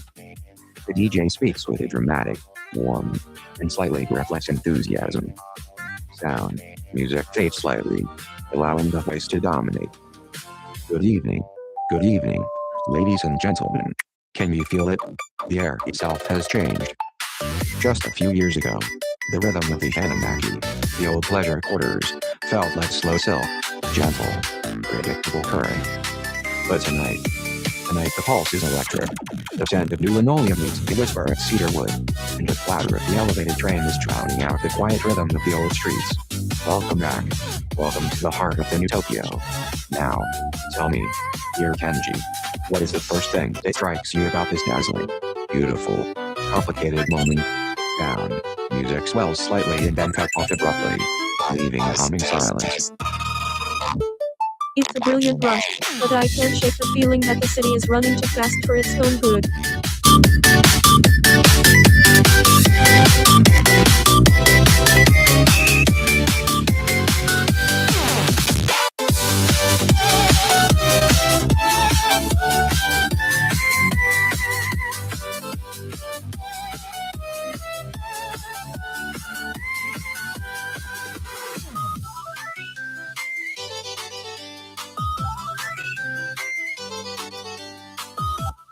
Sound of gentle jazz piano fading, mixed with the faint clatter of porcelain cups and the distant, muffled hum of an early electric tram.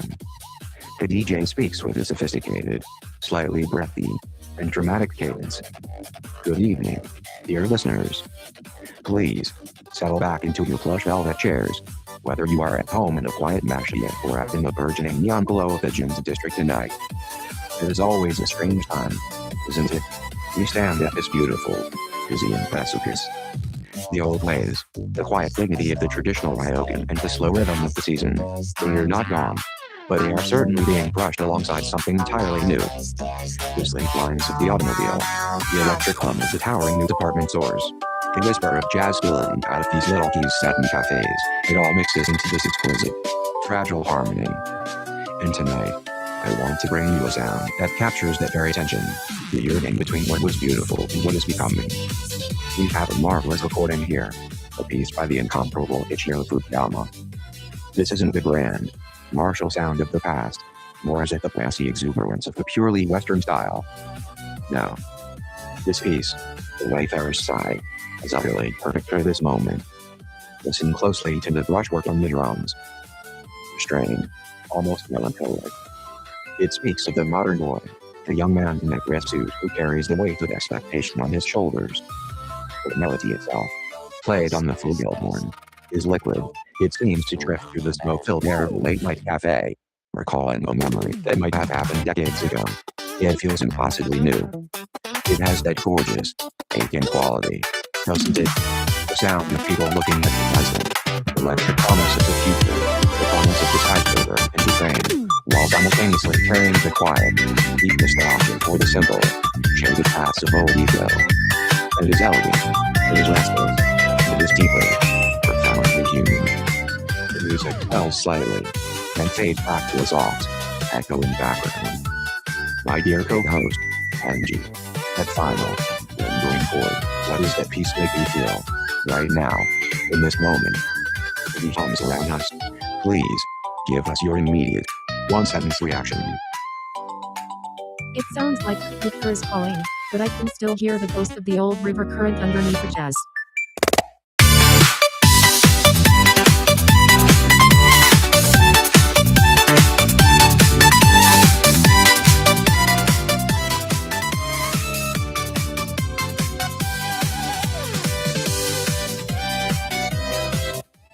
Sound of crackling static, followed by a smooth, slightly melancholic jazz saxophone riff that fades slightly under the voice.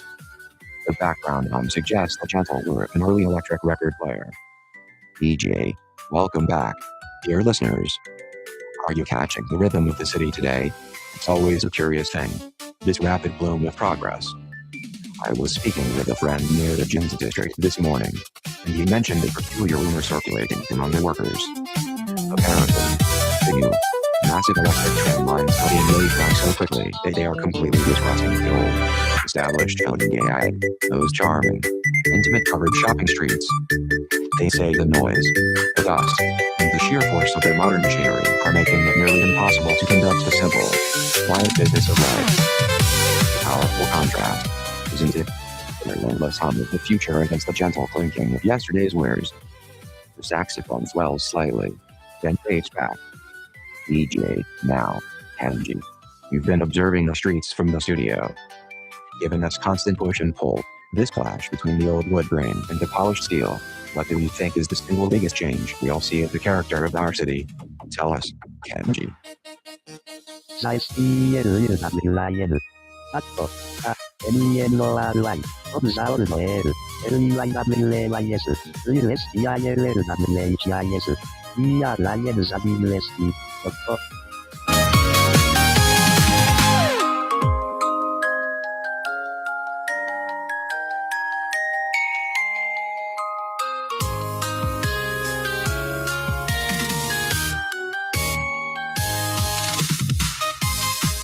Sound, soft, slightly melancholic jazz piano intro fades under the DJ's voice.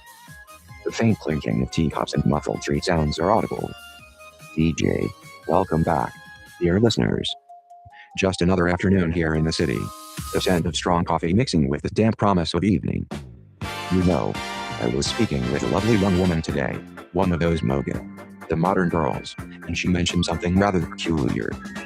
Apparently, the cost of even a simple, imported silk handkerchief, or a decent end of foreign cocoa, has risen so sharply. It's making the careful balance of the household budget feel brittle. It seems the very luxury of simply existing, of keeping up appearances, is becoming a full-time occupation. What do you make of that, Kenji? Is this just the cost of progress, or something more? Sound, jazz swells slightly, then fades out. The veneer of progress is getting dangerously thin, I tell you.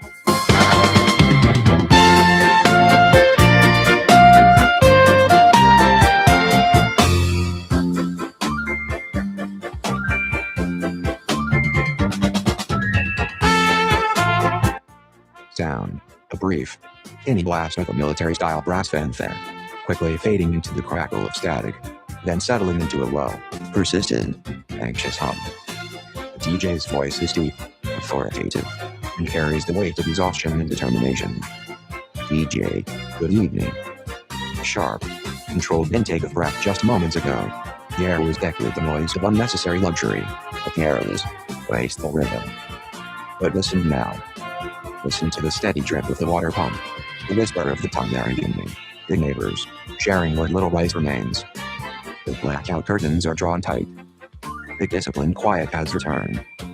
Welcome back. We are here. We endure. The DJ leans closer to the microphone, the sound of the static momentarily increasing. Tell me, Kenji, what is the single most important thing we must remember tonight? We must remember to keep the light off and the mouths quiet.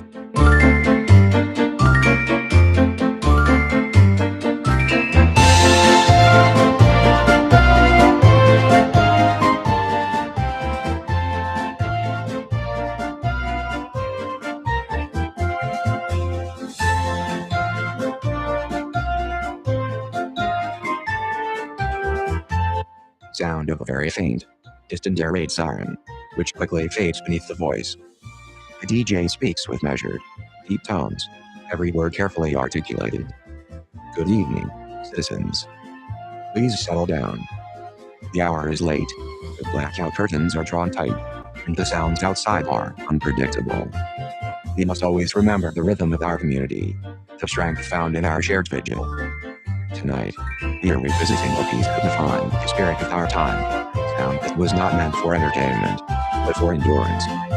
It is a recording from the very heart of the broadcasting halls, a performance given by our own NHK announcers, not a grand song, but a recitation. This piece, titled simply The Pledge of the Hearth, is a masterful example of showboat, deep, resonant spirit of dedication. It is not the voice of a star, but the collective, disciplined voice of the community itself. The performance is built around the reading of the Neighborhood Association's daily survival pledge, solemn commitment to mutual aid, rationing, with the tireless vigilance required when the sky above us is unpredictable. Listen closely. You will hear the slight tremor in the voice, the intake of breath before the most critical phrase. That tremor, that is the weight of responsibility. And it is the sound of every family, knowing that if one household falters, the entire block falters. And it is the quiet, fierce promise that we will continue to draw strength from the shared rice bowl, from the collective effort of our Kondai, our local neighborhood unit. There's no flourish here. There's only the absolute, unwavering discipline of the human spirit refusing to break, even when the bombing months are near and the cupboards are bare. It is the sound of resilience, broadcast for every soul listening from the cellar, dark and room, or huddled together beneath a single, thin blanket. Brief, dramatic pause. The faint, rhythmic sound of a distant train whistle was heard, then fades. Profound peace, isn't it, Kenji? What is this sound? This absolute commitment to the collective. Make me feel right now. Just feels like a heavy life that we only have to share until the dawn.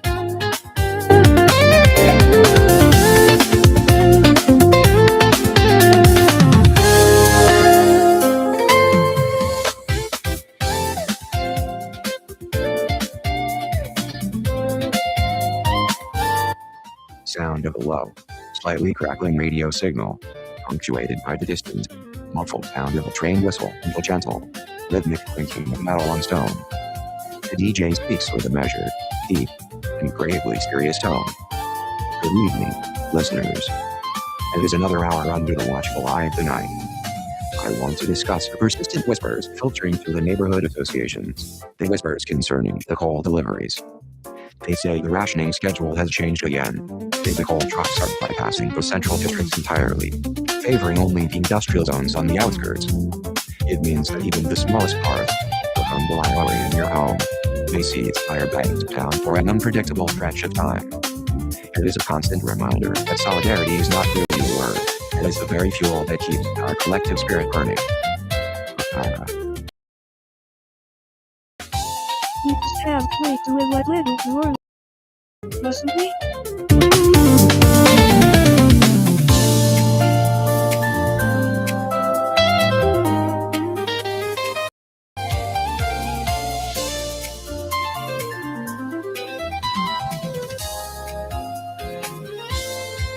Sound of a short, military-style chime, followed by the deep, authoritative voice of the DJ. Good evening, citizens.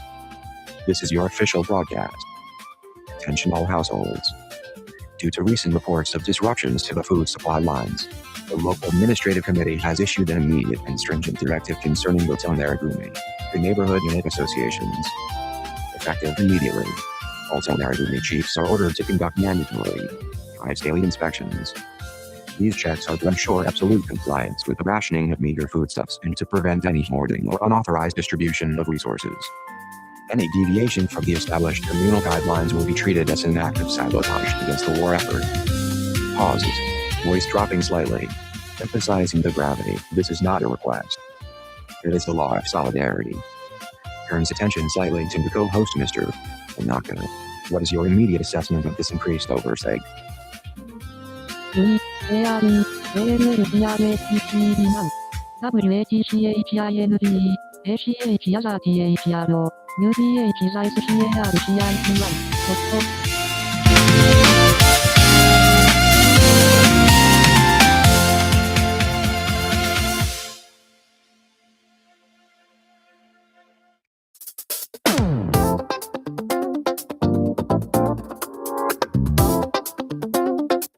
Sound. Static crackle. Followed by a sudden burst of upbeat, slightly distorted boogie-woogie music. The music fades slightly, leaving a pulsing beat underneath the DJ's voice. DJ. Voice is loud, breathless, manic, but radiating pure excitement. Hold onto your hats, folks. Can you hear that? Can you feel that? Just last week, the air tasted like ash and the smell of burned rice. Didn't it? We were living in the shadow of the ruble, meditating the whispered deals of the Yami-Ichi, those midnight black markets where everything, from the sweet piece of candy to a single scrap of fabric, was worth a fortune. But tonight the rhythm has clicked. The beat is American, baby. The streets are singing with a new kind of freedom, a roar that sounds like a million whistles and 1,000 pairs of brand new dancing shoes. Welcome back. You are tuned into the only place in Japan where the music never stops, where the American spirit and the soul of this island finally collide. Pauses. Leaning into the mic, tell me, Gary, what is the single most shocking thing you see out the window right now? IG、S、が、DOLOR、オブザットベリードレス、SIR、A、DRIDHT、ブルーザット BOESN、E、DLOND、IM ディス STREG、ドット。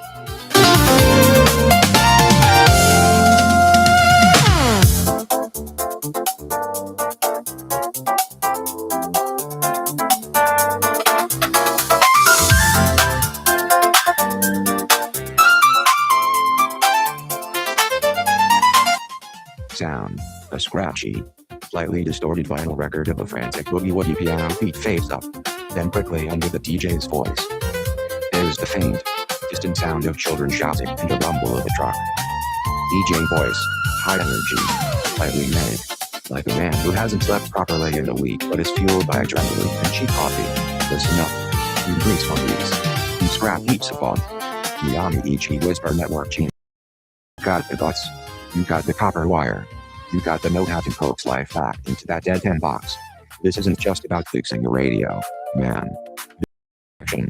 This is about hearing the truth. The sweet, loud sound of freedom. The American signals pouring in. The music. The news. The American way. And every single broken receiver out here in the ruins of the old city. Every dusty hump of Japanese junk is a missed chance. You got the talent. The people are desperate for the rhythm. They are starved for the voice. Don't let that potential fade into the ruble. Get your tools polished. Keep those vacuum tubes flowing. Go sell that signal. Music swells briefly, then cuts abruptly. DJ leans into the mic. Alright, Joe. That's the word on the street. Give me your gut reaction to this project. The signal is loud, but the stomach rumbling is louder, man.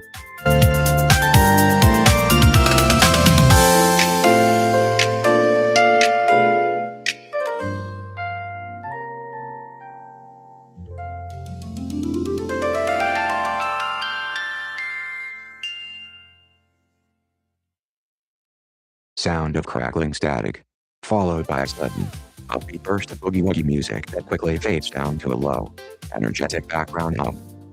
The DJ speaks with breathless, highly energized diction. DJ. And that, folks, is the sound of a whole new world starting. We're talking about the streets right now, the Ruble SPREWN Namiichi, the Black Market alleyway. Now, listen close, because I just got word from the docs, and this is the talk of the neighborhood.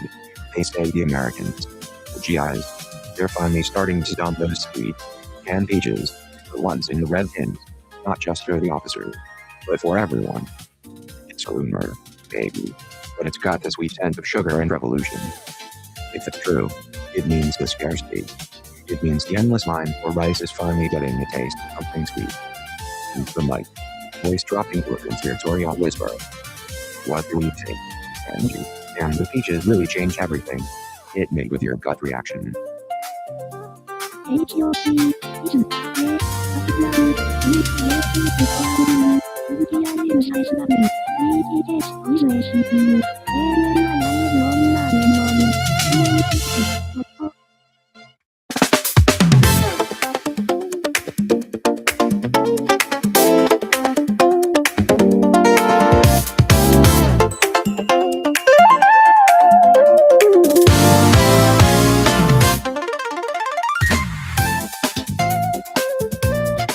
Sound, static burst, followed by a loud, upbeat, slightly distorted jazz riff, fake boogie woogie, that quickly fades under the DJ's voice. The sound of distant, muffled street noise, shouting, clanging metal, remains under the music.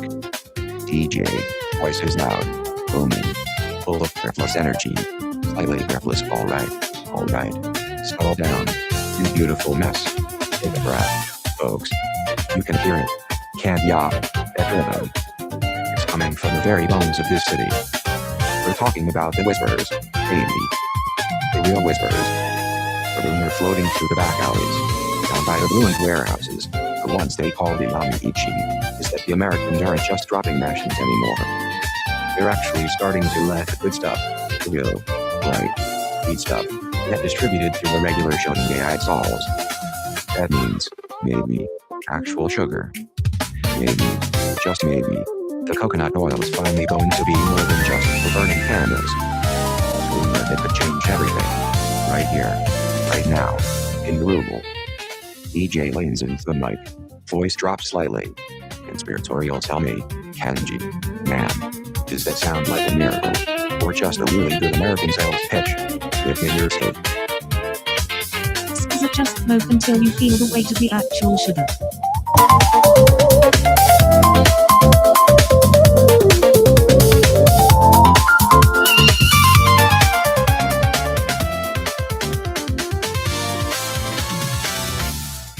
Sound, a sudden, dramatic swell of orchestral jazz, quickly fading down to a smooth, smoky background beat.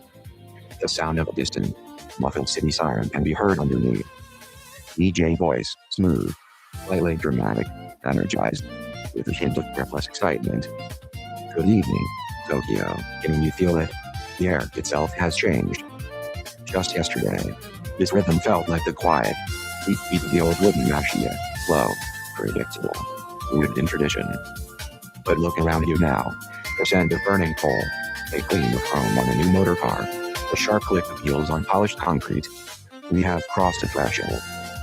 We are living in the electric hum of a new dawn. Welcome back to the studio. Tell me, Kenji, what is the single most immediate sound defining this incredible moment for you? It's the whistle of the train, that sharp, insistent cry promising anywhere but here.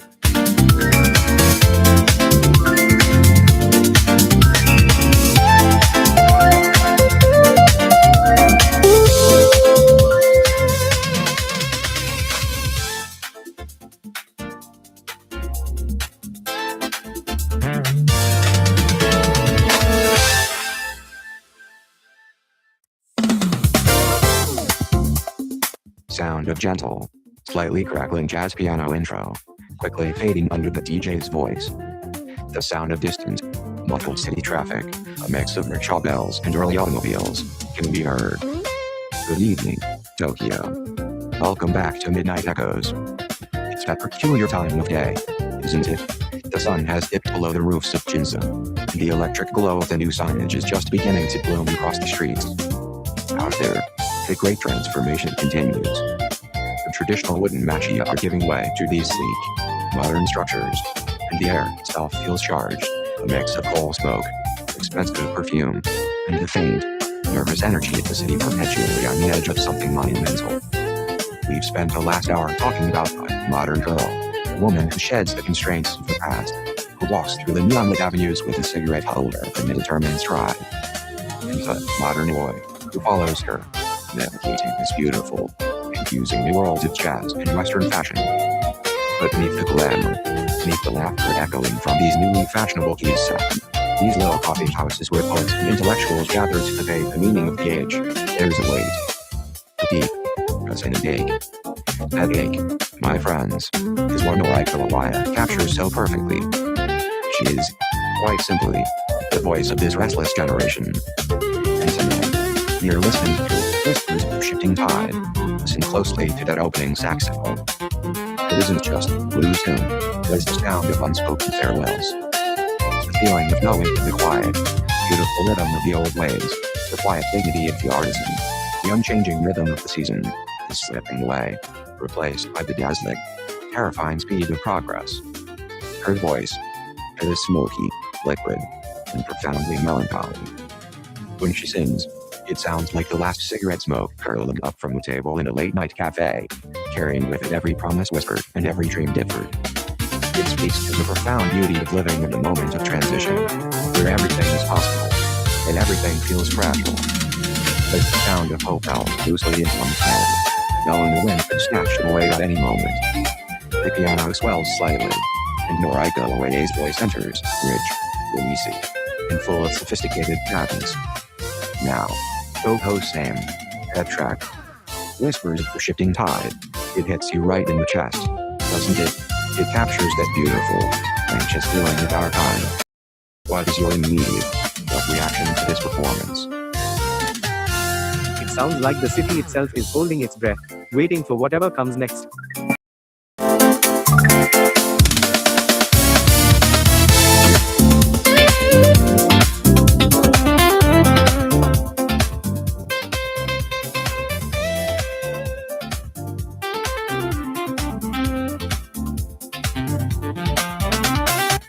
Sound. A smooth, slightly crackling jazz saxophone intro fades slightly into the background. The sound of distant street traffic, a mix of rickshaws and early motor cars, is barely audible. DJ, voice, warm, slightly smoky, sophisticated, with a practiced, gentle rhythm. Good evening, dear listeners. Take a breath away for a moment. Listen to that sound, the hum of the city. It never sleeps, does it? We were talking earlier about the new fashions coming out of the department stores. The way the young Moga and Modan are embracing the tailored suit and the silk chemise. But I have heard a little whisper today, a rumor that's spreading faster than the new electric trends. They say that the price of imported coffee beans, the real, deep, aromatic stuff, has risen so sharply that even the most fashionable little keys sat down in Ginza are starting to limit their daily service. They're suggesting that soon, the comforting ritual of the afternoon cup might become the luxury reserved only for the truly fortunate. It's a small thing, really. A cup of coffee. But in this whirlwind of change, where everything feels so expensive and so new, it makes you pause, doesn't it? Tell me, Kenji. Hearing that the simple pleasure of a perfect cup of coffee might soon be rationed. What does that make you feel right now? Sound. The jazz saxophone swells slightly and fades out abruptly. It makes me realize that even the most fashionable comforts are just one bad harvest away from being nothing.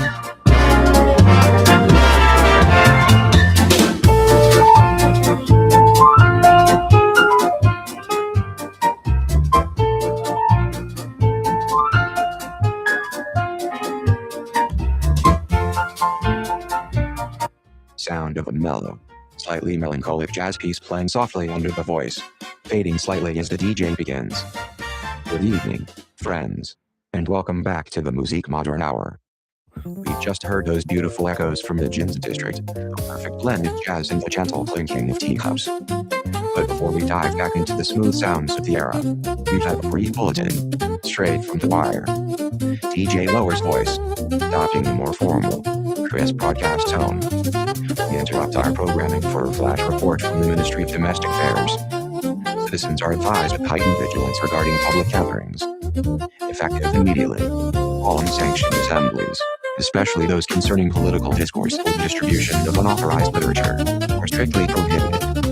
The Ministry has deployed additional units of the enforcer to key urban centers, including the central railway hubs and major departments or districts. Compliance is mandatory, and adherence to these new public order regulations is paramount for the stability of our beloved nation. DJ's voice returns to its warm, conversational pitch. A reminder to keep your eyes open and your voice is low. Now, Kanji. That was quite the pronouncement. As your immediate take the Ministry's sudden insistence on this kind of order.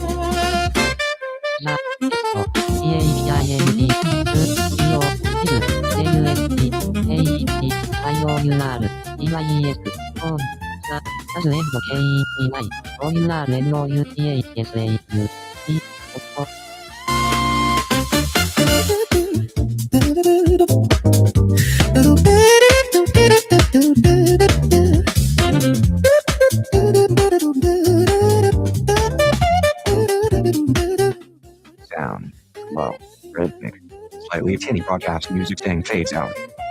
The sound of distant, muffled air raid sirens and the occasional clanking of a passing military truck can be heard beneath the voice.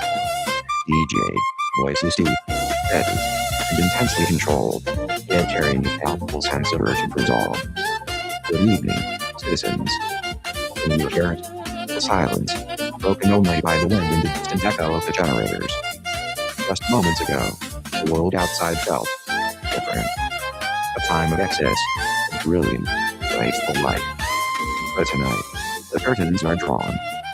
Tonight, the world is defined by the no-go, the single, hairdressed place, a flicker of the oil lamp, a wave of our neighbor's hand. We are here. We are resilient. We are together. Welcome back to the broadcast. Tell me, Angie, what is the single most defining sound you hear right now that tells you we are still standing? It is the rhythmic, quiet scrape of shovels, or the soft, shared murmur of voices speaking low.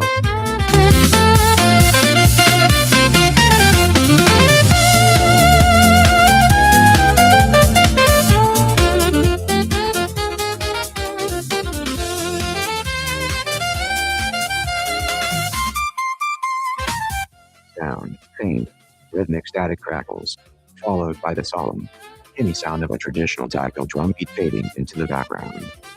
The DJ speaks with measured, deep authority. DJ, good evening, citizens. We return to the nightly broadcast.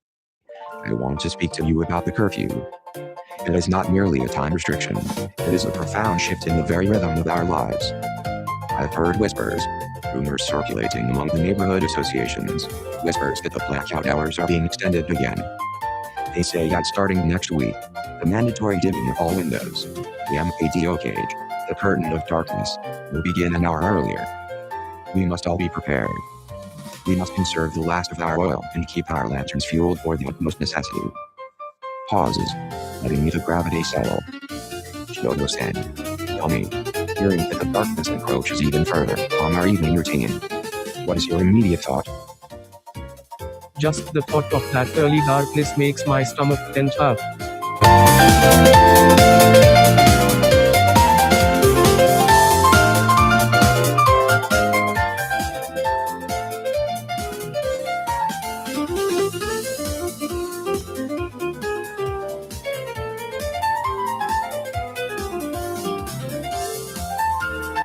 Sound of a slight static crackle, followed by the steady, rhythmic ticking of an old clock. The DJ's voice is deep, measured, and carries the weight of responsibility. Good evening, citizens. Welcome back to the broadcast. The curfew siren has sounded, and the blackout curtains are drawn across every window in the district. Another day survived. Another day where the spirit of our people, the Kokutai, has proven itself stronger than the shellac and the shortages. Life, as we know, is lived in a rhythm of necessity now. Every rationed measure of rice, every shared bucket of clean water, every cooperative effort in the neighborhood association, these are the threads that keep the fabric of our community whole. We are disciplined. We are resilient. Tonight, we turn to the music. Not for frivolous enjoyment, mind you, but for substance. for the morale of the soul. We are going to play a piece by the Imperial Brass Ensemble. This is not the flamboyant, Western-style fanfare you might hear on a peacetime broadcast. This piece is structured, disciplined, almost militaristic in its precision. It speaks not of victory parades, but of endurance. Listen closely to the brass. Hear the low, sustained notes. They are not shouting, they are holding the line. They are the sound of the people huddled together in the communal shelter, waiting for the all clear, their breath held in unison. It is the weight of every shared meal, the quiet resolve passed from parent to child, the collective determination to see the sun rise tomorrow, no matter the cost. It is the sound of Japan standing firm. This is the sound of absolute solidarity. A brief, powerful swell of brass music begins, disciplined, somber, and highly structured. There. Let that wash over you. Let it settle into the quiet corners of your heart. Mr. Doctor, you've been listening with us through these trying times. After hearing that performance, what is your immediate, one-sentence reaction? It just feels heavy, like the weight of all the unsung days we are still forced to carry.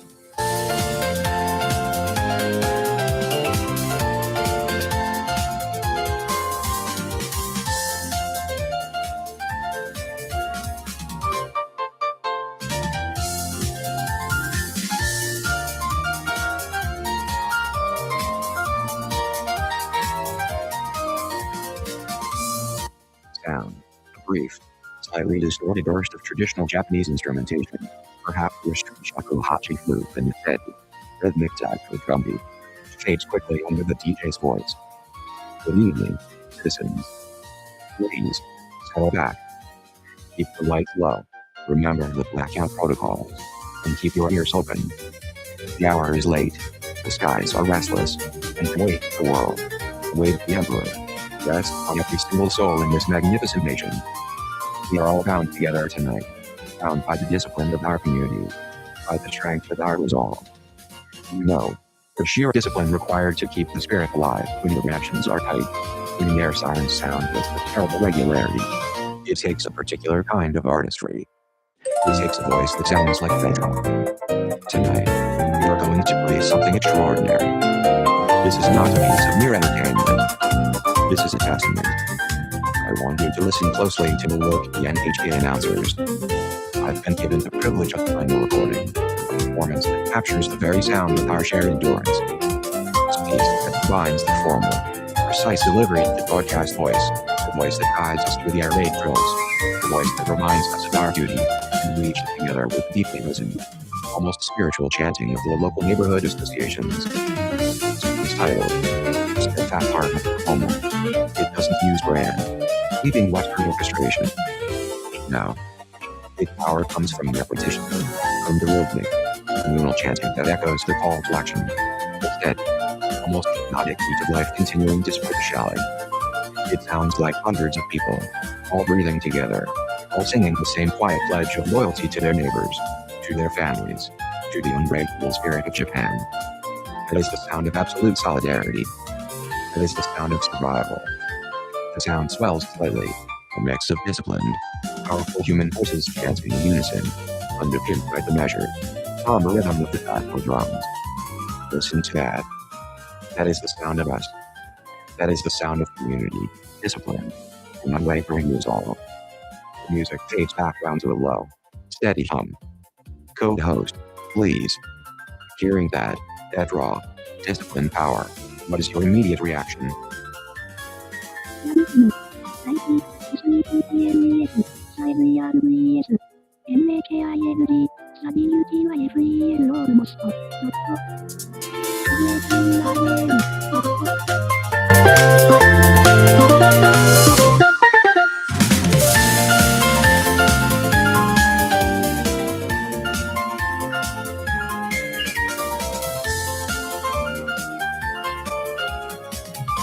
Sound of static electricity, followed by a burst of upbeat, slightly distorted boogie-woogie piano music.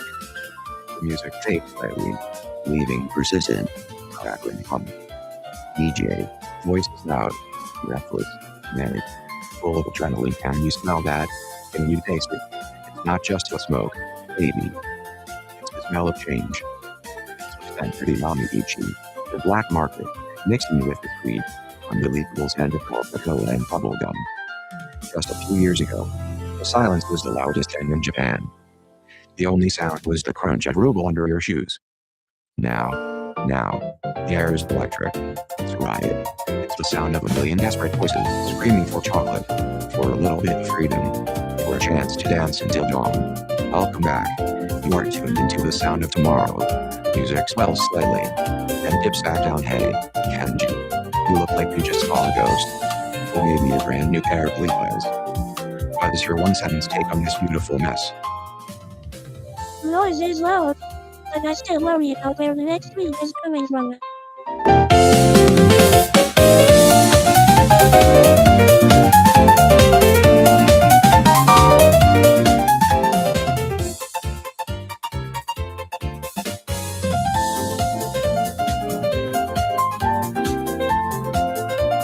Sound, a scratchy, upbeat swing rhythm starts, a mix of a jitterbug beat and a faint, distant sound of American car horns.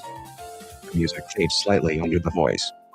DJ voice, high energy, slightly manic, breathless, full of adrenaline. Folks, you hear that beat? It's the sound of tomorrow, baby. But let's talk about today. I'm talking about the rumors floating through the back alley, the Yamiichi, down near the ruins of the old train station.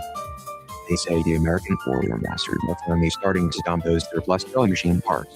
Not just the bits, mind you, but actual, working Singer models. People are betting their last rice rations on it. Some folks say the biggest gamble isn't getting chocolate for the little ones, finding a good meal and bread before the next typhoon hit. This city is rebuilding, baby, piece by stolen, hopeful piece, sound, music swells slightly, and dips back down. What do you think, Kenji? Are we finally getting enough hardware to make something beautiful out of all this ruble? Hit me with it.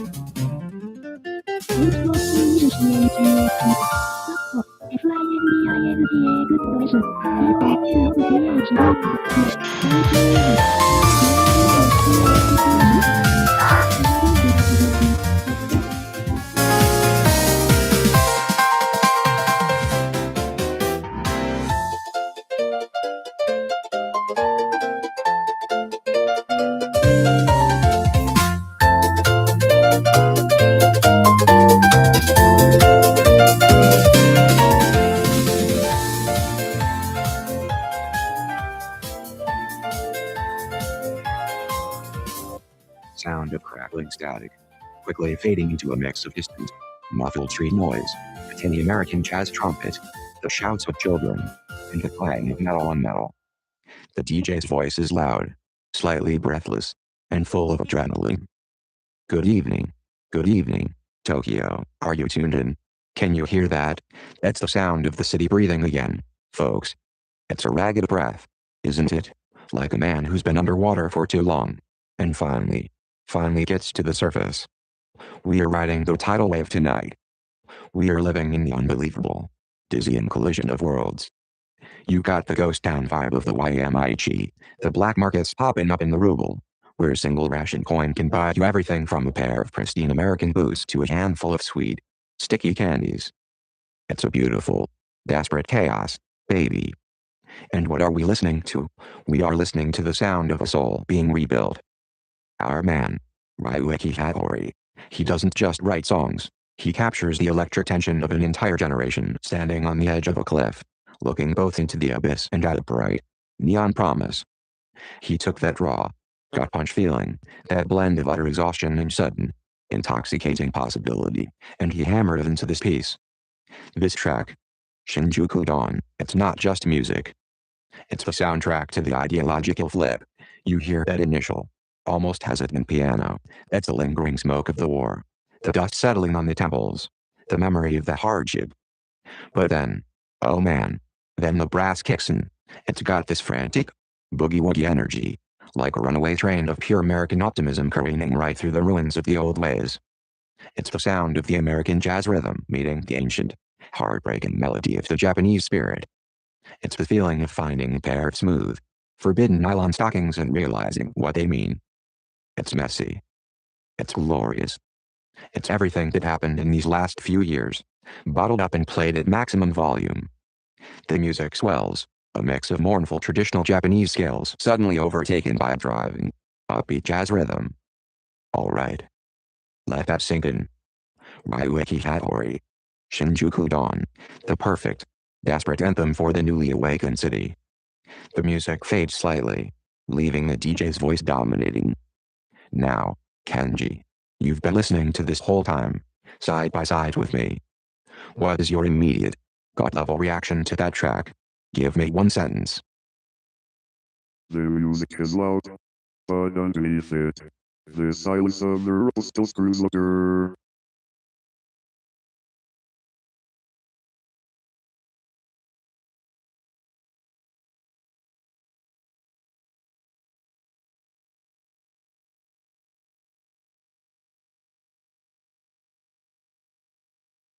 Sound, a scratchy, upbeat mix of American boogie-woogie music fades slightly under the voice.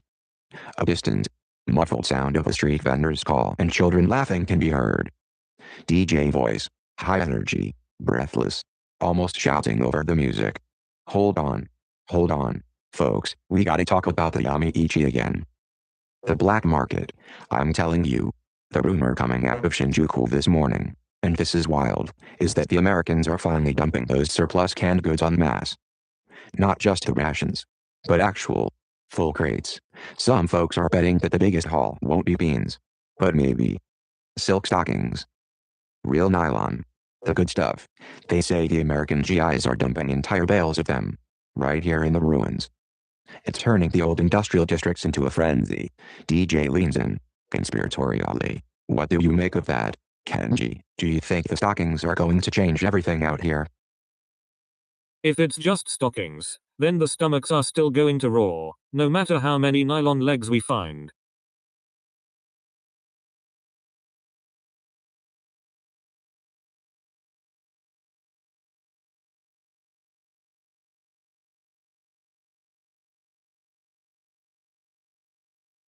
Sound of a slightly crackling, jazzy arrangement playing softly under the voice, maybe a muted trumpet or a clean electric piano. Then the music fades slightly, leaving a warm, resonant hum. DJ voice, smooth, slightly breathless, deeply theatrical, full of controlled energy. Good evening, dear listeners, and welcome back to the airwaves. Can you feel it? This electric hum beneath the cobblestones. Just a decade ago, the rhythm was dictated by the ancient chants and the deep, echoing whispers of the old ways. But tonight, the pulse belongs to the neon glow, to the clatter of the new cafe tables, to the sharp, tailored silhouette of the moga gliding past the Yokocho. The air itself smells of fresh patent leather and ambition. We are standing at the edge of something magnificent, something dizzying. Welcome back to the heartbeat of modern Tokyo. DJ voice brightens, leaning into the microphone. Now, tell me, Kenji, what is the one word that captures this glorious, bewildering moment? Momentum, I say, the unstoppable, shimmering rush forward.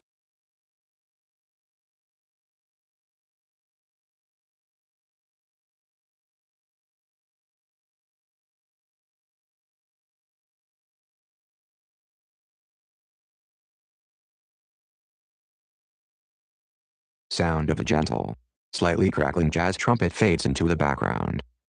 The DJ's voice is warm, cultured, and intimate, like speaking over a cup of strong coffee. Good evening, dear listeners. Can you feel it? That peculiar hum beneath the tram tracks. It's the sound of Yokohama changing, a ceaseless, electric heartbeat. The rumor, you know, is about the kawaii street fashion.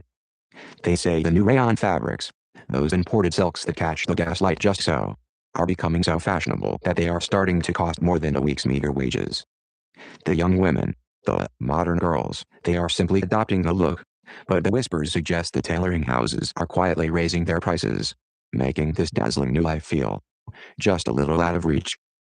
Tell me, Kenji, listening to that whisper of rising cost, does this glittering promise of the new city feel more like a joyous celebration, or a beautiful, elegant trap?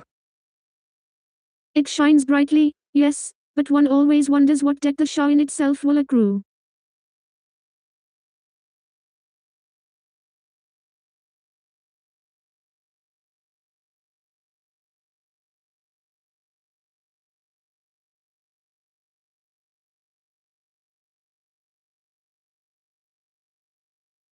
sound of a slightly scratchy jazz record fades slightly under the DJ's voice.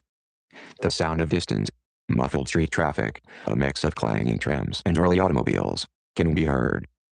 DJ, ladies and gentlemen, before we dive back into the sounds of the Golden Age, we have a brief, very important bulletin from the Bureau. We are receiving an update, folks, a direct communique from the Metropolitan Police Bureau chiefs concerning the upkeep of public order in the burgeoning commercial districts. Apparently, due to the recent surge in foreign goods and the increased foot traffic around the central shopping avenues, there are new, stricter regulations regarding the late-night operation of entertainment venues. They are mandating specific curfews for everything from the small keys set in cafes to the larger theaters. It's all in the name of maintaining harmony and public safety. The DJ lets the gravity of the announcement hang in the air for a beat. DJ, a swift and comprehensive effort to standardize the rhythm of our beautiful city.